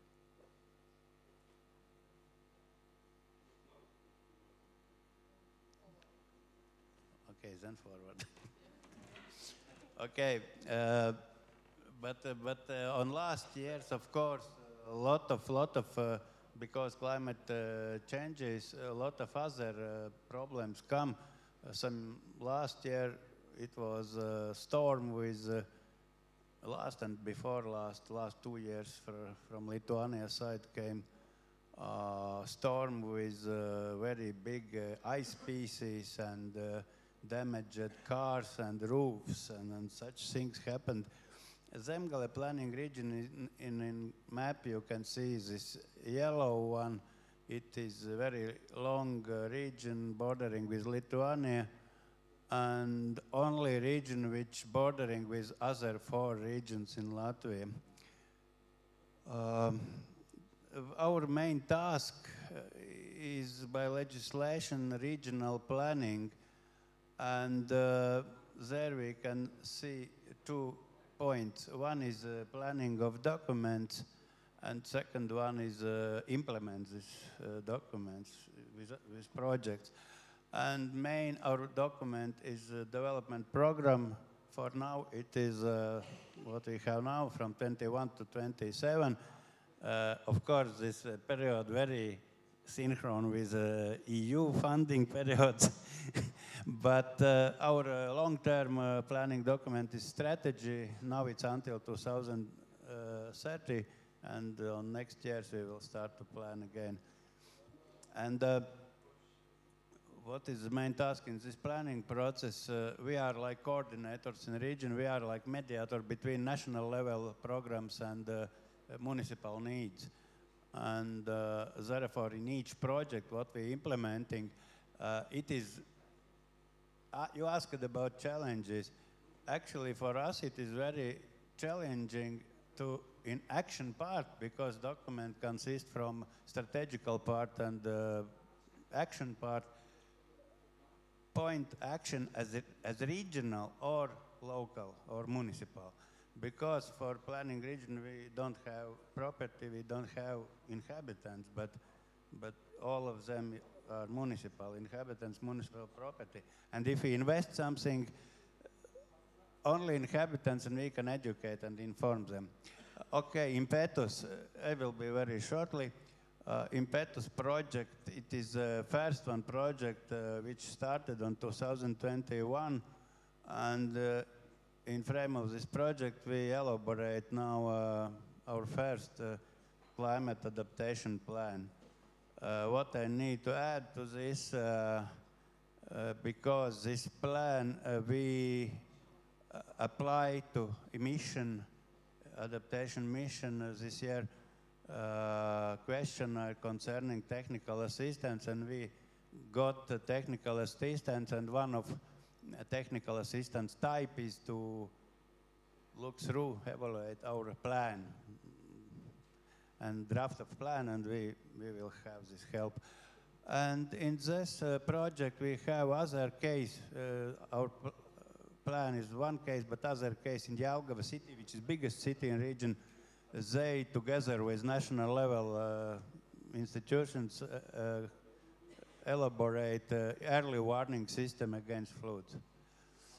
Resist project, there is from 23 to 27 years. In picture you can see our partnership. I can say that it is huge project because it is huge amount of partners. I never participate in project with about 60 partners. And maybe about Resist my colleagues will be tell more deeply, but for Zemgale it's very challenging project. We one time changed all type of activities because it was necessary. And I can tell a lot of here, but I think which is the most important point is that which is added value actually, and which is the main thing. This is a knowledge transfer from other partners. Everything what we will do and made against floods and against water levels, and so it's on basis of some experience in central Denmark, in Greece. It is important, and I think it's a success story for mission and for this program, that it's transferring knowledge from partner to partner. And then last one project about what I would like to tell is Natalie started 23 and 5 years, 28. It is a nature-based solutions for climate change.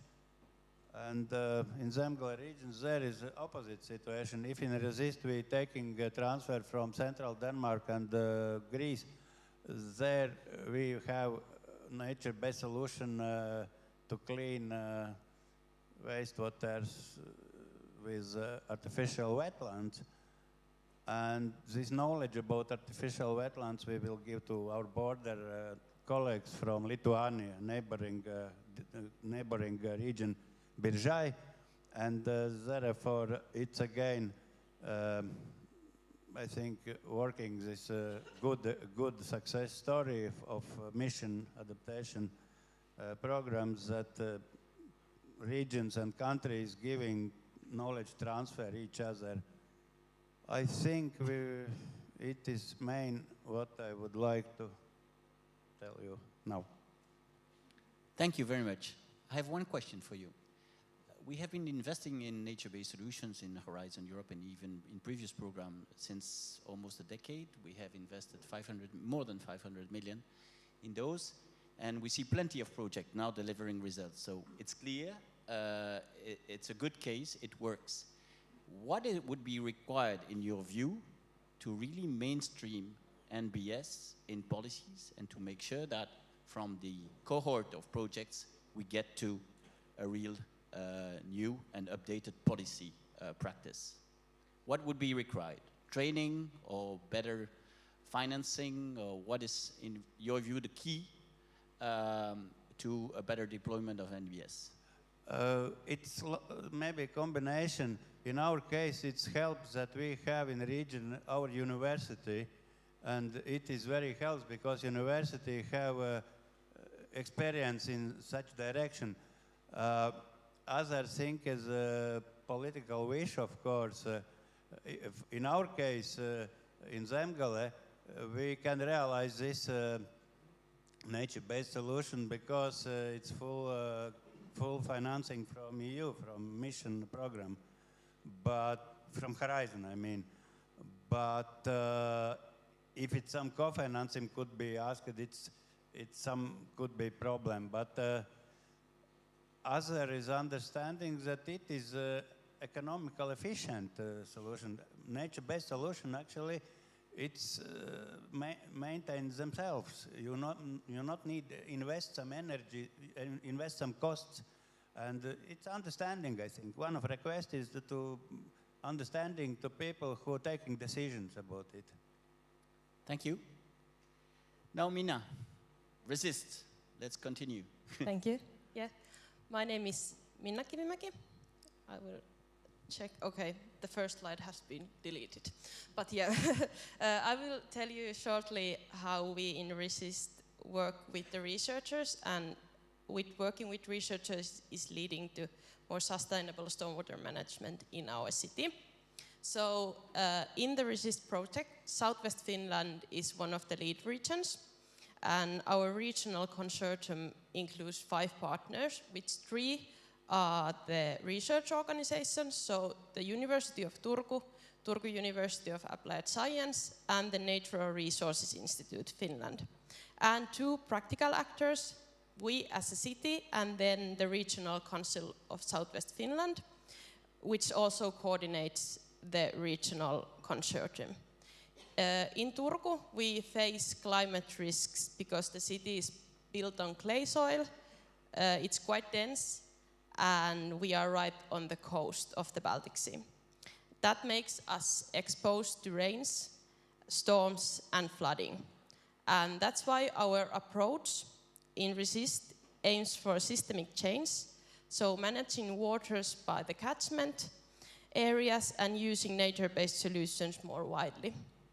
The solutions should be easy to adjust and fit into different areas, and to move towards this kind of systemic change, we need to know what really works. And that's why we work together with the researchers.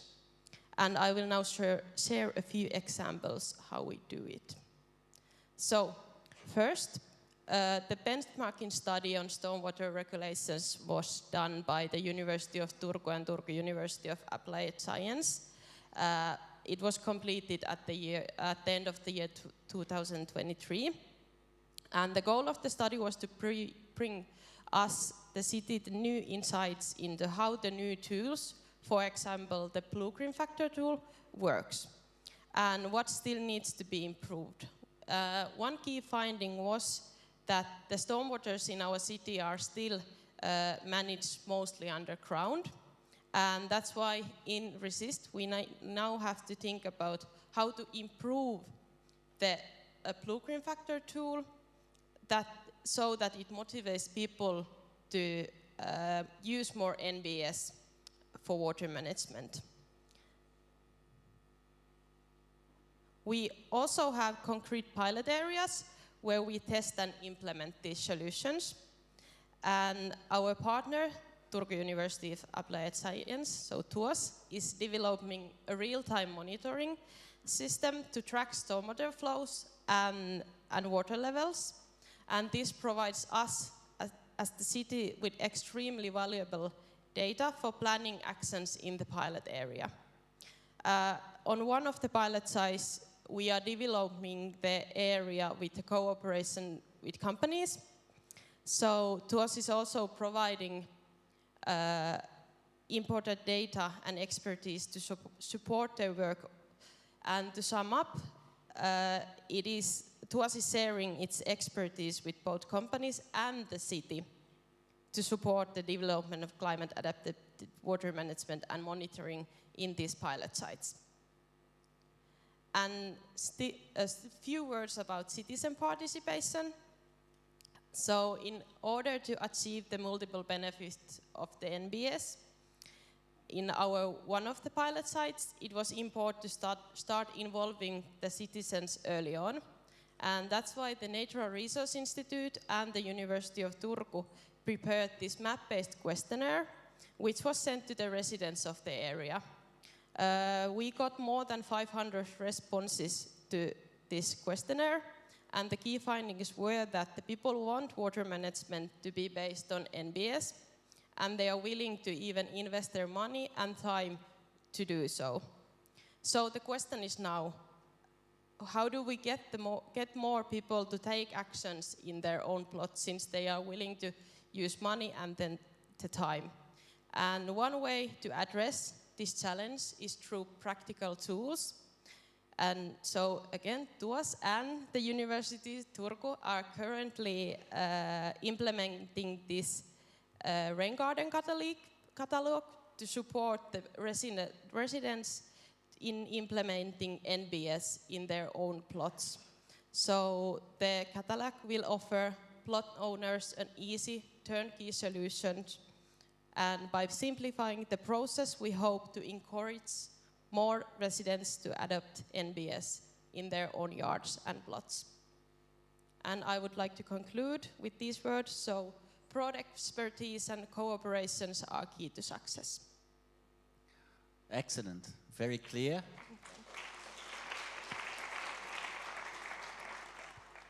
But I would have one question. It looks easy. In practice, it is not. We all face difficulties in convincing some incumbents, fighting some lobbies, local lobbies, or some local politicians sometimes who are reluctant. What is, in your view, the best way to convince those who are dragging their feet?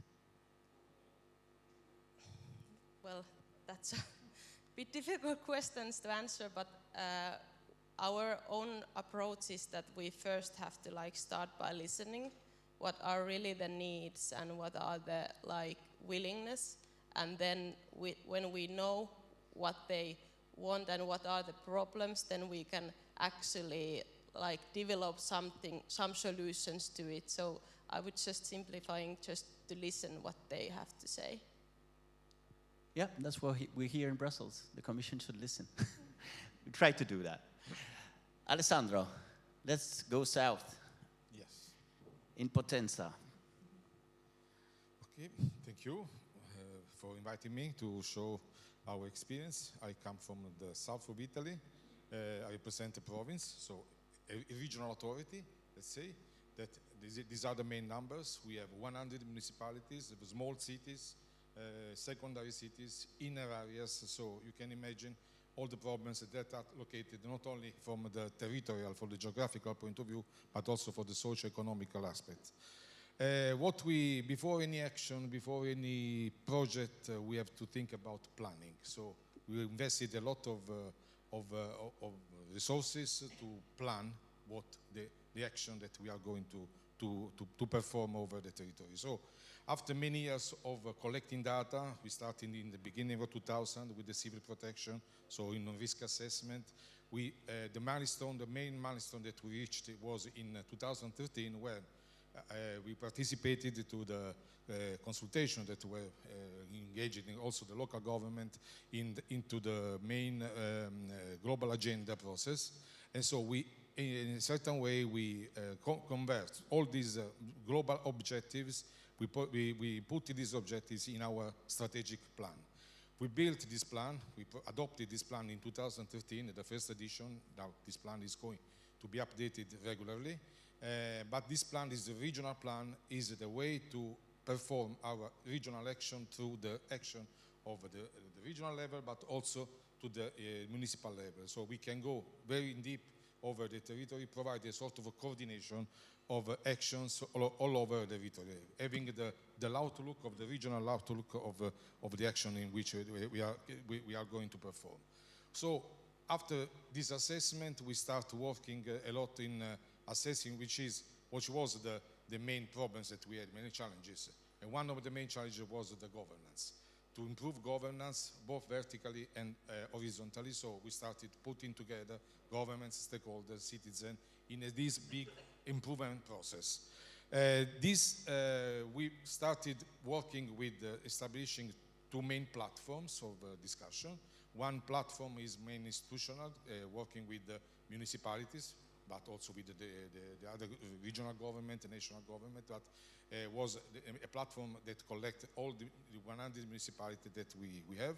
And the other platform is with the civil society, with the citizen, in order to establish a sort of consultation process that merged together all the needs, all the problems that all over the territory we have.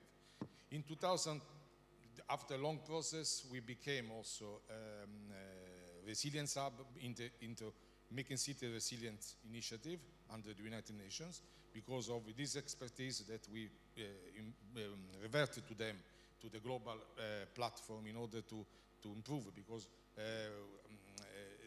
we were selected as best practice in putting together the needs and the characteristic of the territory in order to build the program and the project on them. And after that, we start working in trying to making networking. The mission is one of these networking. The MSR 2030 was the first one, but then we joined the mission in order to improve our networking, our capacity of building on capacities on the best practice that we can collect from the European level, but also from other partners. We are part also of the European Climate Park Initiative.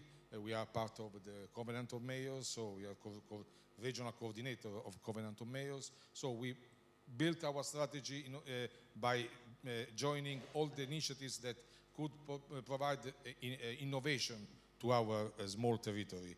And up to now, we are now engaged into many projects, both at international but also at regional levels. This is some selection of the main projects in which are currently engaged. The one is Horizon Europe initiative, in which we are participating as a replicating partner. So we are learning from others in order to improve our action. And this is one, of course, of the experience that we can have. The project started last year and lasts for 5 years, so we have the possibility to improve and to import good practices. We are investing a lot in biodiversity, because one of the main competencies that we have is to provide a regional outlook of improving biodiversity management and connection between the areas. And all these activities are mainstreaming in order to provide the best option for finding solutions that can be adopted, that can be built together by working with the municipality and civil society. This is the main action that we are performing over our territory. Thank you very much.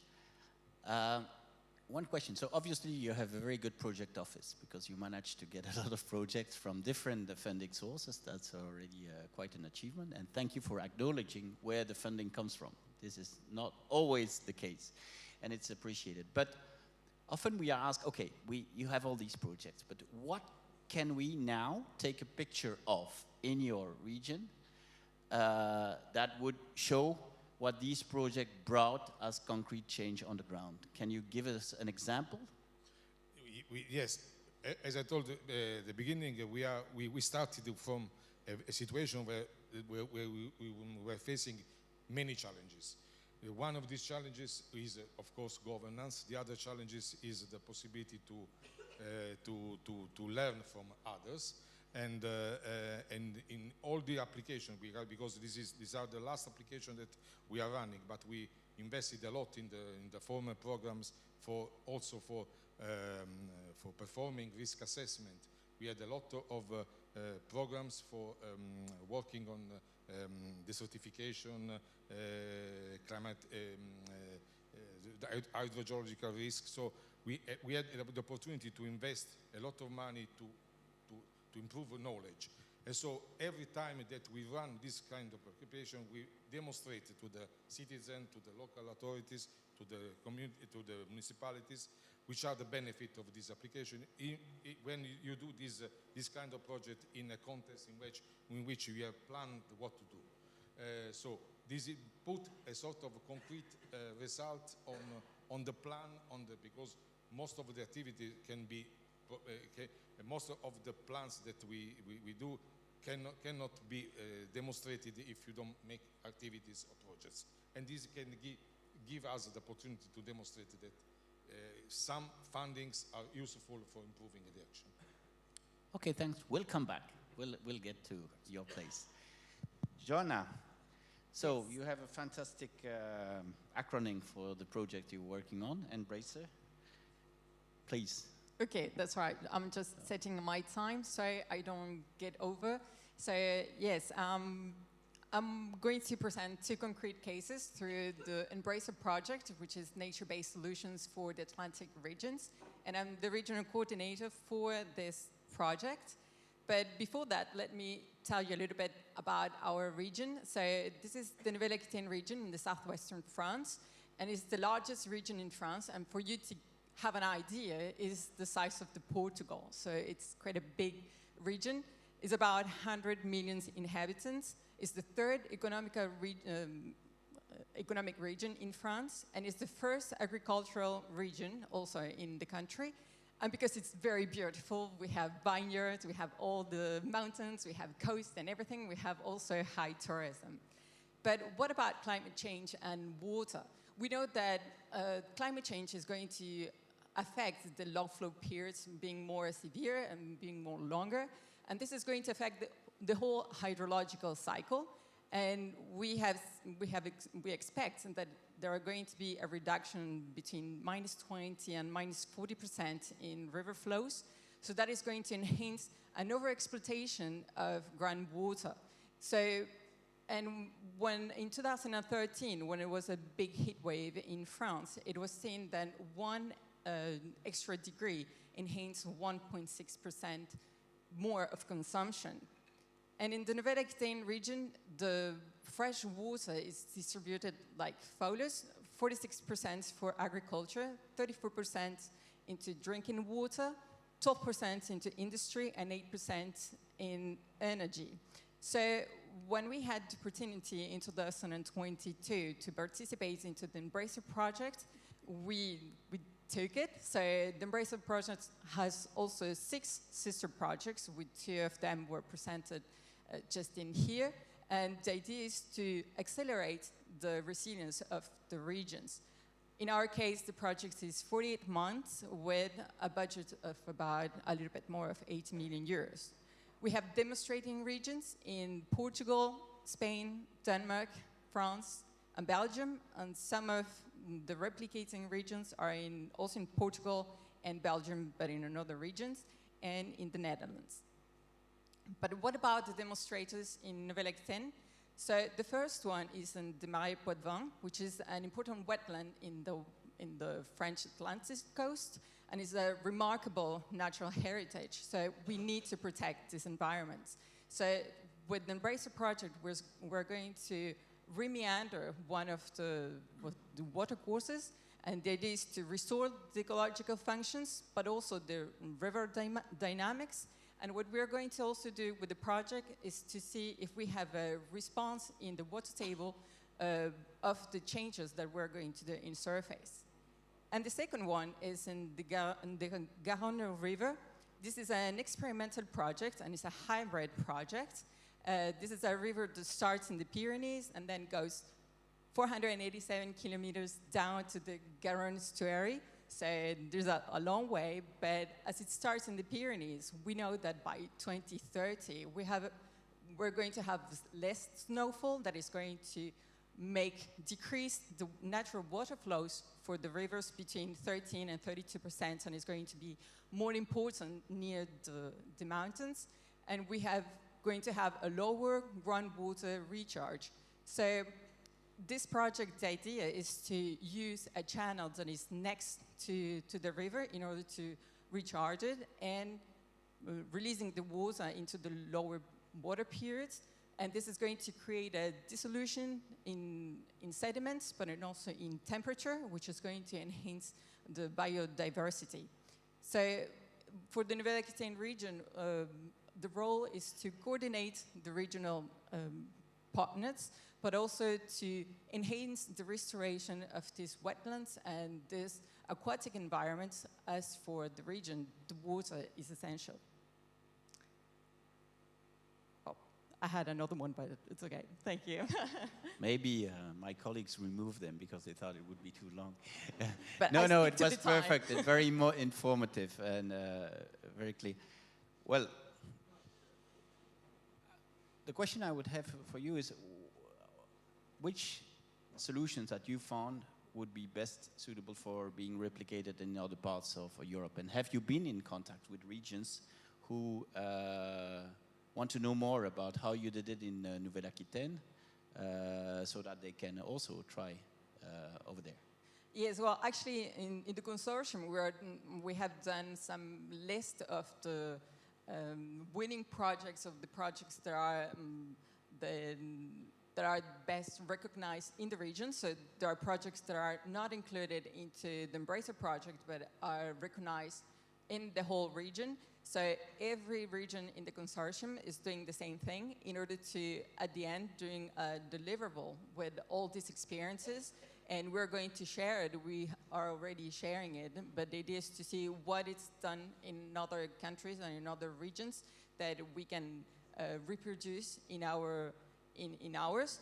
And what I didn't say, but in the Embracer project, we work with 3 landscapes. We work with coastal, with cities, and rural. Our 2 projects are into rural projects, but inside of the Embracer project, we can have also other demonstrators or other projects that respond to different problems across the Atlantic region in Europe. Great, fantastic. Best of luck, and we really look forward to seeing the reports from all these projects, not as an administrative deliverable. That's boring. Please write this report in a way that can be read by practitioners, others, but also the scientific community. I am the EU representative in the IPCC, and they are really desperately calling for more case studies for the special report on cities and climate, for chapters on adaptation. Often academics, I don't know if there are some academics here in the room, they don't want to write papers about concepts that are known, but actually transformative change is a new area of research on which we need publications. Those publications can come from researchers, of course, but also from people in administrations, if they have time, if they find the time to do it. And if they don't, I would encourage them to really connect to researchers who could write for them, because these practical experiences are absolutely fundamental. And also the data on the cost, for instance, cost and benefits.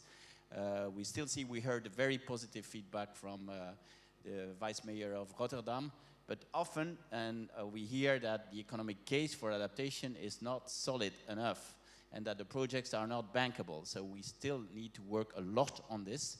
So therefore, your reporting is absolutely key to progress the cause. This said, Master of Ceremony, are we on time? So let's move on to the last presentation.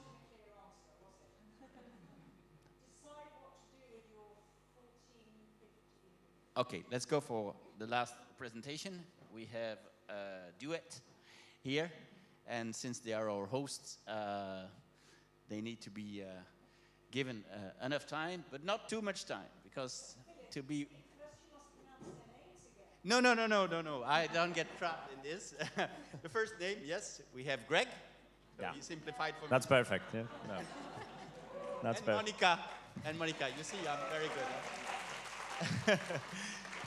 Okay, and I would like you to, please, they have a relatively high number of slides, but they promised that they would go through in 5 minutes. So let's see. This is the movie at the end of this session. Please. Oh, not exactly the movie, but okay. We'd like to tell you a few words about our ongoing project, financing from the LIFE program from the European Commission. LIFE Cool City. We assume we all got the same environmental problems in our cities. This project is mainly to the cities. Droughts, heat waves, floods, flash floods, urban floods, and so on. So if that's so, in the same time, we also want to grow, we want to develop, we want to bring new citizens, new inhabitants to our cities. You can see the perfect adapt to climate change district. That was a joke, of course. Meanwhile, Europe is the continent which is the warmest in the world. So the problems are here very visible. In our project, we focus on 5 climate adaptation challenges. urban vegetation, water resources, urban heat island, terrain sealing, and vegetation diversity. We think that these are the crucial elements how to adapt urban areas and cities to climate change. What we are doing this thing today, where we're making decision which investment should we plan and realize. I think today we're mostly based on intuition, on expert knowledge, and sometimes it's non-objective factors like the political will or something like that. But in the future, we think with using perhaps our tool or the other tools, we must look at the problem altogether in the multidisciplinary way, using data, objective data, and up-to-date data, not from the previous times, but data collected now. So our proposal is to use satellite and airborne data from the very detailed scanning of the urban areas. And the effect of this work is many of different maps, different database. For example, tree species map, vegetation map, land cover, land use,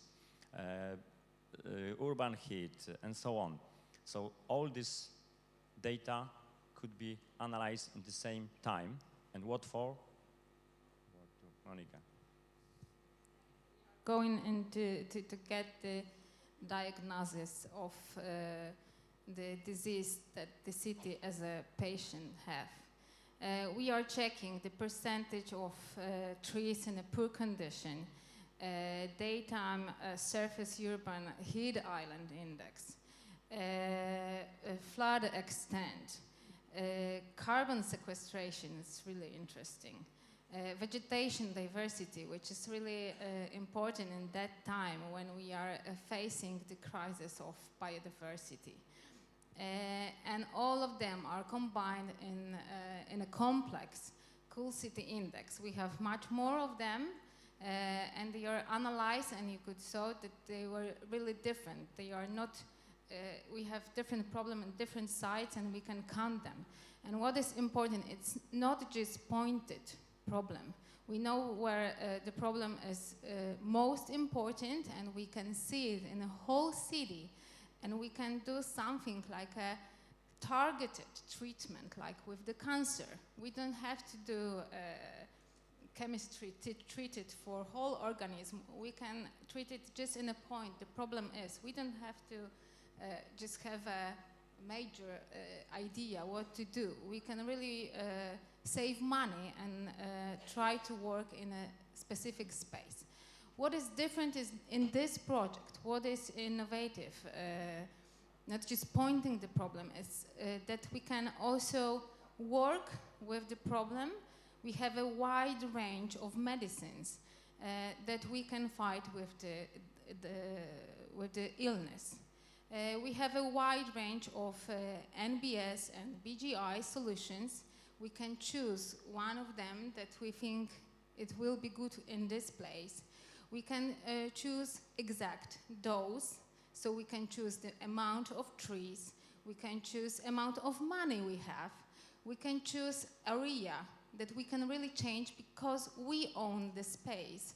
It's not just a random result for any space, and we have no influence. We can choose the space that we really have influence, so our ownership. And we have result, we can check the result, what will happen in the future. We've checked if it works. We had a green revolution in the city. We choose the place that we were thinking it's a problem. It was a long time of negotiation to change this concrete space to such a space. It's not a visualization, it's a reality.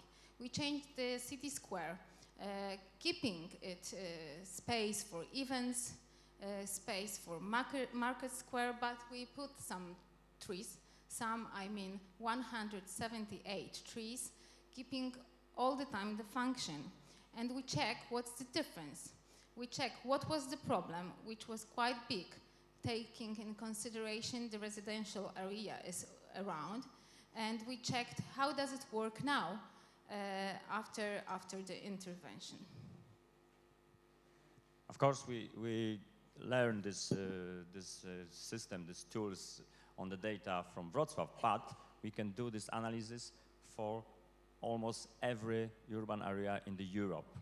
So if you are interested, you can check what's your score, what's your problem. Don't worry, it don't mean you must look which place you're taking this index. The most important thing is if I have a problem, what kind of problem, and this tool also can give you information what kind of problem and which place you should solve, as you can see. In the next year, on the April Fool's Day, we published the first ranking of European cities, and then you can show what is your main problems according to these 5 climate adaptations challenges. Thank you.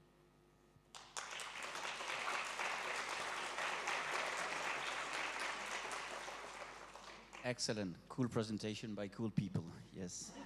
And yeah, the trick is not bad, to have 2 words per slide, then you can go through many slides, okay. Well done. Just one question, this reminds me from excellent presentation I heard from the city of Toulouse, where they have also measures for greening the cities. By the way, this is a live project, this is not a project of Horizon Europe. And they are measuring the impact of the actions taken on the ground, thanks to the help of Météo France. You may know that the headquarters of Météo France is in Toulouse. Here, I mean, did you build all this on your own or through cross-fertilization learning from others? As far as I'm concerned, we build it on our own. And I think maybe it's similar approach, but in this system, we also can check what will be the effect of this on the investment even before we start to dig or spend money. So it's a very, very good tool to decision making, because before we take the decision how to spend the money, there's always not enough money to spend. So we must choose which region, which part of the city is challenging the most. So I think it's a little bit different than this in Toulouse. Okay, shall we go for the Slido? And before, no? Q&A, please. You're the master. Pop up, because you can hear me in the room, but they can't hear me online. What we thought, because people are tired, and because we are near the end, we have a drink, do we not? We thought, if it's okay with the lovely audience, if you have a question, you could pose it face to face. Does that seem like a good solution?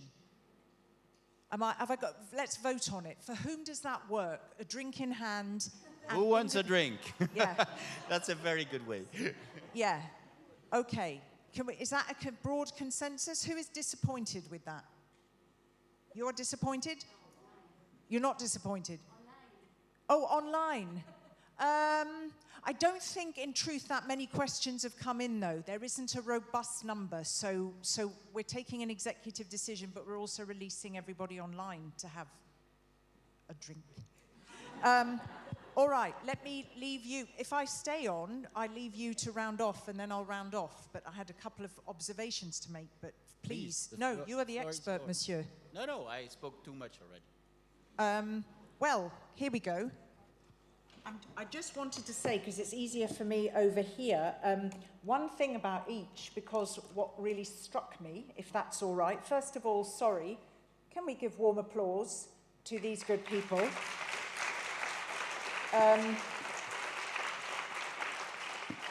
What I thought particularly, and you all said so many things, so I've scribbled a lot, but that you are reinforcing with Erin cross-mission synergies, and it's so important, as we know, but that aspect, because I hear so much, if I do stuff for the EU mission, let's say ocean, or you do stuff for agriculture, and sometimes you're saying, but what's on land is ending up in the sea, and you've got soil, and you've got this, and you've got cancer, and you've got the One Health approach with the EU. So that's what I really appreciated from looking at your slides, which I think will be very useful for everybody.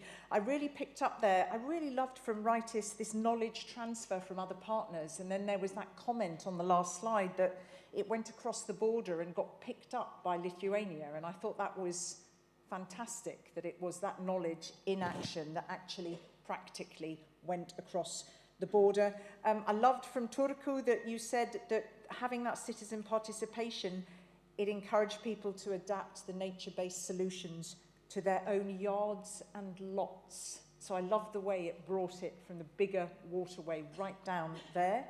Alessandro, what I just thought you made such a good comment. He said there's lots of planning. You know this. You can't really get anywhere without lots of planning. And you really well articulated that beautifully. So thank you for that.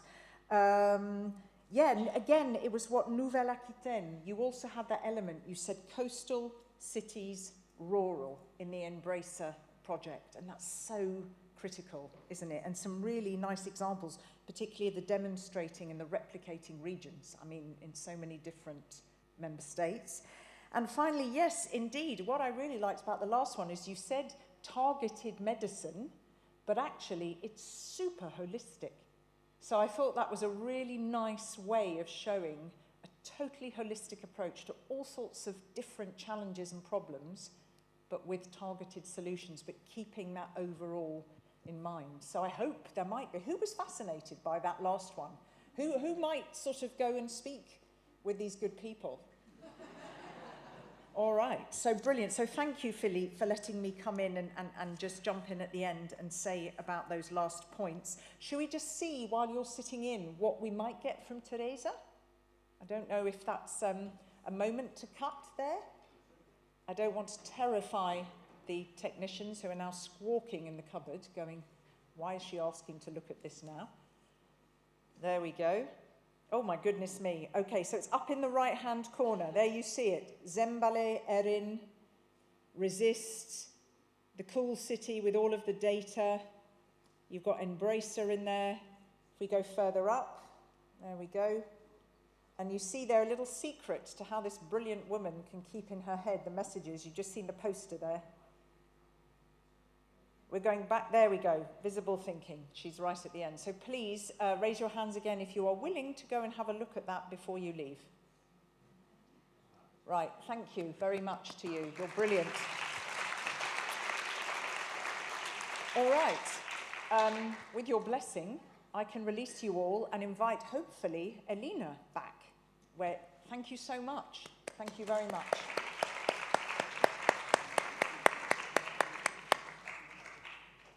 All right, I get to sit.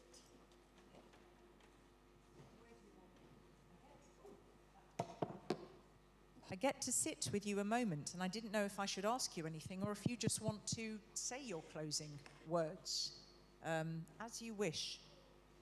Well, can you hear me? Yes, I think the mic is on.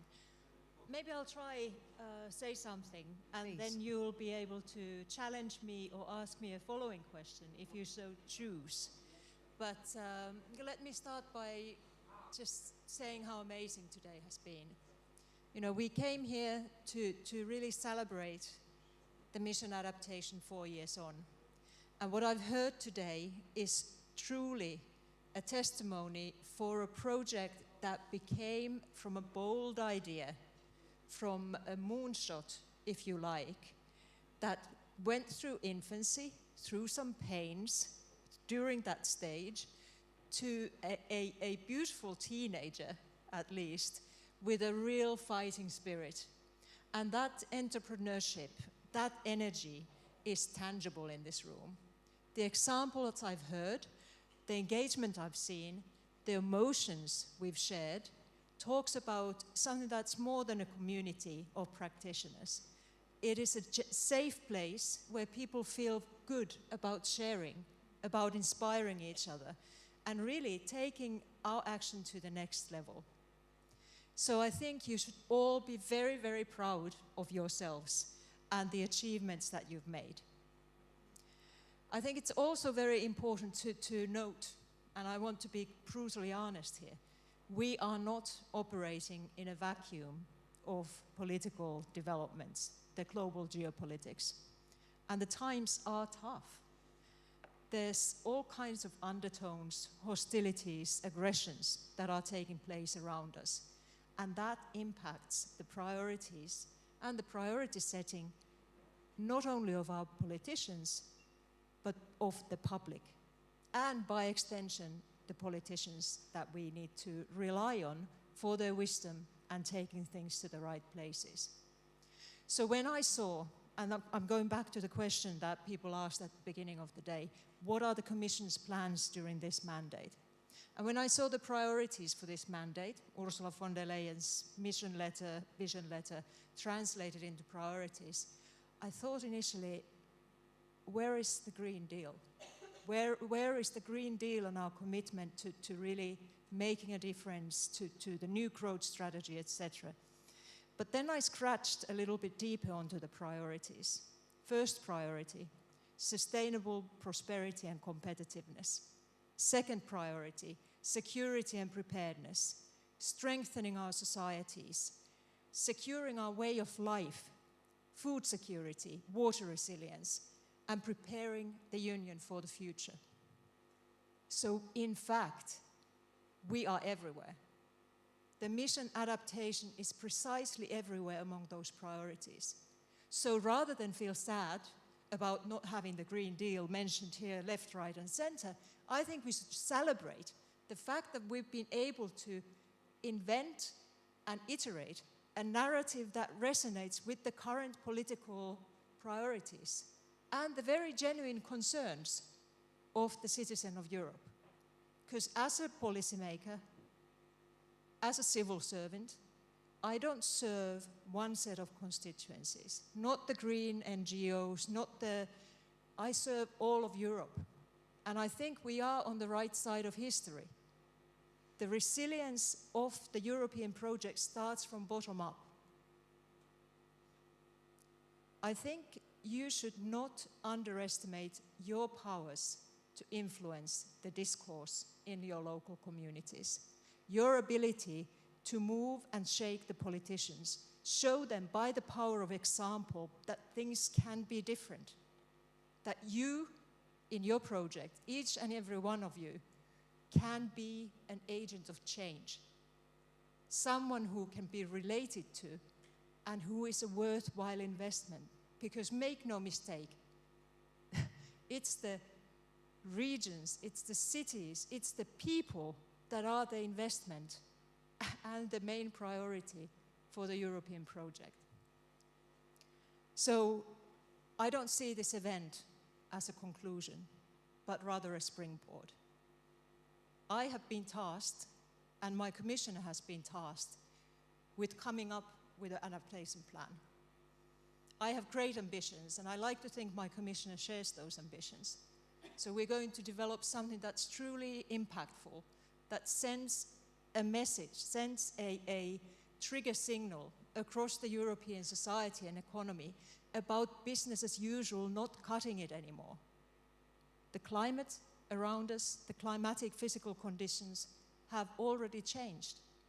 And for us to get ahead of those impacts, to ensure that the risks are minimized or that the residual risk is at least at an acceptable level for us to bear the damages, we need to change our way of thinking and doing things. And it takes courage, it takes bold action, it takes willingness to be exposed, to be criticized. And these are not easy things to come by in today's political conversation and setting. But I do think that with the political priorities, with the commitment of our president, and with the commitment of our commissioner, we're going to go a long way. And I hope you help me on that journey, that I can use you as case studies, as my testimonies for why this matters, of my testimonies, how creative the local and regional societies, authorities are, and how we can all get this right if we work together. So I'd like to conclude by thanking the Polish presidency, the city of Wrocław, and I know I got it wrong again, the whole of the adaptation team, adaptation mission team, my own team, the platform, and everyone. I think it's been an amazing day, and I leave inspired, challenged, and a little bit exhausted as well. Because these good stories, they also give us energy, but they make us think about how important, how responsible we are for making the change happen. And finally, Kat, I'd like to thank you for moderating, putting some discipline into our action. And with that, I'd like to invite you all for a drink that's provided by our Absolutely. host. I will do a few, and I wanted to add one thing, and I think, yes, first of all, sorry.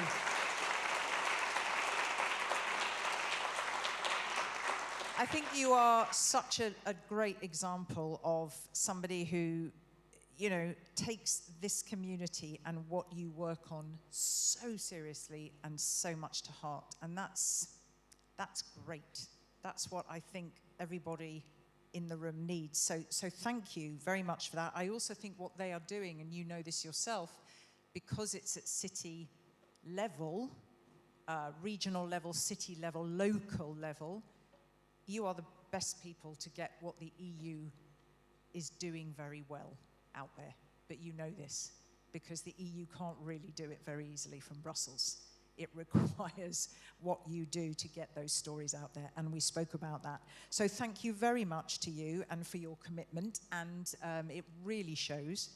Thank you very much, Irena, and to Philippe and to you for all of your brilliant moderating, to the Commission as a whole, to this lovely team there, also to Stephanie.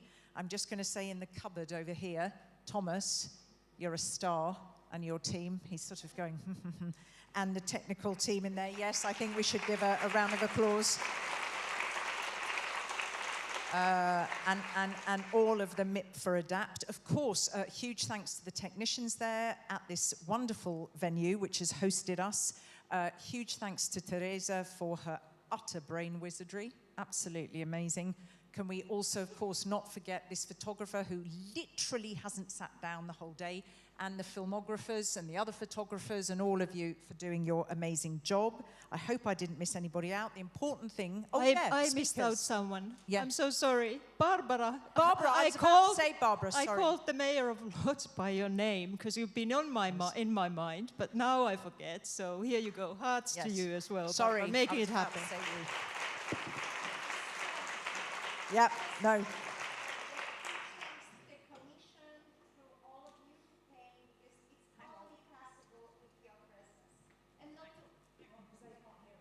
Okay, so to those of you who are online, also huge thanks to those of you in the room, to the Commission for being here, to the Commissioner for taking his time, to our Minister, to the colleagues from the Ministry of Climate and Environment and national contact points, and indeed to all of you. And let me finish with my fantastic husband and all volunteers that were invisible, but they were making this happening very smoothly. Thank you so much. I love you, Line. And of course, the last two groups of people. Number one, huge thanks to the speakers. I want to say something very important. And I don't mean this patronizingly, the fact that you all, the majority, are not speaking in your native tongue. I've moderated in another language, and it ain't the same for me. So I have to say that. I do not take it for granted. Seriously, number one. So thank you, and also for just only being able to distill but a fraction of your brilliance. You're incredibly disciplined, and thanks to you. Events are tough, right? They require a lot of energy to listen, but you've been lovely people. Thank you so much to you online. We hope there's somebody still there in your pajamas or otherwise. And on that note, very good luck. Now you can get your hands on a drink, but I wish you luck and passion in your future endeavors. Thank you very much. I learned a lot.